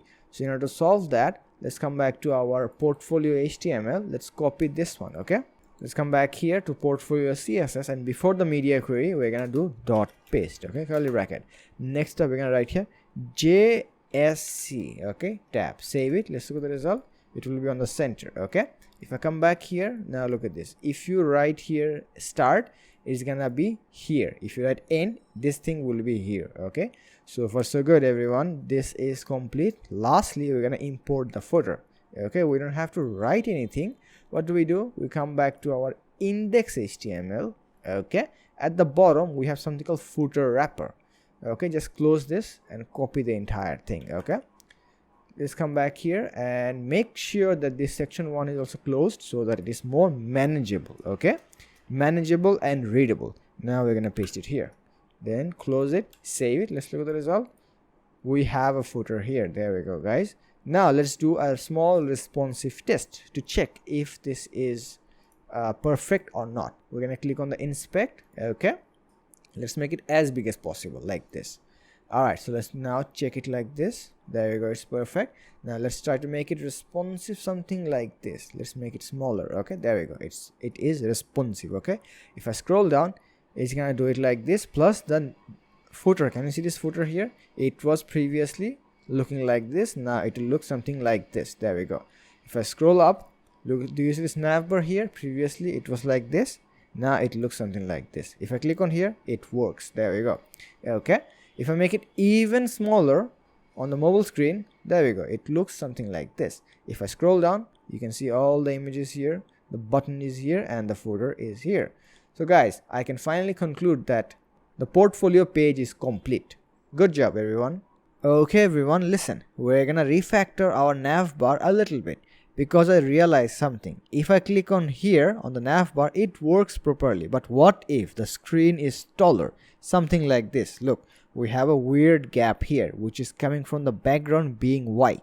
So if I click on here, we have the weird gap. So in order to remove that gap, what we're gonna do, we're gonna go back to the design system, okay, and we're gonna go to the media query max width 768 pixel. Inside here, you're gonna get this navbar menu, which has a top of 115 VH. Let's remove that and write 100 pixel, okay. After saving this thing, let's look at the result, okay. So what I'm gonna do, I'm gonna make it a little bit taller. There we go. Now we have no issues here. If I click on this one, this is the page, and if I click on the navbar, this is the hamburger menu items, okay. Problem solved. Alright guys, the next thing that we're gonna build together is a services page, okay. So if I click on the services page, then you can see the same navbar here, some content here, plus we have the cards, okay. These cards carry all the services this company performs, okay. So you can see the tag here, like what kind of package this is. You can see the price per month, some dummy text here, and the list of all the services that this package will include, okay. And then we have a learn more button. Plus at the end we have this footer, okay. So let's start coding this one, okay. So we're gonna go back to our VS Code and we will come to the folder structure here, okay. Make sure that on the styles you create another style, okay. It's gonna be called services.css, okay. Give me a second. CSS, there we go, done, okay. Next up, I'm gonna close this one, these two tabs, okay. Next up, we're gonna go to the services page, okay. Here below the design system, I'm gonna link the style sheet, okay, which we created just now, which is inside the source styles inside this one, okay, services.css. There we go, done, okay. Next up, let's go back to our index.html and let's import the what is it called, navbar, okay. Make sure that this is closed, okay. Copy this one and look at this, it has a hero as a background, okay. So we need the background. So how do we get the background? Look at this. We're gonna write here manually, okay, dot hero tab. Inside here we're gonna paste, save it, okay. Let's close this one, something like this. And guys, the result should look something like this. We only have the navbar and nothing else, okay. Let's go and get our footer, okay. The footer should be in the index.html as well. Let's scroll to the very bottom. Here is it, okay, footer wrapper. So we're gonna copy this one. Let's go back to our services HTML, and now below the hero section we're gonna paste it, okay. We're gonna close this one, we're gonna save it. Let's look at the result, okay. The result should look something like this. There we go, okay, but they are together. So what do we need to do? We need to separate them, okay. So in order to separate these two things, let's go back to our VS Code on the services HTML, okay. Make sure that this page is linked inside the hero section here, okay. It is here, you see. All right, so let's go back here and let's write here body, okay, curly bracket. Let's give it a minimum height, okay, min minus height of 100 VH. So what's gonna happen is that, why did I write 100 VH? That's because guys, I want this content to cover up the entire screen height, okay. 100 VH means 100%, okay. So if I can expand up to this corner, okay, if I can expand my body up to this corner, then what's gonna happen is that I can easily push this thing down, okay. That's why I wrote it. Next up, I'm gonna take the help of display grid. If I save it, now look at this one. Can you see this one? The entire background became green. That's because of the display grid, okay. So what's happening is that the navbar and the footer, they're expanding 100%, which we don't want, okay. So guys, in order to stop this kind of behavior, we're gonna go back to our VS Code, back to services HTML. You see this hero and footer, we're gonna copy this, we're gonna put it here, okay. Give me a second. There we go, okay. Same thing goes for the footer. Let's copy this, let's come back here, dot paste, okay, curly bracket. Now what I'm gonna do, since I applied display grid here and these two are the child of the body, I can easily use something called align self, okay. ASS, which is align self start, okay. If I save it, look at this one. So previously it was expanding 100%, okay, up to this portion.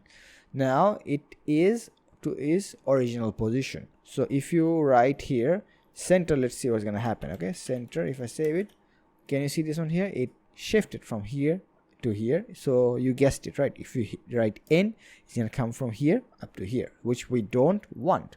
So we're gonna stick with the start, okay. Same thing goes for this one. I'm gonna use ASE, okay, align self end. So if I save it, look at that, okay, it came to the bottom. So far so good, guys. Now what we're gonna do, we're gonna write some dummy content here and some cards. Okay, before writing, let's actually name them. Okay, we're gonna name this entire section as section 1. Okay, this will be our content and this will be section 1 cards. Okay, let's get going.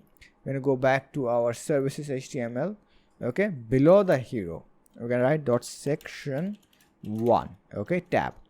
Now I'm gonna just copy this portion and I'm gonna put it here. Okay, dot paste underscore start 3, not 3 2. Okay, tab. There we go. So this will be our content, content, and this thing will be our cards. Okay, there we go. Okay, let's come back here. We don't have anything at the moment. Let's go and write it out. Okay, copy this one, come back here, paste minus star 3 tab. Okay, I made a mistake, my bad. Sorry, it should be dot. Okay, then minus star 3 tab. Same thing as usual, label. Okay, I'm gonna write here services. Okay, here will be lorem 6, this will be lorem 10. Okay, we're gonna name this one title and this one will be text. Okay, text. Let's look at the result. Okay, it will look something like this, but we don't have any gap. You see, we need this gap inside here, which comes the container. Okay, we're gonna place the container here, container. Save it, and it mysteriously comes to the center, but don't worry. Okay, we're gonna fix that. So let's go back, and you see this one here, services. We're gonna put the label tag. Okay, label.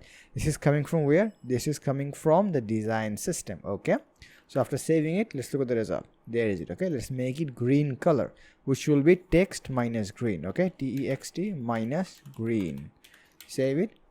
There you go, complete. Okay, but it looks kinda odd because it should be on the exact center, right? Just like this one. Okay, so how do we solve this? It's called text minus center. Okay, do you see the main parent of the contents? It's called section 1 content. So we're gonna write here text minus center. Okay, so if I save it, let's look at the result. It will look now something like this. There we go. Now guys, time to style this one. Okay, it's gonna be called common title. Okay, COMM, there is it. Okay, common title. I'm gonna use this one, save it. There we go. Okay, lorem ipsum something, it's done. Now we need to style this one. Okay, the text. Okay, in order to style that, let's come back to our VS Code. Okay, you see this one here, section 1 content text. Let's copy this one, come back to our services.css, and here we're gonna dot paste curly bracket. Okay, we're gonna write here font size of how much, var minus sub. Okay, we're also gonna specify the font family as var. Okay, minus font, give me a second, font -2. Okay, save it. Let's look at the result. It should look something like this. There we go. Okay, don't worry. Okay, we're gonna put it on the at the top. Okay, for now let's focus on building these cards. Okay, it will look something like this. We're gonna have a tag, the price, the time, some description, and the list. Also, do you see this box shadow here? We have a little bit of shadow here. Okay, we're gonna use that as well. So let's get started. Okay, we're gonna go back to our what is it called, services.html. Okay, inside the cards. Okay, I'm gonna copy this portion. Okay, let's come back here, and we need how many cards? 3 cards. Okay, so dot paste minus dollar sign. Where is dollar sign? Okay, there is it, star 3 tab. There we go. Okay, so inside here, the first thing that I'm going to create is a tag. Okay, dot tag tab. We're going to write here basic. Okay, done.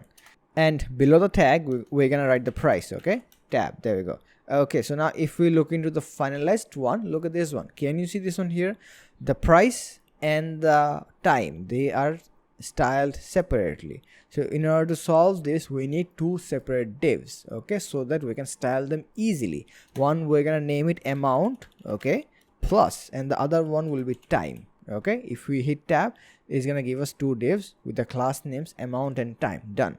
Here I'm gonna write $100, and the other one I'm gonna write /month. Okay, save, done.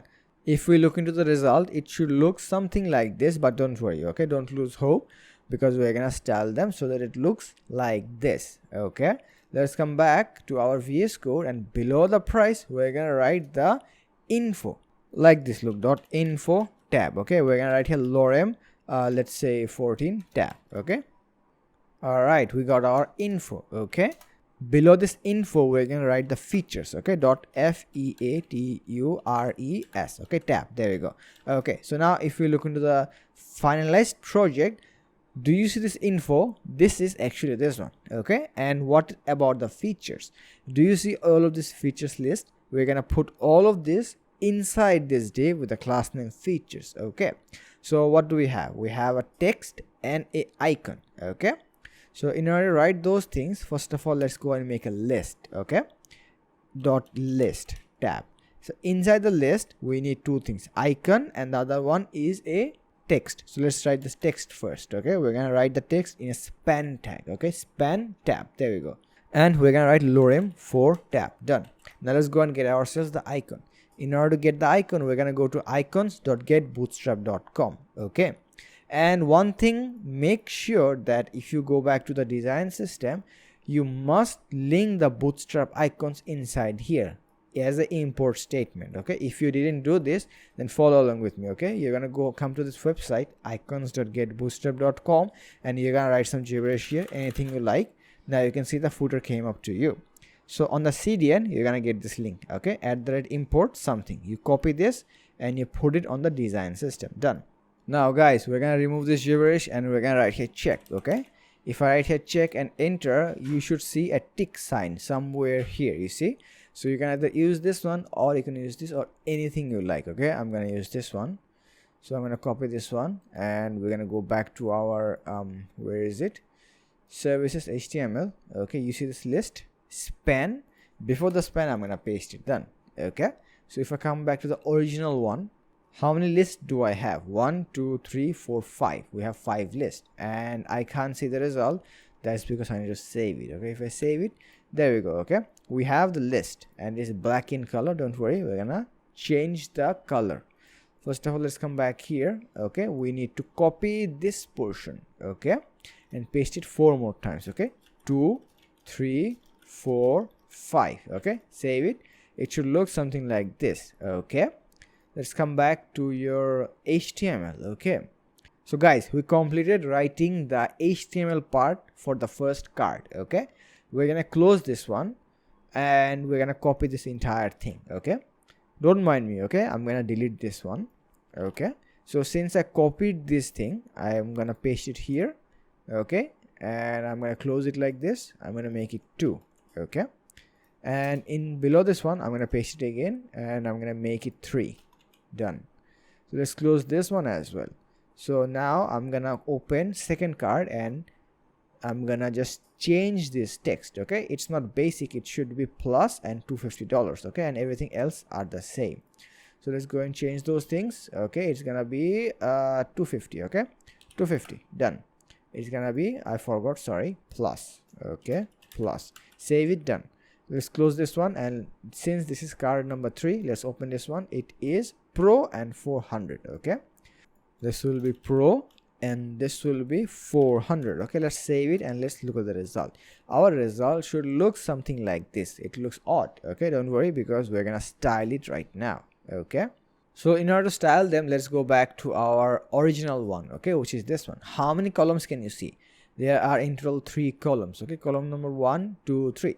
Let's implement the same thing here. Currently there is only one single column and it looks very odd. Okay, so in order to make 3 columns, we need to target the main parent. Okay, make sure that these things are closed. Okay, this is the main parent of all the cards. So let's copy this one, section 1 cards. Let's come back to our services.css and at the bottom here we're gonna write dot paste curly bracket. Okay, display grid. Okay, we're gonna write a gtc tab 3,1 fr. Okay, if I save it, if I look into the result, it should look something like this. Okay, next up we're going to specify the font family and we want this text to be on the exact center. So let's go back, and font family should be the first thing. We already have it here. Okay, so I'm just going to copy this one, make sure that this is font -2. Okay, paste it here, save it. Now let's make it text align center. Okay, TSE tab, save it.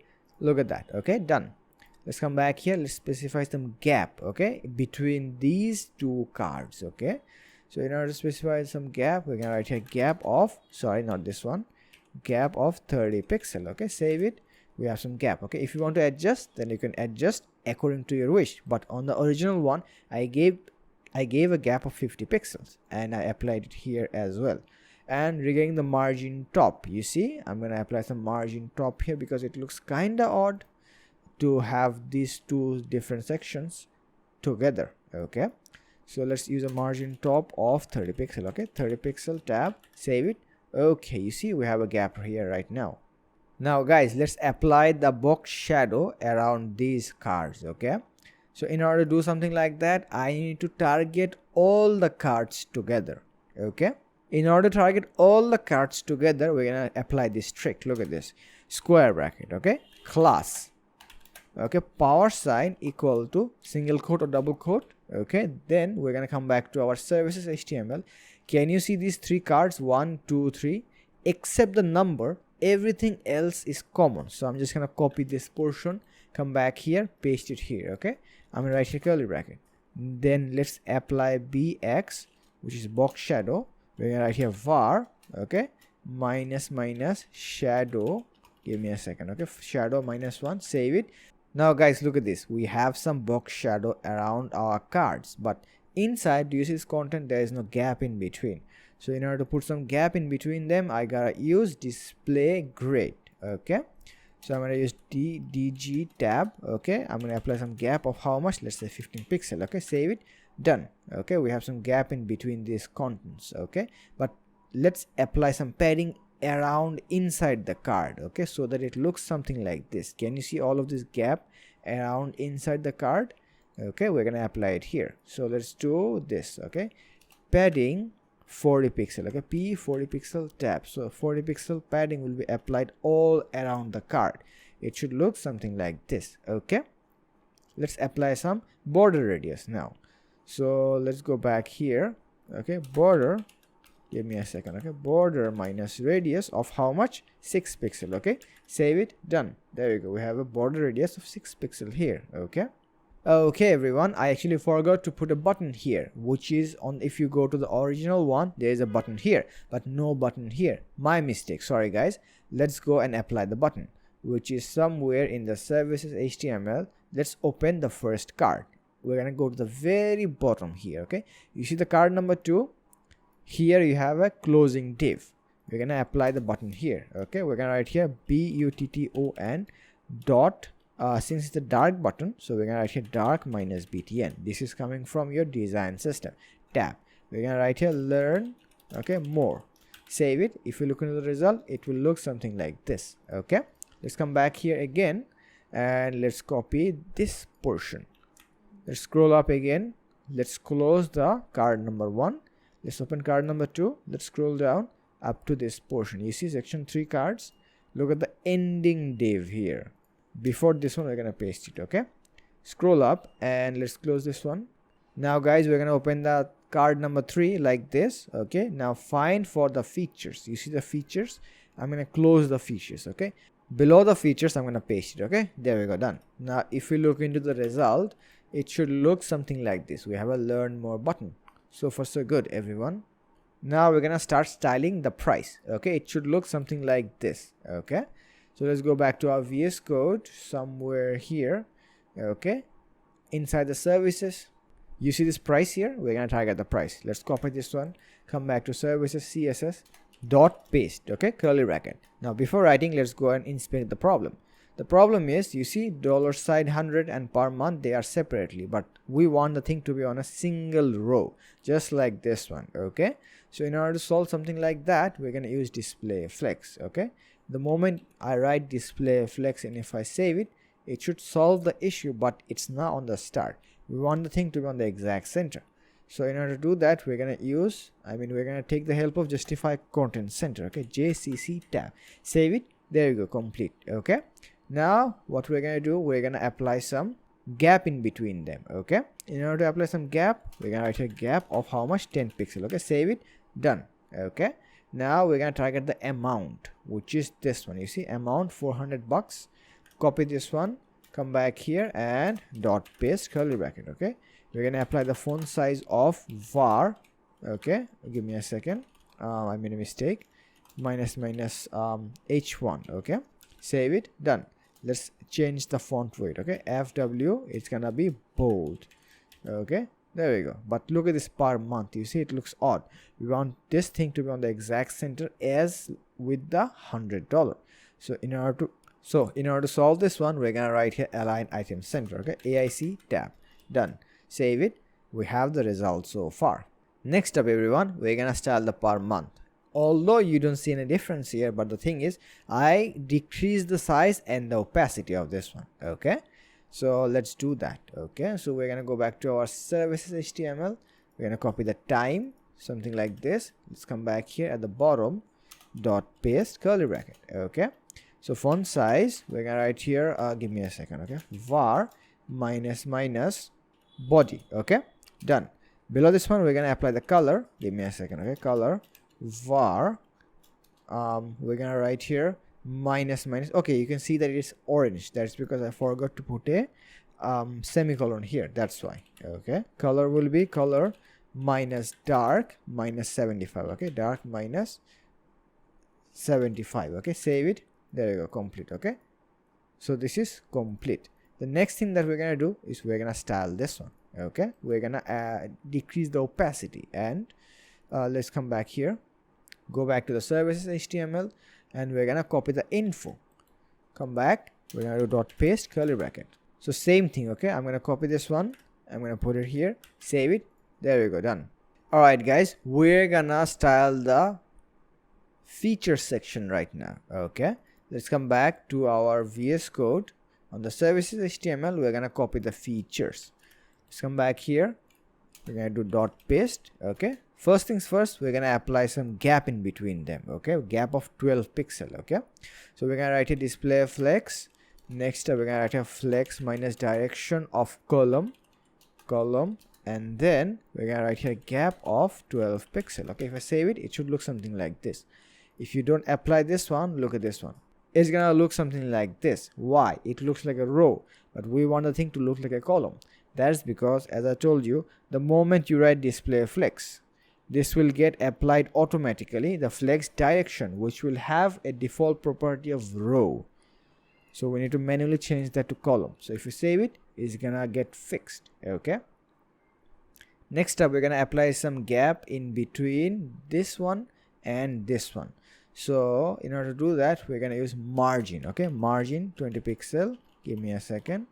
20px for the top and bottom, not on the left and right. So top and bottom will be 20 pixel, left and right will be 0. Save it.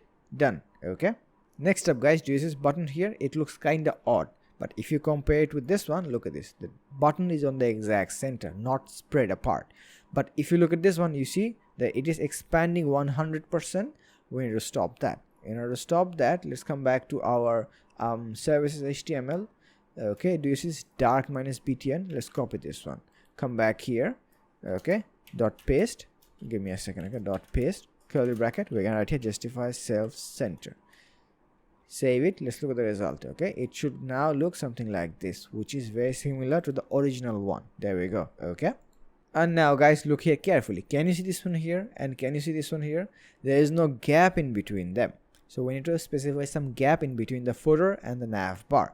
So let's go back to the services HTML, to the main parent, which is section 1. Copy this one, come back here and scroll up. Okay, so let's put it here. Okay, dot paste curly bracket, or by the way, you can put this one anywhere you like. Okay, but I decided that it should go up. Okay, so we're gonna write here margin top of 30 pixel. Give me a second.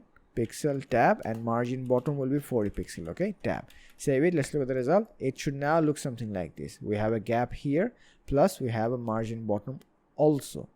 Now guys, time to make this check mark green in color. Okay, in order to do that, we're gonna go back to our services HTML. Okay, open any of the cards. Okay, this time card number 3 is open, so we're gonna go and find for that icon, which is this one. You see B check LG, it is same everywhere. So let's copy this one, come back to our services CSS at the bottom. Okay, or anywhere you like. Okay, no problem. Okay, dot paste curly bracket, so we're gonna apply the color. Give me a second. Okay, color var minus color minus green minus 100. Let's save it and look at the result. Okay, it should now look something like this. Alright guys, so far so good. We're done making the cards, but is it responsive? Let's put it on the test. Okay, I'm gonna right click inspect. Okay, now I'm gonna slowly make it smaller. Okay, look at this one. It is not responsive. Can you see this one here? So let's go and make it responsive. Okay, in order to make it responsive, we need some media queries. So at the very bottom, we're gonna write here at that media. Okay, max minus width of how much? 1024 pixel first of all. Okay, I'm gonna copy this, paste it 2 more times. Okay, here I'm gonna write 768 pixels, 768 pixels, and on the other one I'm gonna write 568 pixels. Okay, 568 pixels. Now, what is the property that should change every time I make it smaller? It is the grid template columns. So let's go back to our services.css. Let's go and find that. Where is it? It is somewhere here. Can you see this one here? Grid template columns, repeat 3 1fr. Let's copy this portion. Okay, the main class name. Let's scroll down to your 1024 pixel. Okay, paste it, ending curly bracket here. Now I'm gonna write here gtc tab. I'm gonna make it 2 1fr. So we're jumping from 3 column to 2 columns. After saving it, let's look at the result. Okay, on the big screen we're gonna have 3 columns, but the moment we hit 1024 pixels, it's gonna be from 3 to 2 columns. Okay, something like this look. Okay, and if I make it even more smaller, it will look ugly, you see. So what I'm gonna do, I'm gonna convert from 2 column format to a single column format. Okay, on the smaller screen sizes. So in order to do something like that, let's copy this portion. Okay, and on the 768 pixel mark, let's make it 1fr. After saving it, let's look at the result. Okay, it will now look something like this. If I go below 768 pixels, it looks like this. Okay, but can you see this one here? The cards looks quite big. Let's make it a little bit smaller on the 768 pixel mark. So in order to do that, instead of 1fr, which is basically 100%, we're gonna write here 0.7, which is basically 70%. If we look into the result, it looks something like this. Okay, the cards became a little bit smaller, but it's not on the exact center. So in order to put it on the exact center, we're gonna use justify content center. Okay, let's maximize this one and let's write jcc tab. Save it. Let's look at the result. It will now look something like this. There we go. But if I make it even smaller to the mobile screen, look, you have some unnecessary gap here. Can you see this one here? So we need to remove this one. Okay, and if we remove this one, the cards will expand 100%, which will look nice. Let me show you. Okay, so let's come back here. Let's make it maximum. I'm gonna copy this portion again, something like this. I'm gonna paste it here, but this time I don't need the justified content anymore, and I don't need 0.7. I need 1, which is basically 100%. Now let's save this one and let's look at the result. The result should look something like this. Okay, we have very minimum gap here, plus the cards also looks very nice. So let's expand it like this. Oh, by the way, let's actually test this one. If I click on this one, it should work, and it's working perfectly fine. Now let's scroll and see our result. Okay, there we go. Let's look at the footer. The footer also works. Okay, if I expand this one, it's gonna go from single column to 2 column format. Okay, now if I make it even bigger, it's gonna go to 3 column format. There we go. So guys, so far so good. Our services page is also complete. Alright guys, so far so good. Now we're gonna make the last and final page, which is the contact page, and it should look something like this. We're gonna have some text here, a form and a map, and at the bottom we're gonna have the footer as usual. So let's get going. We're gonna go back to our VS Code and make sure that you have a page called contact.html. Next up on the styles, create a style sheet. Okay, it's gonna be called contact.css. Then you're gonna come back to your contact HTML and you're gonna write some boilerplate code. Also include the icon, write the title, and include the design system here. Below the design system, we're gonna link the CSS that we created just now, which is inside the source, styles, and go to contact CSS. Done. And also make sure that you have linked the JavaScript at the bottom. Now we're gonna go back to our index HTML. And then we're gonna scroll up to our navbar, which is here. We're gonna copy the navbar We're gonna go back to our contact HTML, and inside the body, first of all, we're gonna write a div with the class name hero like this. Inside the hero, we're gonna paste our navbar, save it. Okay.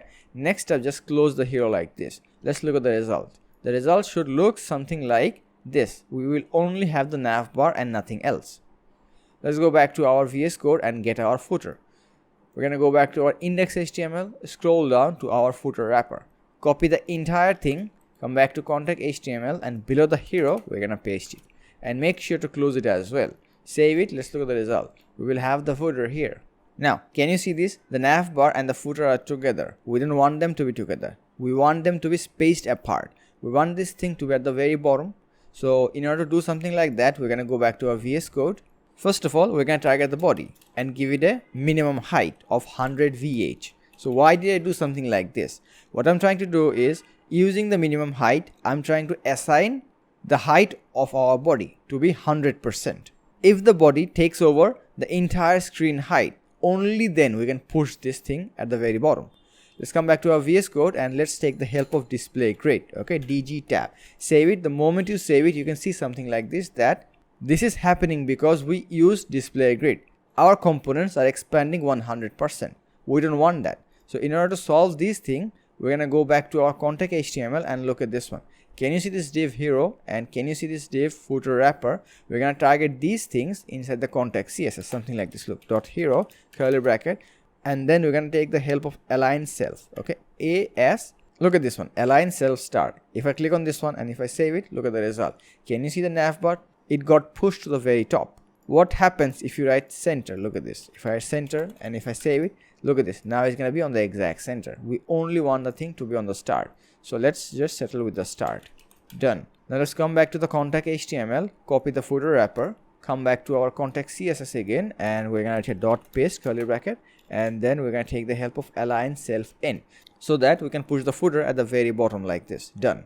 Next up, let's plan. We're going to call this thing section 1. And this thing will be called section number 2. Let's get going. We're gonna go back to our VS Code, to the contact HTML. Okay, below the here we're gonna make a div with the class name section 1. Okay, dot section 1 tab. Inside here we're gonna write dot common minus title. Let's write here contact us. Done. Let's save it and look at the result. It should now look something like this, but we want this gap to be here. So in order to put the gap here, we're going to take the help of container inside here. CONTAINER, this one. Okay, save it. The moment you use container, it's going to come to the center. Don't worry, we're going to fix that later on. So let's put this content at the bottom. Let's come back to our VS Code. Below the common title, we're going to write text tab lorem 12 tab. Save it. Let's look at the result. It should now look something like this, but this thing is not at the exact center, just like this one. So in order to solve this, we're going to take the help of text minus center. So after the container, we're going to write text minus center. Save it. Let's look at the result. It should look now something like this. Let's style this one. Let's go back to our VS Code. Let's copy the text. Come back to our contact CSS, and below this one, dot paste curly bracket. Let's assign a font family of var minus minus font minus 2 and font size of var minus minus sub. Done. It should now look something like this. Now we're going to make the section number 2, which is this one. Let's get going. We're going to go back to our VS Code on the contact HTML, and below the section 1, let's create another section called section 2. Okay, section 2 tab. We will use the same container here. So CONTAINER. Done. And now look at this one. We have two sections. This will be called section 2 left, and this will be called section 2 right. So let's translate that into our VS Code. Let's copy this one. Inside the section 2, dot paste underscore underscore star 2 tab. We're going to call this one left, and the other one will be right. Now inside this left, we need a form with a class name form like this. Form dot form tab.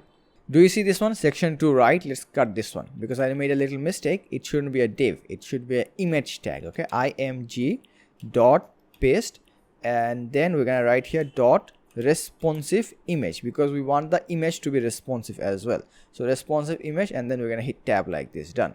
So on the source, we're going to hit control space. We're going to go to our src images contact, and do you see the map? We're going to select the map, save it, and it should look now something like this. We will only have the map and nothing else.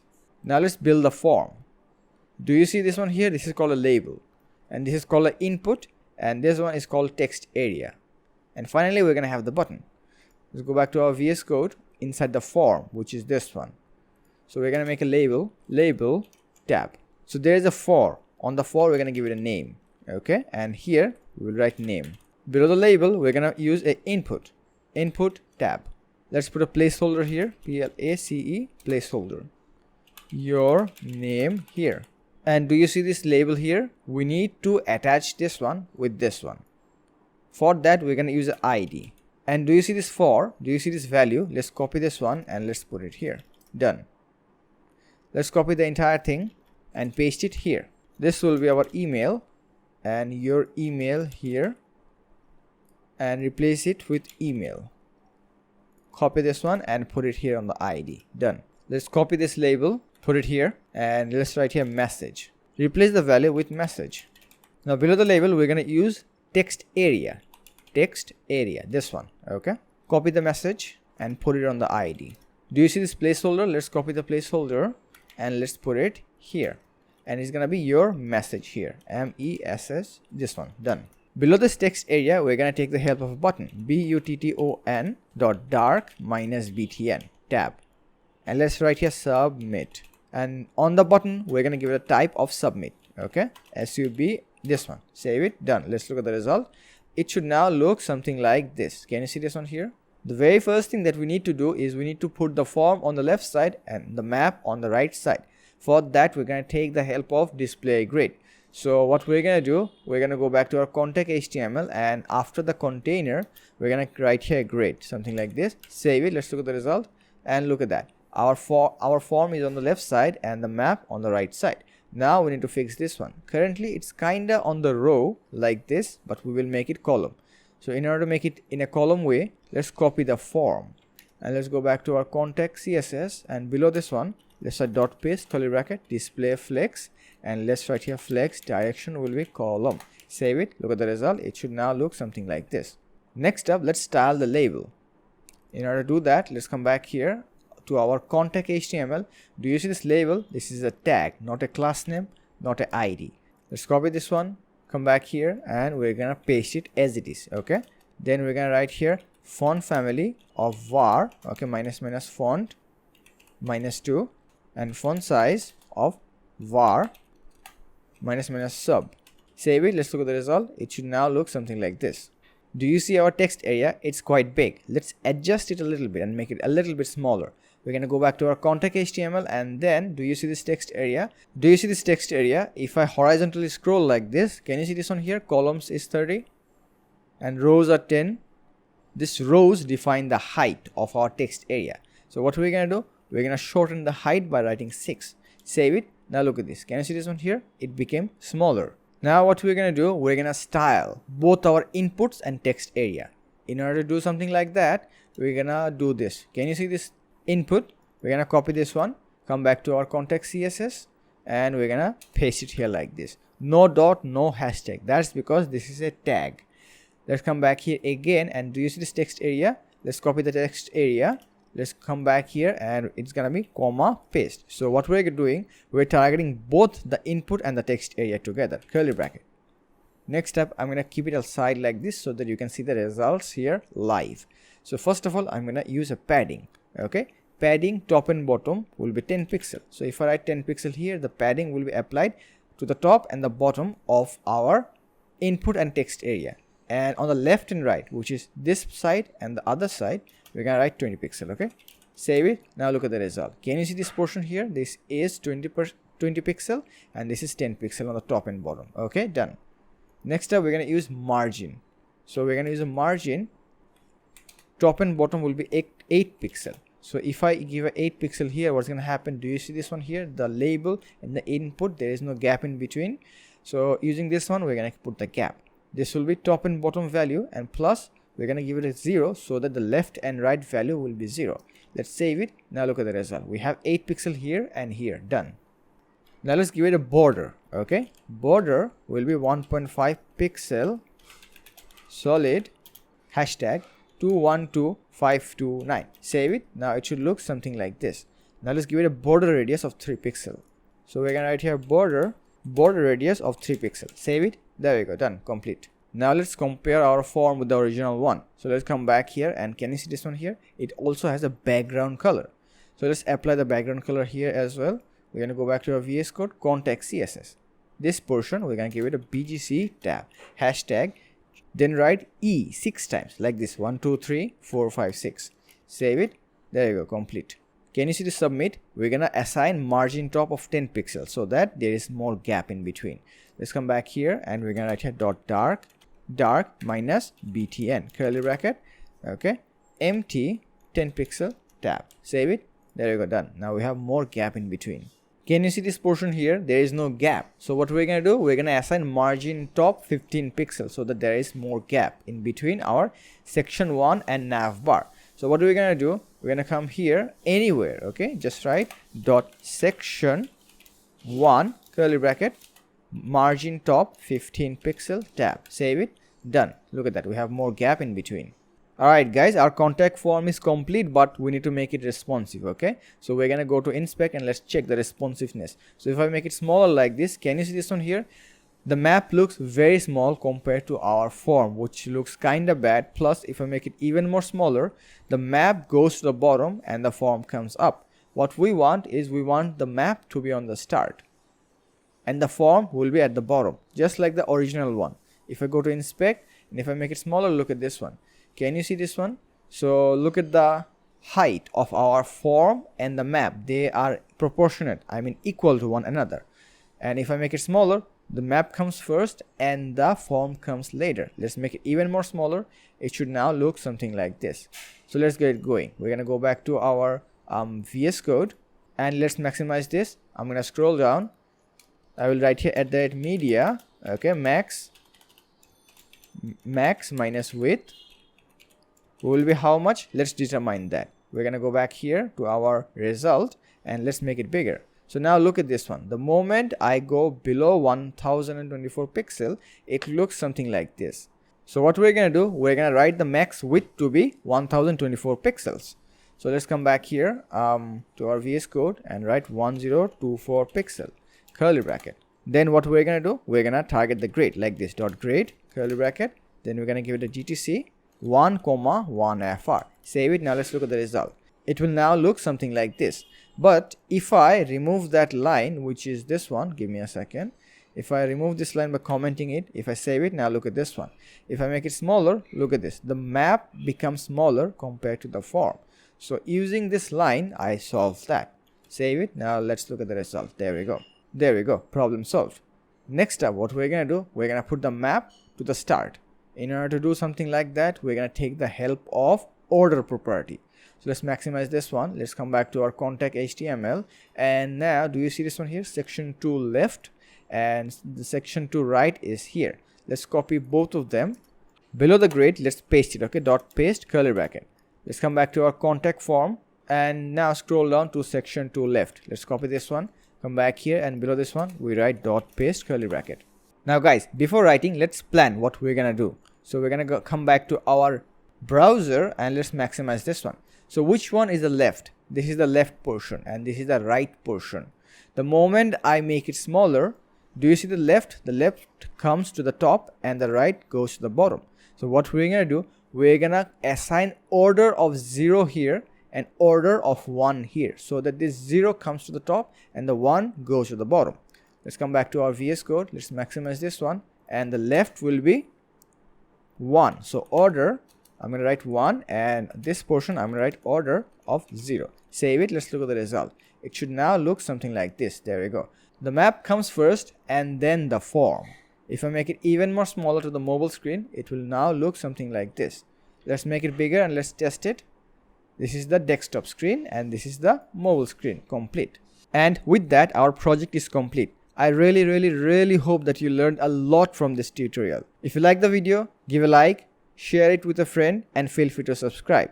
Till then, take care and I'll see you in the next video. Bye bye.